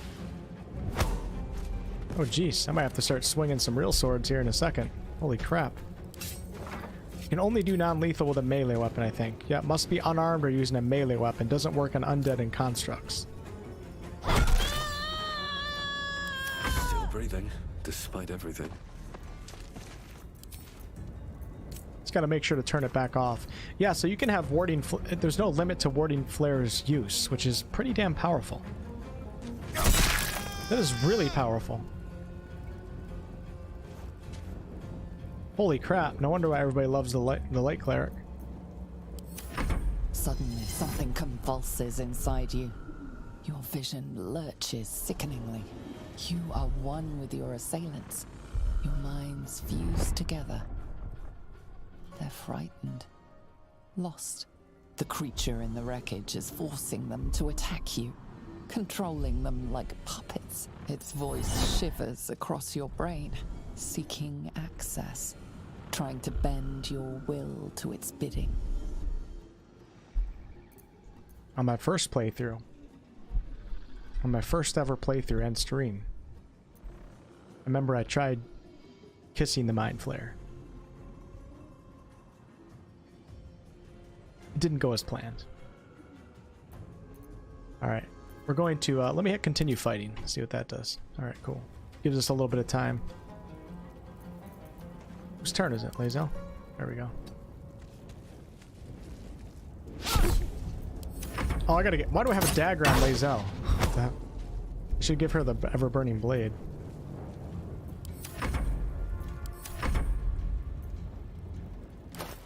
Cost an action to switch, though. Oh, shit. Would the fire actually kill him? No, it wouldn't. I don't think it would. Nobody pushes a Gith Yankee. Damn it. Oh my god. This damn dwarf.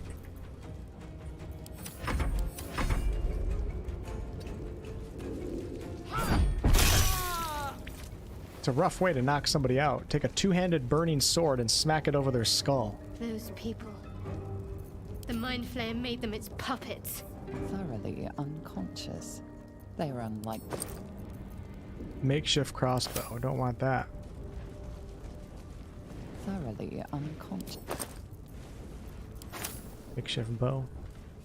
Thoroughly unconscious. Ooh, no, we don't. We'll leave it for these guys. All right, so now, let's let Lae'zel talk to this guy. You approach the dying Gake. Oh, I don't think it lets her The talk to foul thing is at your mercy, and you would have its head. You could end its life here and now, if only you didn't feel compassion. Compassion. Compassion from Lae'zel. I feel like she should be able to easily resist this as a Gith Yankee. No, you should be furious. Yes, you feel hate. And you deserve to be punished for it. You should be whipped, made to bow before this creature in shame. It's possessing your mind, forcing you to love it, but then the feeling slips. The creature's mind seems to focus elsewhere. Do I need to do a poll to see how many of you guys would romance an Illithid? I don't know if I want to. The results would be disturbing. You guys, it's an anonymous poll, so we can find out the truth. Alright, so I'm going to run to the bathroom real fast. I need to get a drink. Alright, and then we're going to push on. But I'm going to leave you guys with a poll. And this might determine the future of my YouTube channel. I got to see who is actually watching my channel. Would you romance an Illithid IRL? Okay, I'll be right back. I'm going to run to the bathroom real fast. Guys, remember, it's an anonymous poll. You can be honest, okay?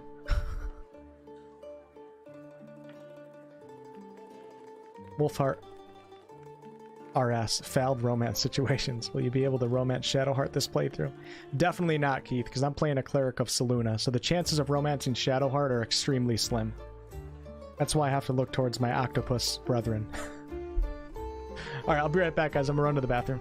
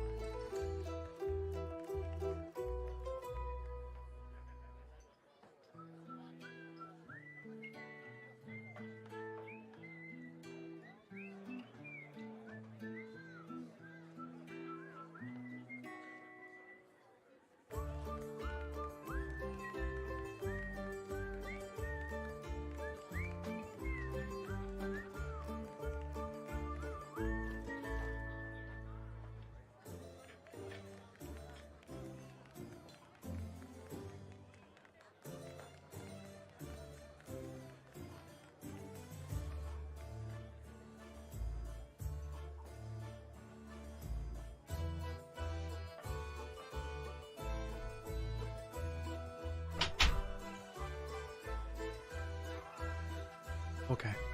Let me just open up a window. It's getting really hot in here.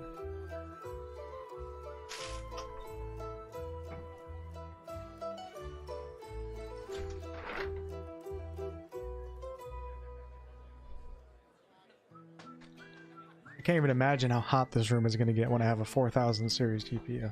It's going to be ridiculous. Okay, let me take a look at this poll real fast.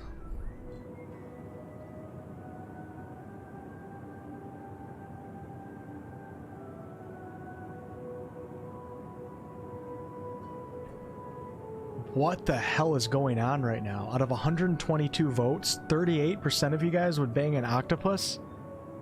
Dude, I've been... Oh my god, they say that a content creator's audience is a product of themselves. What the hell have I been doing? Oh shit. You guys are a bunch of sickos, you know that? Disgusting.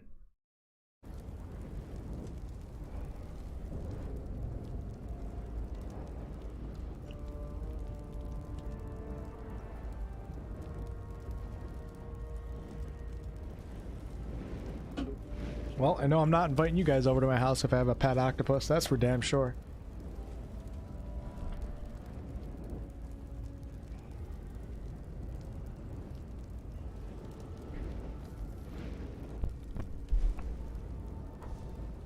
Okay, let's get back at to him. Check, check, check. DOS 2 music, I know it's so good, isn't it? I'm not that into seafood. Maybe it's just the worm behind my eye, but that octopus looks like a snack. The monster lies exhausted, defeated. Its eyes, wet orange pearls, radiate malice.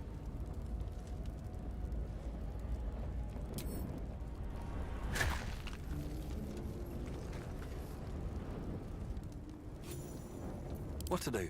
Geich. Death is too kind a fate.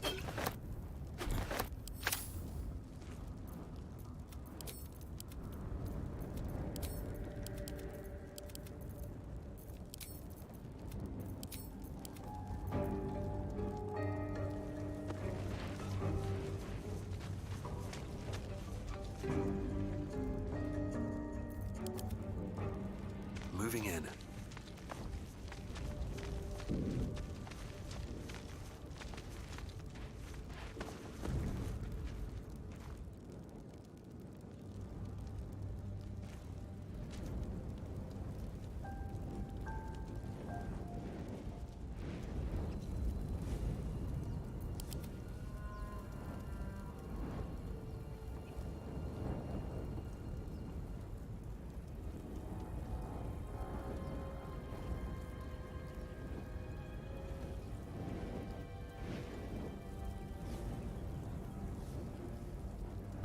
Check 1, 2, hello? Sorry. Can you guys hear me now? Did you guys hear what I was saying about graphics or no? I wasn't on mute. My microphone cord slipped out of place. I have a bad microphone, okay? So stop yelling at me. So anyways, what I was saying, after you guys rudely yelled at me, is that the graphics in this game are incredible for a CRPG. Like, are you guys seeing what I'm seeing right now? This isn't even on ultra settings. For a CRPG to have graphics like this is revolutionary. Because it kind of reminds me of like MMOs. MMOs typically don't have the best graphics, and sometimes they tend to be more cartoony, just like CRPGs. And when a company like actually makes one with good graphics, it's incredible. Dead goblins over there. Worth checking for supplies, maybe. Yo. Talking about getting a new GPU, but you have a bad mic cord for over a year. Yeah, but I can work with the mic cord. A bad GPU, can't really work with it. Sometimes this mic will work for like 3 months straight, and I won't ever mute. So why am I going to spend $400 on another one when it works like 90% of the time?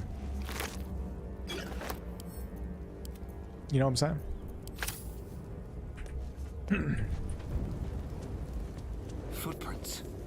There may be even more that survived the crash.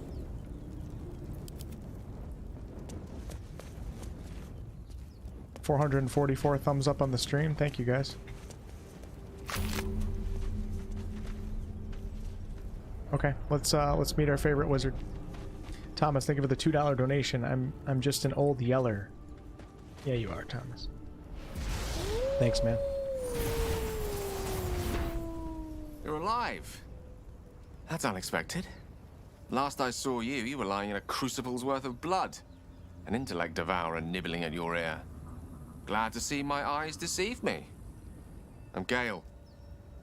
Well met. The hair's coming out, guys. I can't rest my neck with my hair up like that. Hold on, give me a second.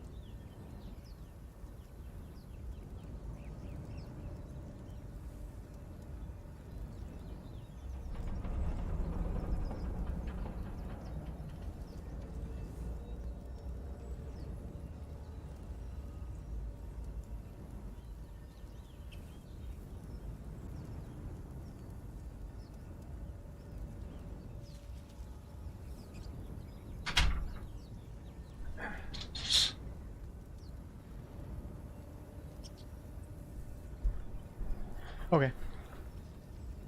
Sorry. Put it up a little bit higher. Now I can rest my neck.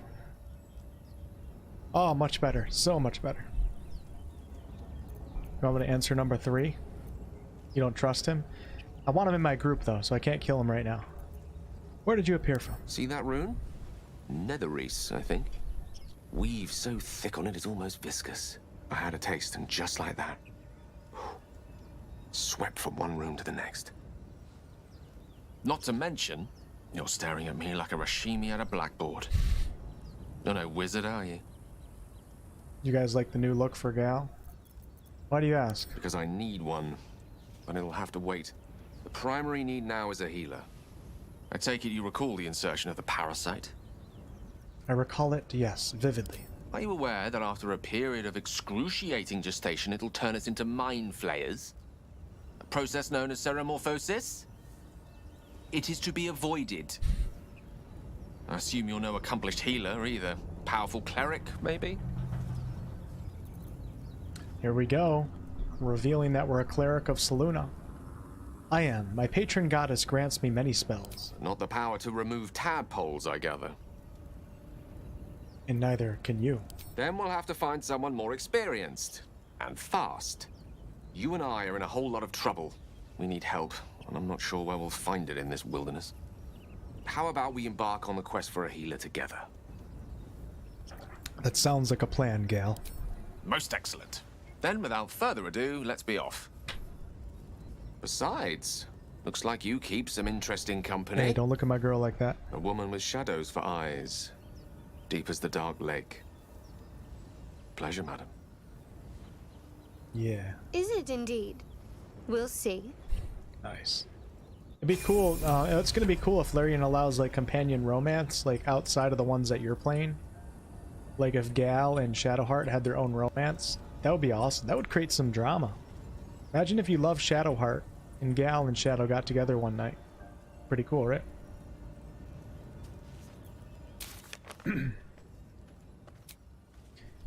A wizard named Gal joined the party. He claims to have been on the Nautiloid, which means he's infected too.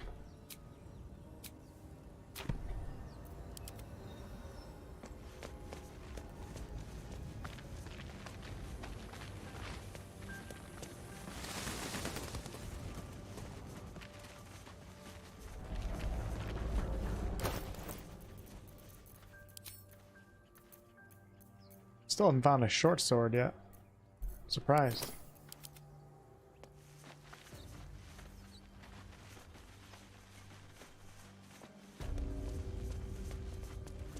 This is where Sven gave us our first Featherfall demonstration. You guys remember that? It was super cool. He jumped from here to here and everybody started cheering. God, look at this game, dude. It's just incredible. Are you guys looking at this right now? Holy shite.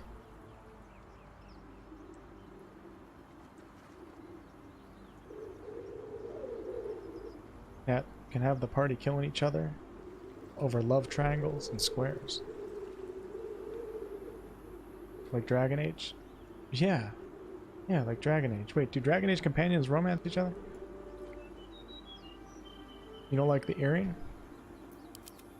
I think Gal seems like an earring type of dude. Kind of that pirate vibe, I guess you could say, you know what I'm saying? Alright, let's talk to these guys. I'm gonna do this in a friendly manner. Every time I run through this, though, I always like to at least show some of you guys, because some of you guys are probably first-time viewers, to show you guys the importance of environmental interaction in this game. So if you take a bow, or anything actually, and shoot right here, you shoot the coiled rope, the foundation block will drop right here, and this guy will fall into the pit. Makes the fight like 10 times easier. Like my mum always said, fools rush in. See what they're saying. Gimblebach, Taman, and Oriolena. What's her name? There could be all sorts of loot in that thing. Don't you want to be rich? Of course I want to be rich, but not if it'll get me killed. Kind of like Gimblebach. Quilena, that's her name.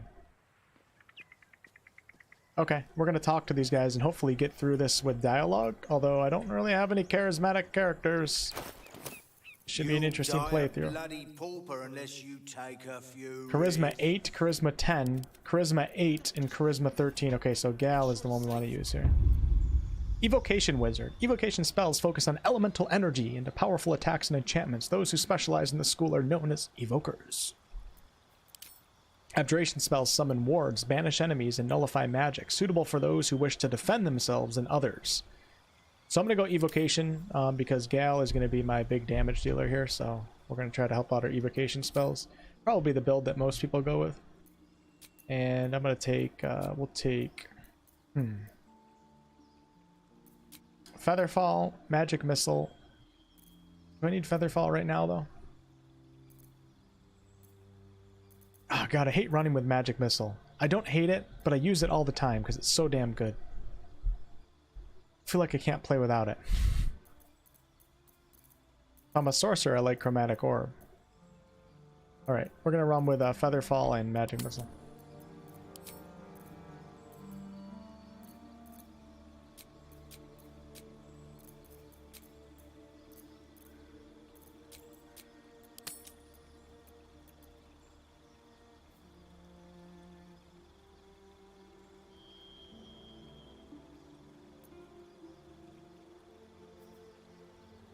Halves the cost to learn evocation spells from spell scrolls. Doesn't really matter.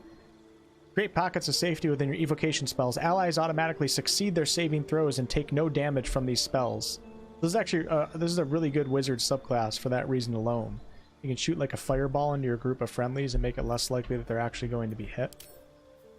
Aberration. Arcane Ward. Once per day when you cast an Abjuration spell level 1 or higher, you can use a strand of the spell's magic to create a magical ward that lasts until your next long rest. The ward has a maximum of 1 plus 3 hit points and absorbs all damage done to you.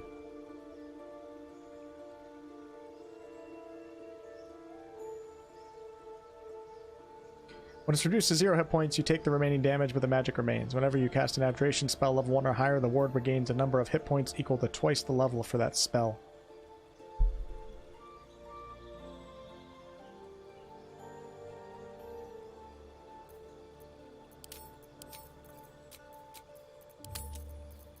Evocation. All the way, baby. Although I'm not sure what spells it's going to be useful for right now in early access, but maybe Thunder, Thunder Wave maybe now. Shatter, perhaps.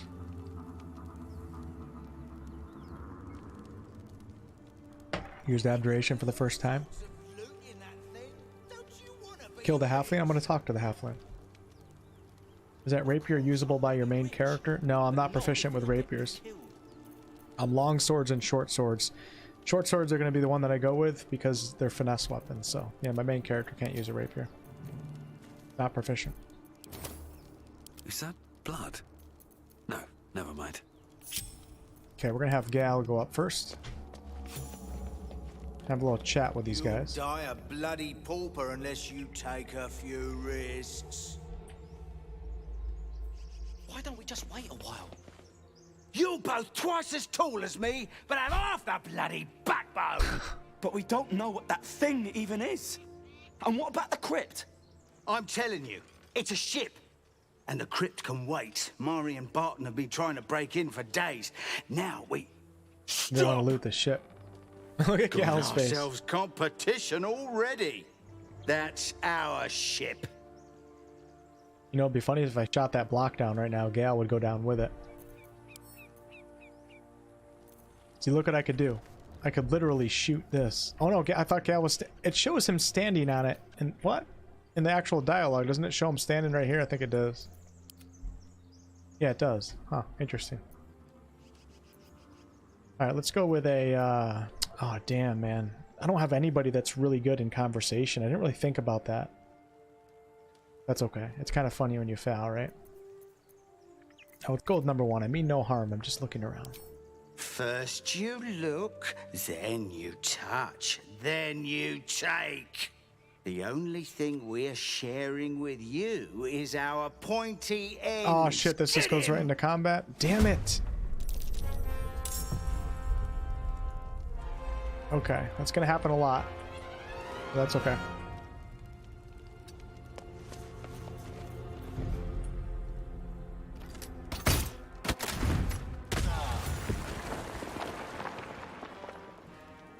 See ya. Anybody else?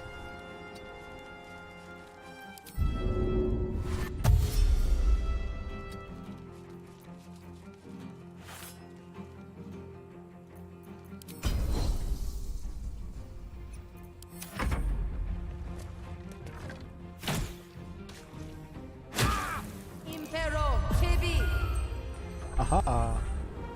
Fail.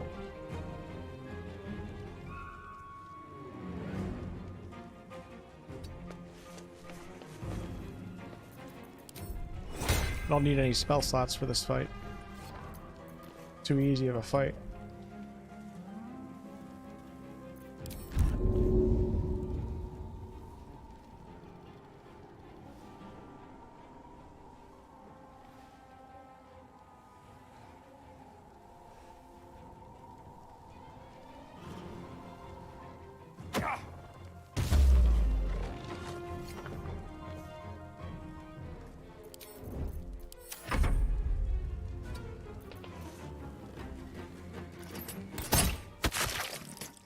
Hell of a shot there. Ranged attack. Piercing shot. Shoot an enemy to deal 1d8 plus 2 piercing damage and possibly inflict gaping wounds. That can be used once per short rest. Yeah, once per short rest.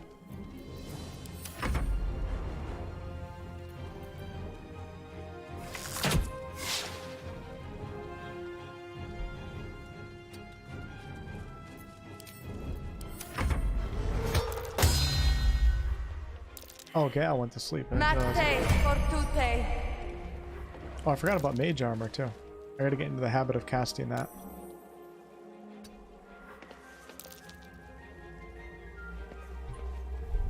Where'd my range weapon go? The hell?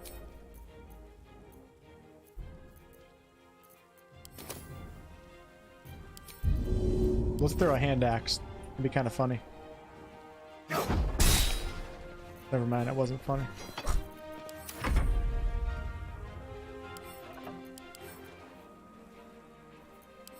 Acid reduces armor class by 2.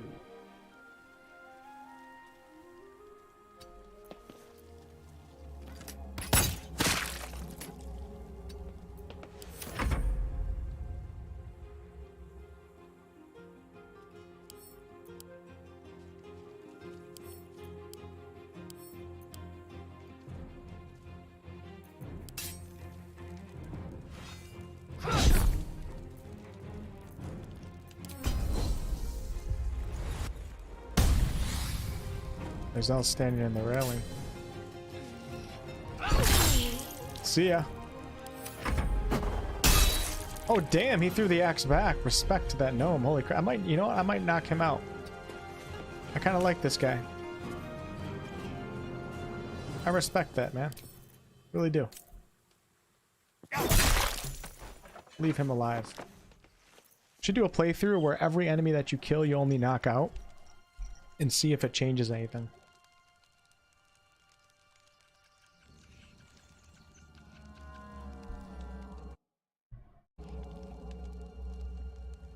Thanks for stopping in, guys. I do appreciate all the support. It means a lot that you guys stop in to watch some BG3. Dream come true. Sound effects are so impactful.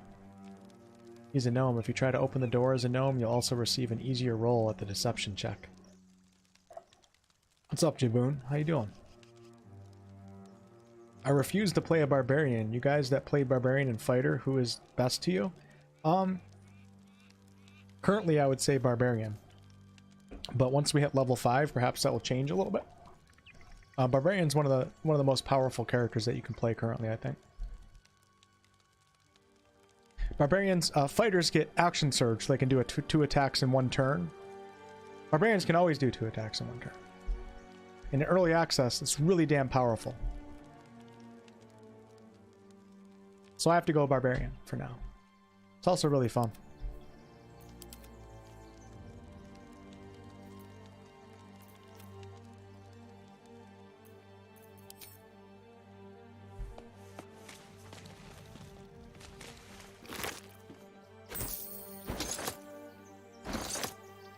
Hey, we got a long sword.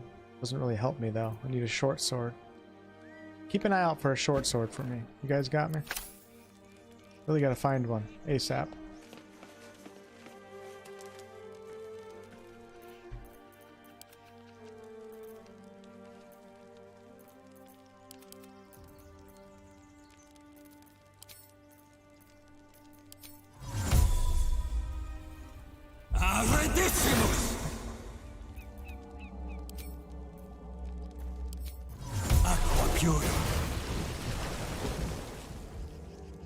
I didn't need to do that. I just felt like doing it. I was just testing out two things. So you have to do create water to get rid of acid. You can't do destroy water. Okay. Let's do a little searching around here. Oops. Time and the elements have left the plaque unreadable. Okay, fair enough. Let's go ahead and I'm gonna go find the tieflings. Now that Lae'zel died on the ship and she didn't end up being captured by the tieflings, this should be kind of interesting.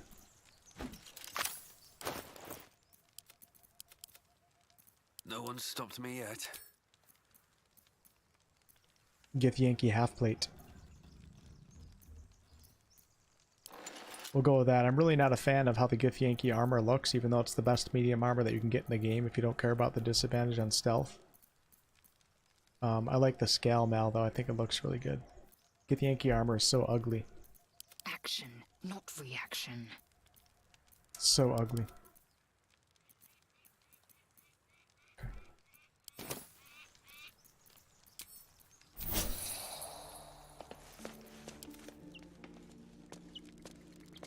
Steam says this game is launching on October 6th. I think you're looking at the date that early access came out 2 years ago. It's not launching on October 6th. Talus, divination without magic.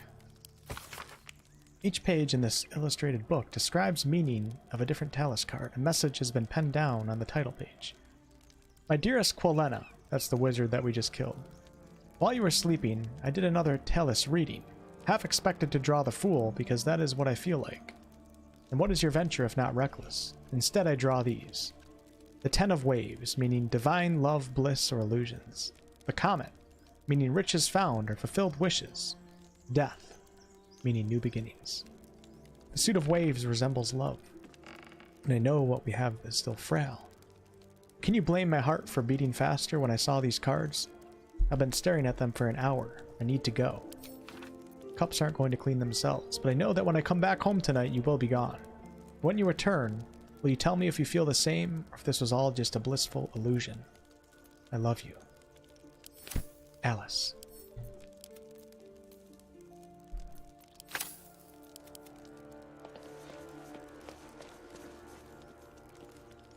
Okay, let's let me get rid of my encumbered status real fast so I can actually move here.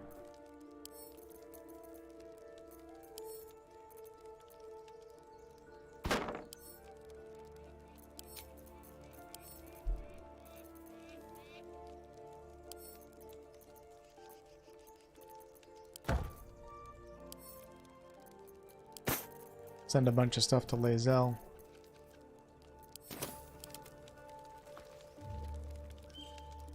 Dragon egg mushroom.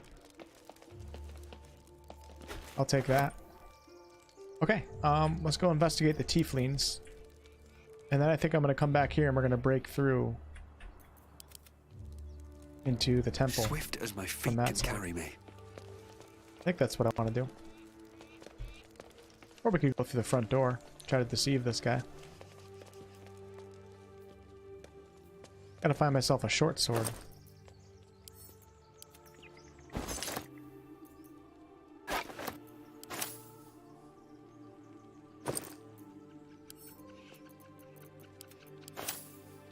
Beautiful.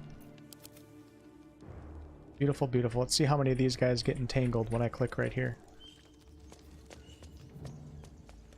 Oh, nice. They're smart enough to run around it. Respect. How far can we get in the story so far? Basically most of Act 1. Perhaps we can go a little bit further into Act 1 when the game releases. I'm not sure what Larian plans.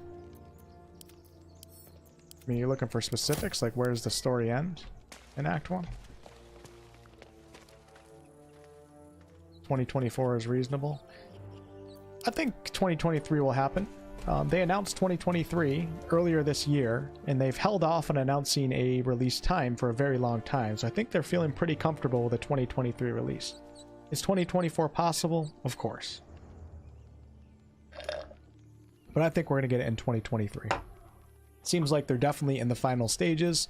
They've already had people coming over to test the other acts, so it looks like most of the, probably all of the content's probably already done.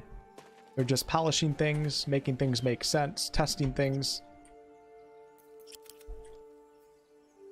Okay, so there's no tieflings at all when you let Lae'zel die. Interesting. Let's get going. I wonder if we're gonna come across them in the camp. I bet you we will. How many camp supplies is a dragon egg mushroom? Anybody know? 1 camp supply? How cool would it be to find a dragon egg mushroom IRL? First half 2023. The only thing I'm hoping is that it doesn't release at the same time as Hogwarts Legacy. That's the only thing. I don't think it's going to. Hogwarts Legacy is February 10th.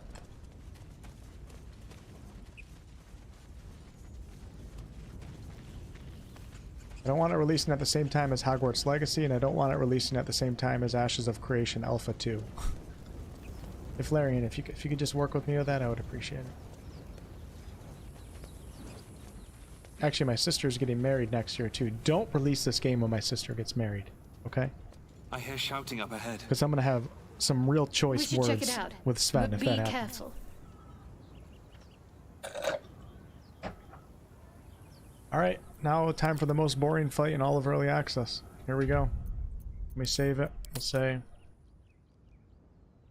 boring fight.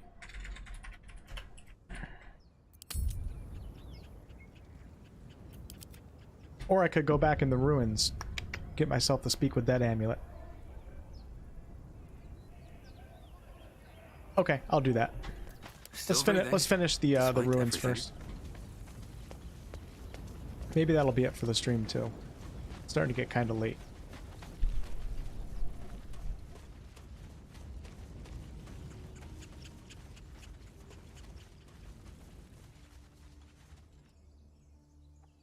We'll go around the backside. Try to lockpick our way in.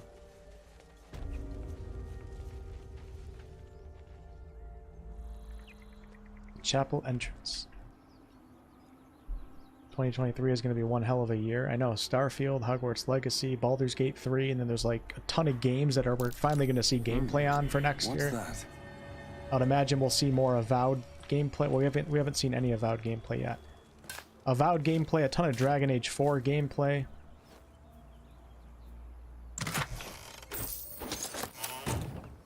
What other games are coming out in 2023? Elder Scrolls 6. Yeah, you better get your waiting pants on, because probably got at least 5 years until you see that. Maybe 4.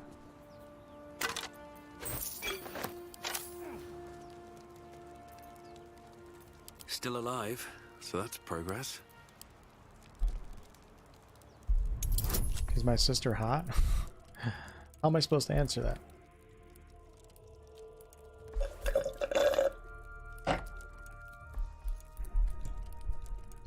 She's got a fiance, and his name is Tate. He's a moderator on the channel, so you better watch yourself, Thomas.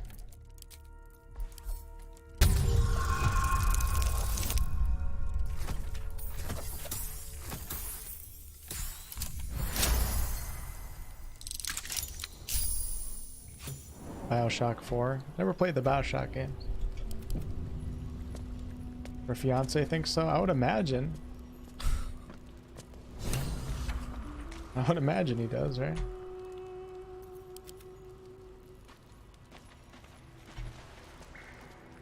Damn, look how good this looks. It's incredible. If you guys want me to, I can bring them in chat right now, and you guys can ask them whatever questions you want. But no sign of a struggle. I wonder what was so subversive about their words that they commanded protection.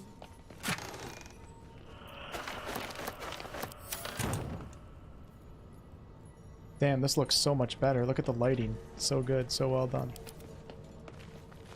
You're not afraid of Tater Tot?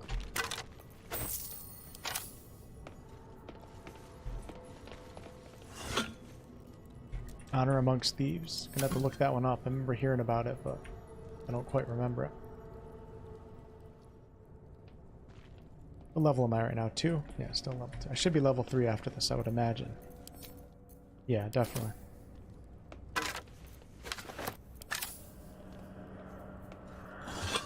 We're gonna do some lore research on the Dead 3 here in a second. See if somebody passes an Arcana check. Let's see. Or is it religion? I can't remember. Hold on. I think it's a religion check. Let me give Gale guidance. Let's walk over here. A statue to Jurgle, if my lessons were true. The final scribe. Lae'zel's the only one that passed it. So this is a statue of Jurgle, the old god of death. The final scribe. So let's do a little research right now. We'll look up Jurgle. Ton of interesting lore on Jurgle. A ton of it. I mean, a ton. Jurgle. Jurgle? Jurgle has a strong connection to the Dead 3 also. Jurgle, known by some as Nakasar, was the seneschal of Kelimvor, the Lord of the Dead, who he served just as he did Cleric and Merkel before him. Jurgle was the Lord of the End of Everything, Faerun's original god of death, before he eventually ceded his position. Jurgle actually gave up his position to Bane, which is one of the Dead 3 gods, caring for little besides an orderly accounting of the fate of the world as it slowly sank into death. The final scribe was the one who kept records of the ultimate fate of all the dead. Here we go. The throne is yours. I have grown weary of this empty power. Take it if you wish. I promise to serve and guide you as your seneschal until you grow comfortable with the position. Who among you shall rule? Jurgle conceding his divinity and throne to the Dead 3, and I think Bane actually won the competition that he held before that position. Under the guise of Nexar, and in the form that most of his avatars took, Jurgle appeared as a member of an ancient alien race that resembled a cross between a humanoid and a praying mantis. It'd be kind of cool if we saw a creature like that. Some people think the Withers, the skeleton that we're about to meet, or the undead that we're about to meet, is actually Jurgle. He was known to take the form of an old mortal man with a white-gray beard and sunken eyes that still held the spark of energy and betrayed his sharp intellect. He could take the form of any undead creature, amplifying the form's abilities with his gear and enervating touch unless the creature had such power of equal or greater potency. Bane, Ball, and Merkel inherited most of the portfolios of Jurgle when he wearily stepped down from his position and then faded into near obscurity. The death of those deities left Jurgle in the service to Cleric and then Kelimvor. He worked well with Kelimvor, but retained his scorn for Cleric. He spent much of his efforts combating Velishruun's efforts to prolong life into death.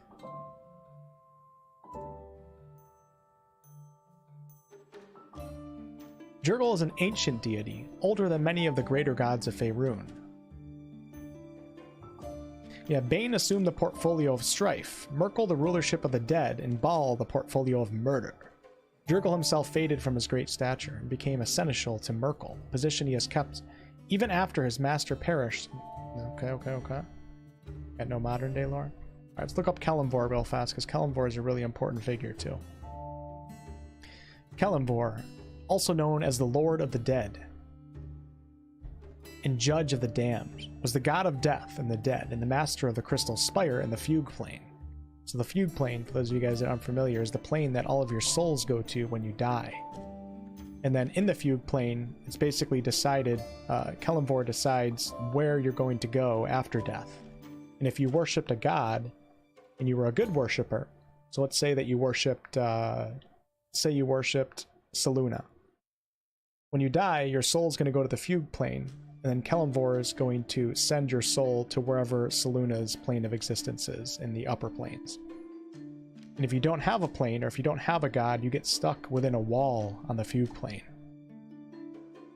Kelemvor was the god of death and the dead, the most recent deity to hold this position, following in the footsteps of Jurgle and Merkel.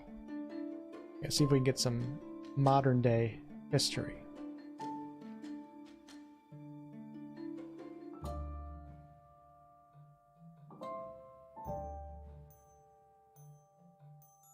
Oh, there's too much going on here. We're not going to read all of that.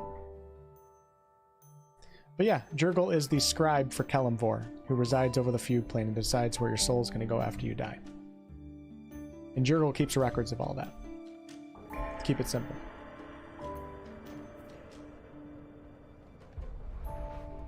The City of Judgment. Withers must be Jurgle? I mean, that's what I'm leaning towards, Megan, myself, but you never know, though. They do an update for the new game stream? No update since the last patch. Been a couple months. Is this 5e lore? Yes, it is. Modern day 5e lore. Technically, Bane won the competition as the Lord of Tyranny, and the other two chose to rule over the different positions. Yeah, that makes sense. That makes sense to me. That's how they became the god of all the death and all that stuff. I know what you're saying. Yeah, Bane, Ball, and Merker were actually mortals, and they killed their way to divinity. They got pretty cool stories. Maybe I'll do an updated video on the Dead 3 at some point. And throw all the bodies into a corner so you get all the... Ooh, it's not a bad idea, actually. Actually, that's a really good idea. Let me try that. I've never done that before. Let's take these skeleton bodies.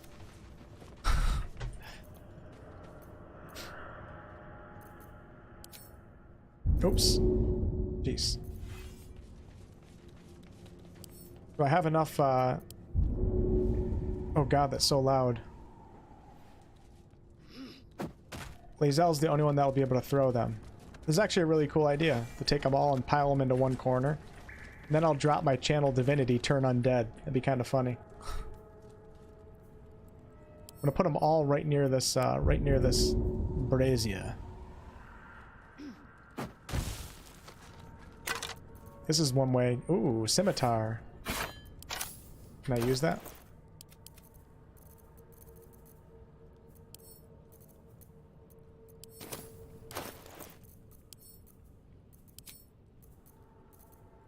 Damn it, nope. I really need a short sword for my cleric. It's the only weapon that's really going to be good for me.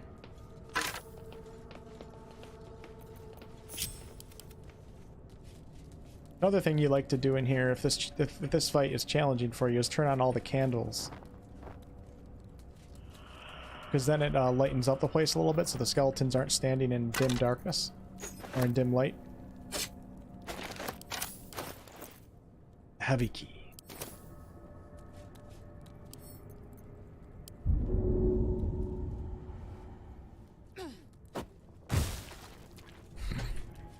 Radiance of Dawn, too. This is gonna be so crazy powerful.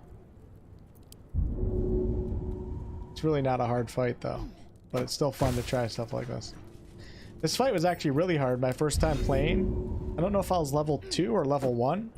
I must have been level... I don't know, I might have fought these guys at level 1. Used to not level as fast back in the day. At level 1, this can be a challenging fight.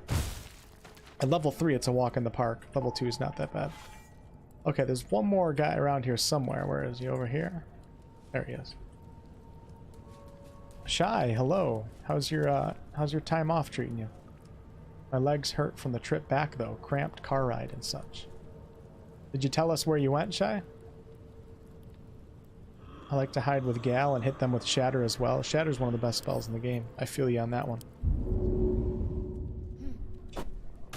McCarthy's cooking cookies. Baking cookies for the channel today. The Wolf Tavern. We're all eating them after the stream's over.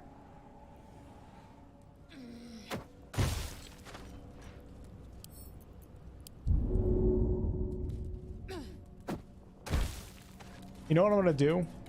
When I get bored of this playthrough, I'm gonna start stacking all the boxes to see how high I can get on the map, like that one character did, or that one player did.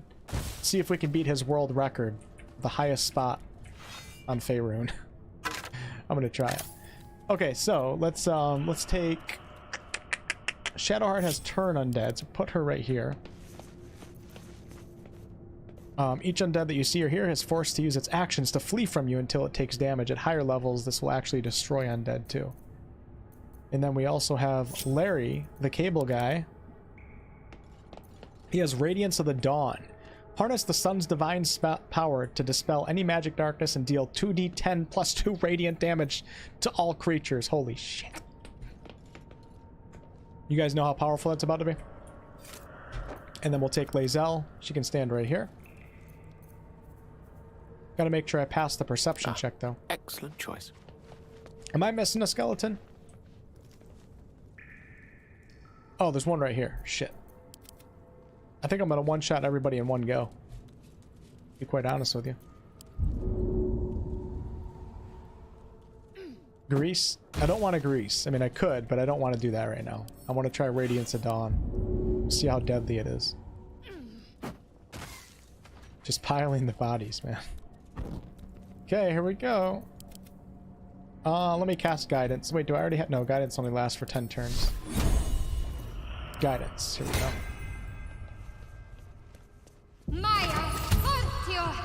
Alright, Gal should pass his perception check over here.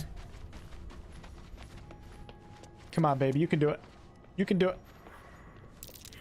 Are you shitting me right now? Oh my god. Really? Kidding me. This way. You gotta be kidding me.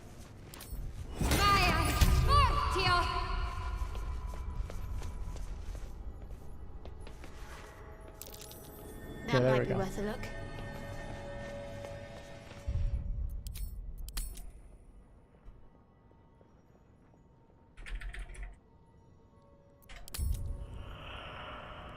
You guys ready for this? Damn it, Larry. It's starting to piss me off.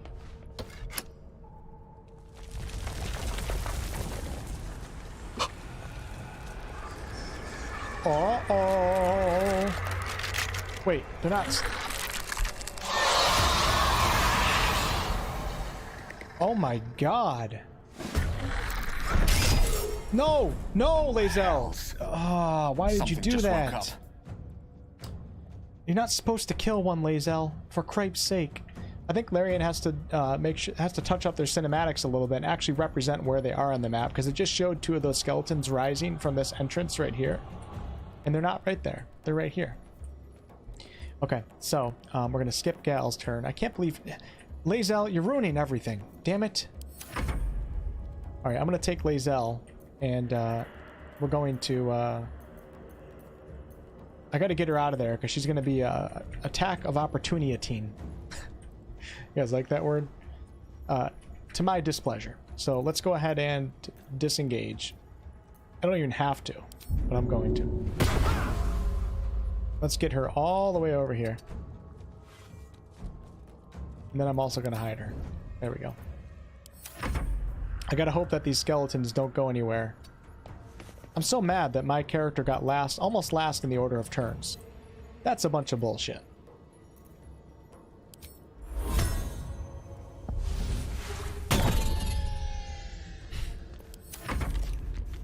Oh no. Okay, I think I'm still gonna be able to do it. The radius is pretty big.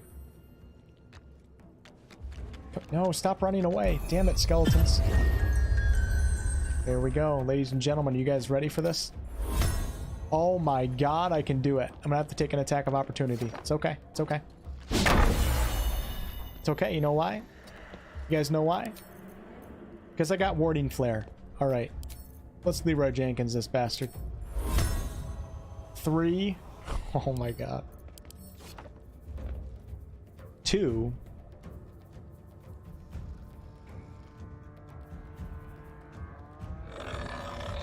How are they not vulnerable to radiant damage? I feel like they should be. 1. Ladies and gentlemen, the power of the light cleric is bestowed upon you.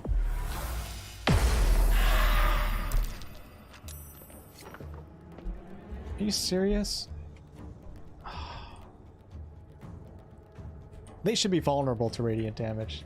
That was underwhelming. I'm sorry guys, I thought I was gonna be more epic than that. I let you down. Really let you guys down. Eat this! Now, oh damn it, I can't even do turn undead. That would have been cool. Unfortunately, I used up my channel divinity. This is just a disaster.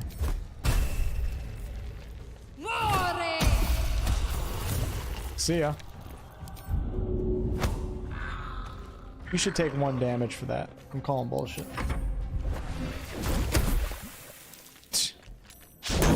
Miss. Damn, the sound effects are really crazy, I'm not gonna lie. That was a big letdown, I'm sorry guys. Uh-oh, he's going after the wizard.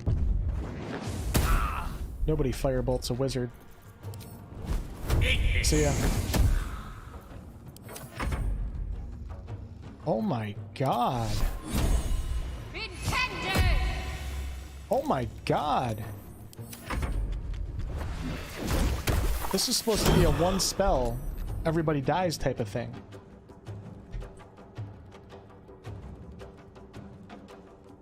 Oh, how it's changed. Piercing strike, stab an enemy to deal bleeding damage.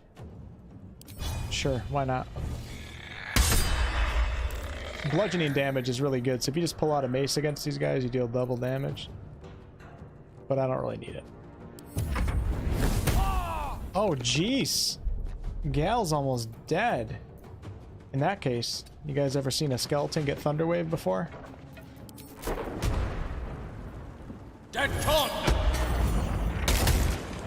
Now you have. You're welcome. You're welcome.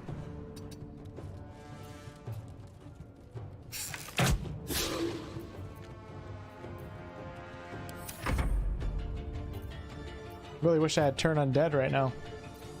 Concussive smash. Deal bludgeoning damage and possibly daze them. Oh, does that work even when you're not... Okay, hold on. Oh, that's why... Oh, never mind. I'm so stupid. Concussive smash comes with the mace. That's why it does bludgeoning damage. So watch this. This is gonna one-shot this guy right now. What else does it do? Possibly dazes them. Oh, that's nice. Oh, that's great. Now I'm gonna TPK in the easiest fight of the game. Okay, alright, I see what's up. That's just dandy. Man, my cleric sucks right now. I might wipe. I'm just kidding. Now I got Lae'zel up here. It's game over. 100%. 100% it's game over. What is going on? I'm gonna have to cast Bless. Alright, Pommel Strike. 3 bludgeoning damage and possibly daze them. So possibly we'll get 6 damage right here. Watch this. That's nice. Rolls are not going my way, that's for sure.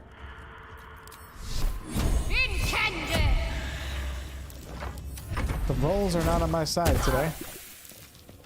What the hell is that? Acid Splash? Oh my god! Am I in the dark right now? Are you sure? I got this light right here.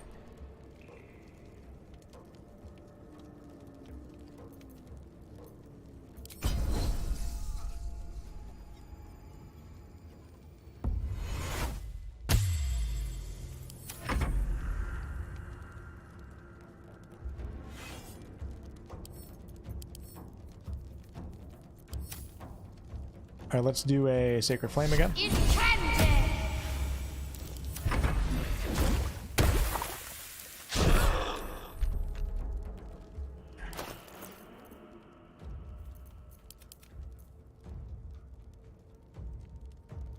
I can't remember if the Everburn Blade gives you lightness around your character.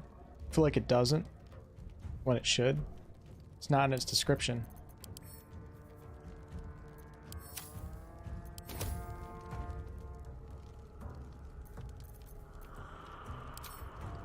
I love that they added that little finger button.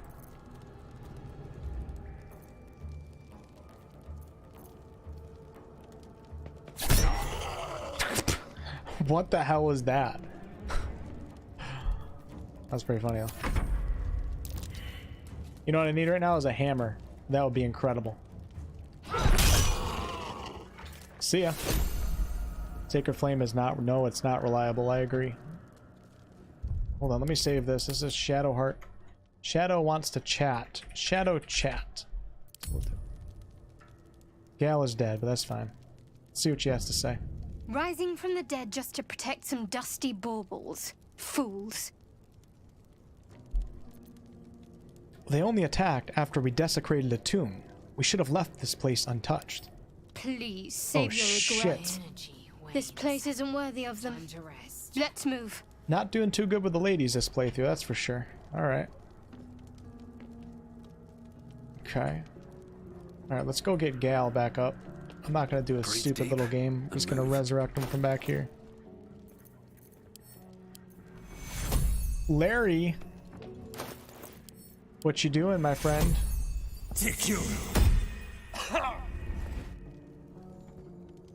Nice. Oh my god, look at his face.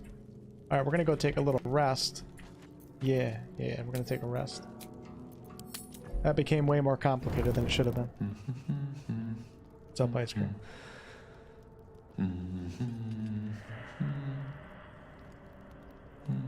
Gravity sucked his body straight to the floor.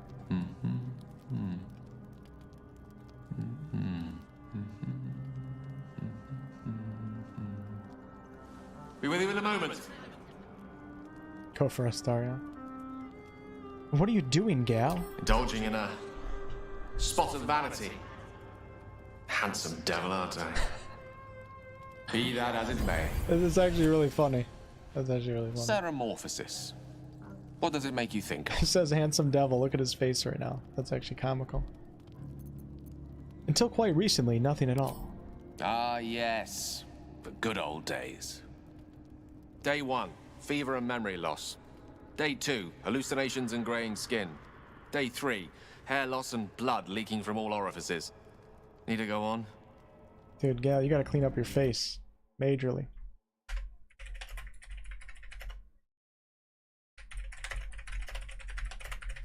I hear people outside my window right now. It's starting to bother me. 1 second, guys.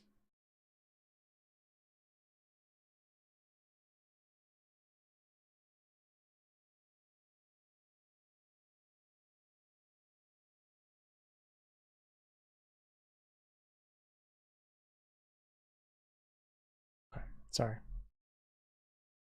Kinda gotta go pee again, too. Need I go on? We'll nod. Let me just catch up on the chat. Kill him multiple times, what do you expect? Gal died. Why didn't he talk to the devil? Raphael is triggered by pursuing a cure, not your character dying. So if you talk to Nettie, if you go down any of the cure paths and you hit that first point, I think that's what triggers Raphael's scene. You guys are outside my window. You guys are stream sniping me. Did you ever tell us where you went, Shy? You don't have to if you don't want to. I think I asked you and then I just lost it in the chat. Classic Wolf. At work listening to your beautiful voice. Thanks, man. You think you'll play the Riot MMO next year? Probably. I love MMOs. They're just really big time sinks. And I have to really be interested in an MMO to put actual time in it, but I would probably play the Riot MMO at least initially, even if I didn't like it. Oh, not that devil. Oh, you're talking about the little item that he holds? It's because I didn't go up to his body. That's why. I rezzed him from a distance. If I went up to his body and tried like interacting with it, I bet you it would have done it. Romance Gal. Well, Gal might be the only thing that's willing to give me a coconut oil massage, because Lae'zel and Shadowheart apparently hate me. I'm gonna revive Gal once with his own scroll, and you need to do some process with the funny devil. Yeah, the little puzzle. Day 4, excruciating pain as the skeleton and organs reform and reposition. Day 5, The host personality has disappeared. Fingers and toes and limbs elongate. I take it you get the picture? Oh, I get it. What's up with my boot? Did I cast light on my boot? What the hell's going on down there? I do, but you might as well finish the picture. Day 6. The flesh around the mouth splits to make way for tentacles. Day 7. A mind flayer is born. Yeah. This is the annotated version, of course. But it's not happening to us. You know what we're going to do real fast? You guys want to see somebody turn into a mind flayer? Let's watch that little part from the trailer. It's been a long time since I've seen this. Baldur's Gate 3. Let's go... Trailer. There it is. I have decided to name a new Oh shit, ads.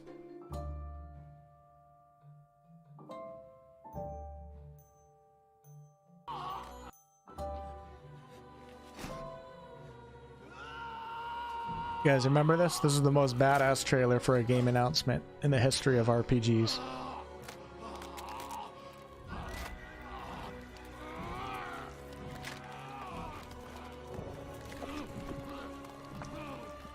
Looks like Mike Tyson.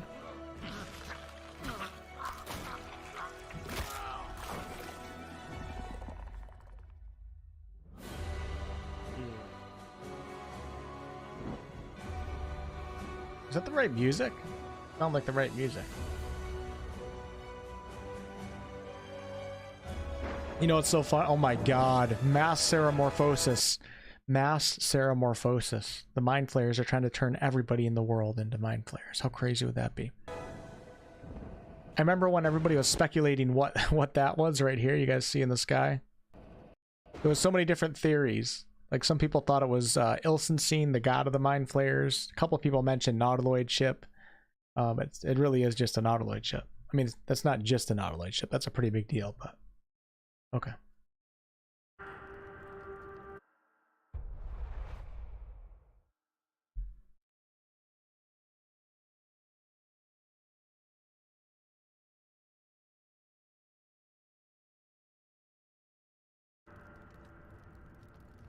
I love that transformation too. What's up, Dwayne? Dwayne the Jock Ronson. It's an honor to have you here, good sir. Didn't know you liked RPGs. So great how many options Larian is putting into the game. I completed my first Evil playthrough a few days ago and it was a completely different story experience. Yeah, and I'll think about it when we get the full game, when you can go all the way to Act 3 with all of your Evil choices. It's going to be even more player agency and permutations. We should be having a fever by now. Gray and skin even. Exactly. Our orifices remain blissfully unblooded, our heads remain clear, and our blood temperature normal. Any expert will agree this is abnormal. Thank God, his face. Long live the abnormal. I'll toast to that.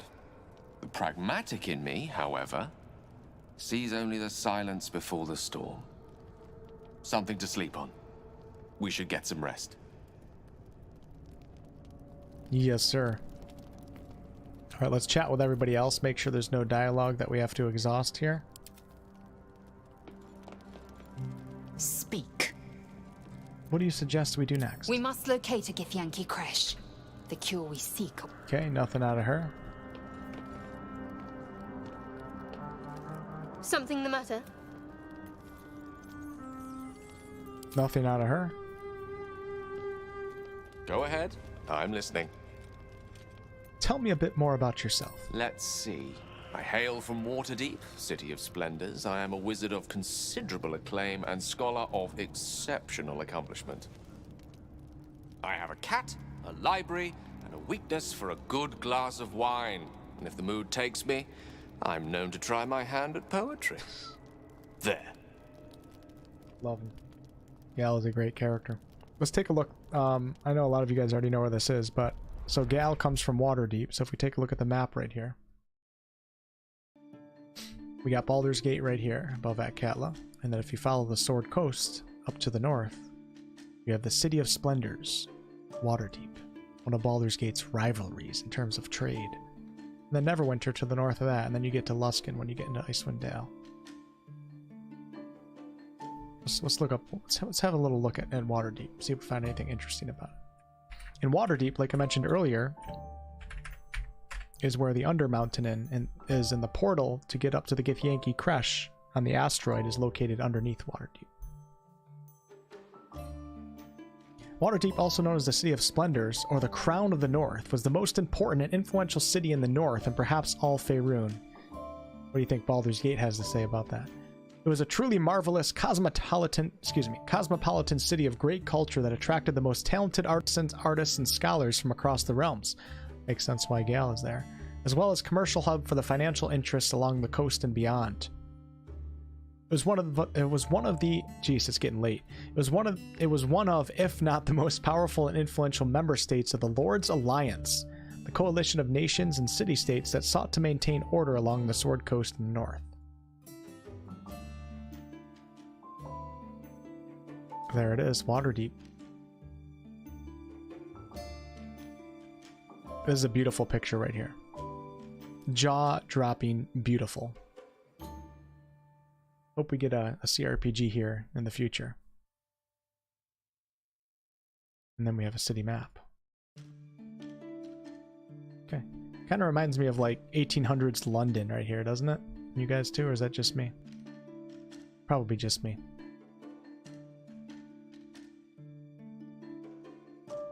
Trade as of the 1370s. This is 10 years after Baldur's Gate 1 and 2.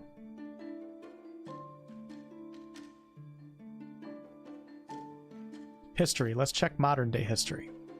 So this is the exact year of Baldur's Gate. In the year of the three ships sailing, 1492, a number of agents and organizations, including the shady Xanathar's Thieves Guild, the greedy Zentarim, the enigmatic Harpers, and even the stalwart Lord's Alliance, sought to recover a cache of 500,000 gold dragons that was hidden somewhere within the city, a sum that was embezzled by the ousted former open lord of the city, Dagult Neverember. That comes from Waterdeep Dragon Heist. Christopher Perkins. That's pretty cool. Maybe we'll hear something about that in BG3.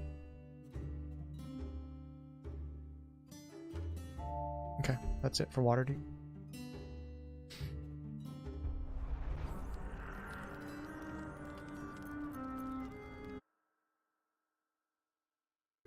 Characters get dirty and bruised? Yes, they do. Looks like Charles Dickens. Doesn't strike you as a poet, more of an adulterer? What's up, Zyfiel? I like Gal, I do too. Waterdeep is so large, the CRPG could take place entirely within the city. For sure. Go on. Didn't that paint enough of a picture? So yeah, that's where Gal is from. Yeah, let's try this right now. Try peering into his mind. If he won't open up, you'll sneak in.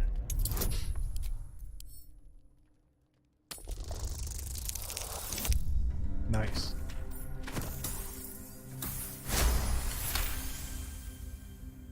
For a split second, you see a swirl of untamed magic. Then his defenses drop like a portcullis. Out! A swirl of untamed magic. That was uncalled for. What is that, Gal?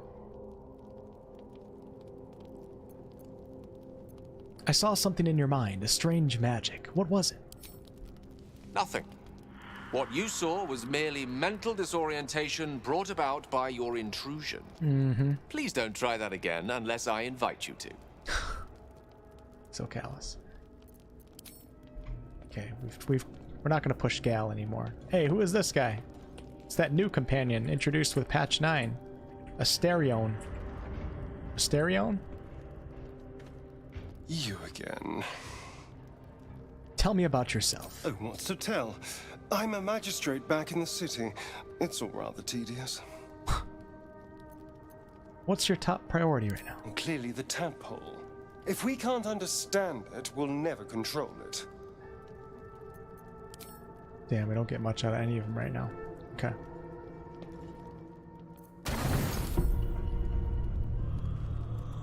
He's a beholder that runs the Thieves Guild and isn't even in the original Xanathar. It's a great story.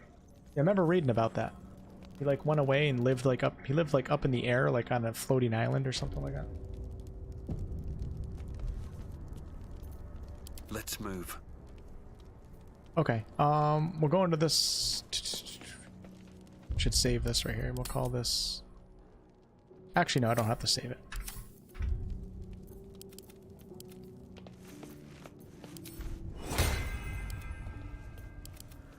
Maya, Fortio!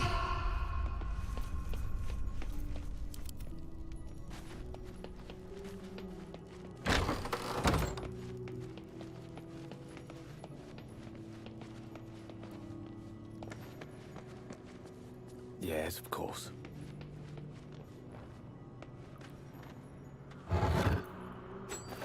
A soul coin. Never seen a coin like this before. Most peculiar.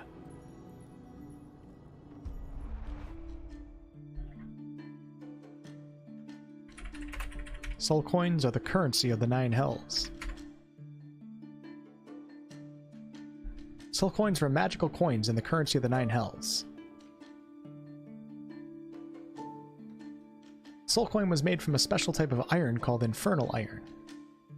Each soul coin was infused with the soul of a single creature. The soul was tormented and filled with despair. As a result, any creature of non-evil alignment was only able to carry a few coins at a time. Pretty cool. A creature of an evil alignment was able to carry as many coins as they wished. A creature in possession of a soul coin could use its innate powers. The coin could be used to drain life of a target. Another ability was that the soul inside the coin could be communicated with telepathically. It would answer questions, but often gave vague answers. Starion's voice never gets old.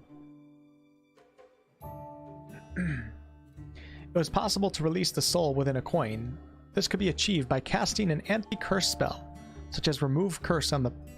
Remember this. Maybe we can do this in BG3. Oh shit, what did I just do? Once a soul was freed, the coin began rusting and was eventually destroyed. If the soul was of good alignment, they were transported to the realm of their deity. If the soul was of an evil alignment, they were transported to the Styx, the river Styx, and transformed into a lemur. Soul coins were minted on by Minaros and Mammon. Trapped souls were infused into the coins by his greater devils and then distributed through the 9 hells. Sounds pretty crazy, doesn't it?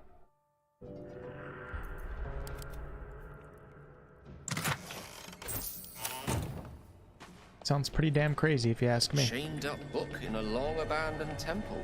Ooh, temptation, old friend. We meet again. We meet again. You guys hear that? It's quite interesting.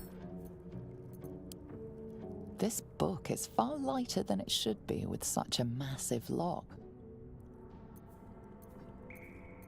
Search for an arcane rune to sabotage. Oh shit, shit. Oh, I'm not close enough. Damn it. Don't even need it. Don't even need it. We're a natural with the die. A Stabion. Oops, I just skipped the scene. Wow, look at that. God, that's so badass. As the lock opens, a loose page comes with it. Magic pulses from the parchment. What was once script is now an obliterated scrawl. You have a sense these are names, a list. But of what? Damn, I gotta do this without guidance. It's no problem. It's no problem for Gale. Gods. These are the names of gods, once lost but now restored after the Second Sundering. The last 3 names in this book sit close together, but are so devastated by the scrawl as to be unreadable. Entire pantheons have dwindled and been reborn, silently recorded by this book. Interesting. Secrets of the Sundering. So the Second Sundering is basically when the spell plague came to an end, and a lot of gods were resurrected. Because a lot of them died during the time of Troubles. Alright, let's see. That's under P.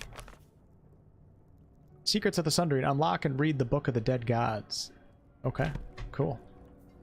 Let's see if we can take another look at it.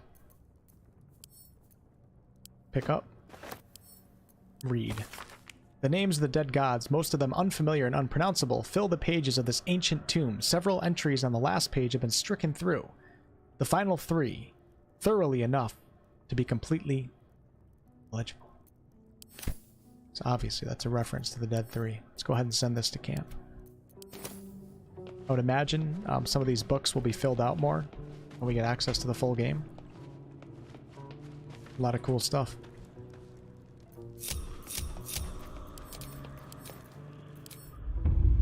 Oh, Gal is only level 1 for that fight? Oh no, he's level 3 now. Holy crap.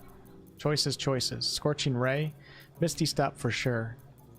Damn, Scorching Ray is a tough one. Maybe I'll do Enlarge Reduce and use it on Lae'zel.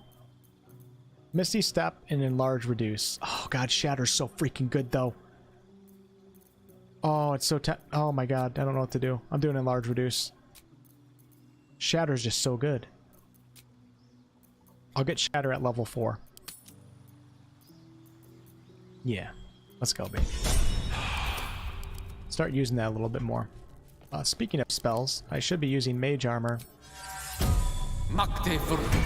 every time. Repositioning. When Wizard the Coast decided to change the rules of the game, you're talking about the Spell Plague. A lot of people don't like the Spell Plague. It really messed things up and changed everything in D&D. A friend of mine thought Guidance was too good because it won us a lot of rolls in a campaign. What's your opinion on Guidance? I've never felt like it was too good. I don't know. Maybe it should be a 1d3 or a 1d2. I'd have to think about that. I feel like winning rolls and dialogue in this game is too easy overall, so I guess I would like a nerf to Guidance. But maybe it shouldn't be to Guidance. Maybe the Larian should just make the rolls harder. So is it Guidance's fault? Or is it the DM's fault for making rolls too easy? Haha. We'll never know. A lot of effort to hide one sarcophagus. The Amulet of the Lost Voices.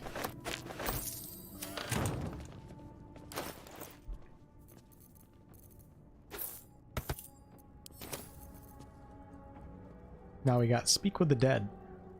Grant a semblance of life to a corpse, allowing it to answer questions.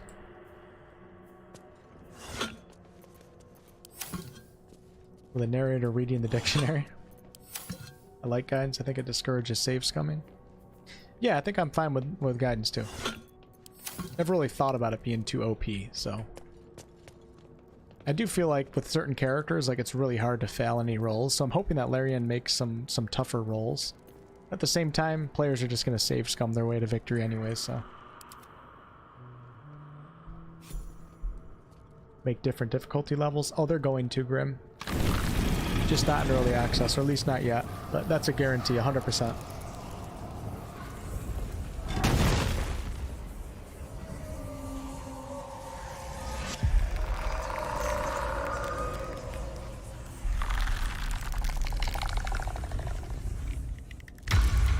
Oh, jeez. Dude. When he opens his eyes, that almost gives you like an evil feeling. But I don't get an evil feeling from Withers. Such a cool character, though. So he has spoken, and so thou standest before me. Right, as always. They changed the voice actor. What a curious way to awaken. But I don't remember the previous one. I can't remember what it sounded like. Now, I have a question for thee. What is the worth of a single mortal's life? I save scum saving the kid from the snake every time. Respect, Shy. You're a good person. There are many DMs that demand Guidance be cast before the DM asks for a roll. Interesting. Still, wouldn't it still be kind of easy, though? You could just, anytime you felt like there was going to be dialogue or something along those lines, just like cast Guidance. I mean, it's a cantrip, so it doesn't cost anything, so you might as well just cast it all the time. Anytime you think there's any chance of a roll being, a roll taking place. He's actually Baal. You think he's Baal, Thomas? Holy shit. Forgot the H on his name. B-H-A-A-L. They changed the voice. Yeah, I feel like his other voice was deeper. It's been a while, so I don't remember. So he has spoken. What he are you talking about? An arbiter of certain matters. But that is not important now. Wilt thou answer my question? Ask away. So, I ask again, what is the worth of a single mortal life? Kind of look like Justin Bieber, don't I?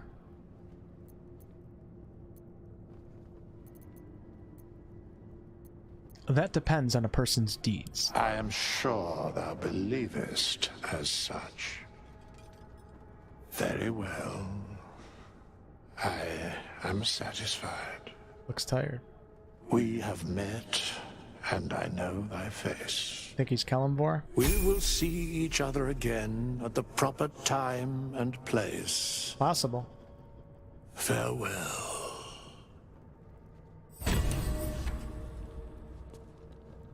We're in a tomb of Jurgle, so another soul coin, and I leveled up too. How long has it been?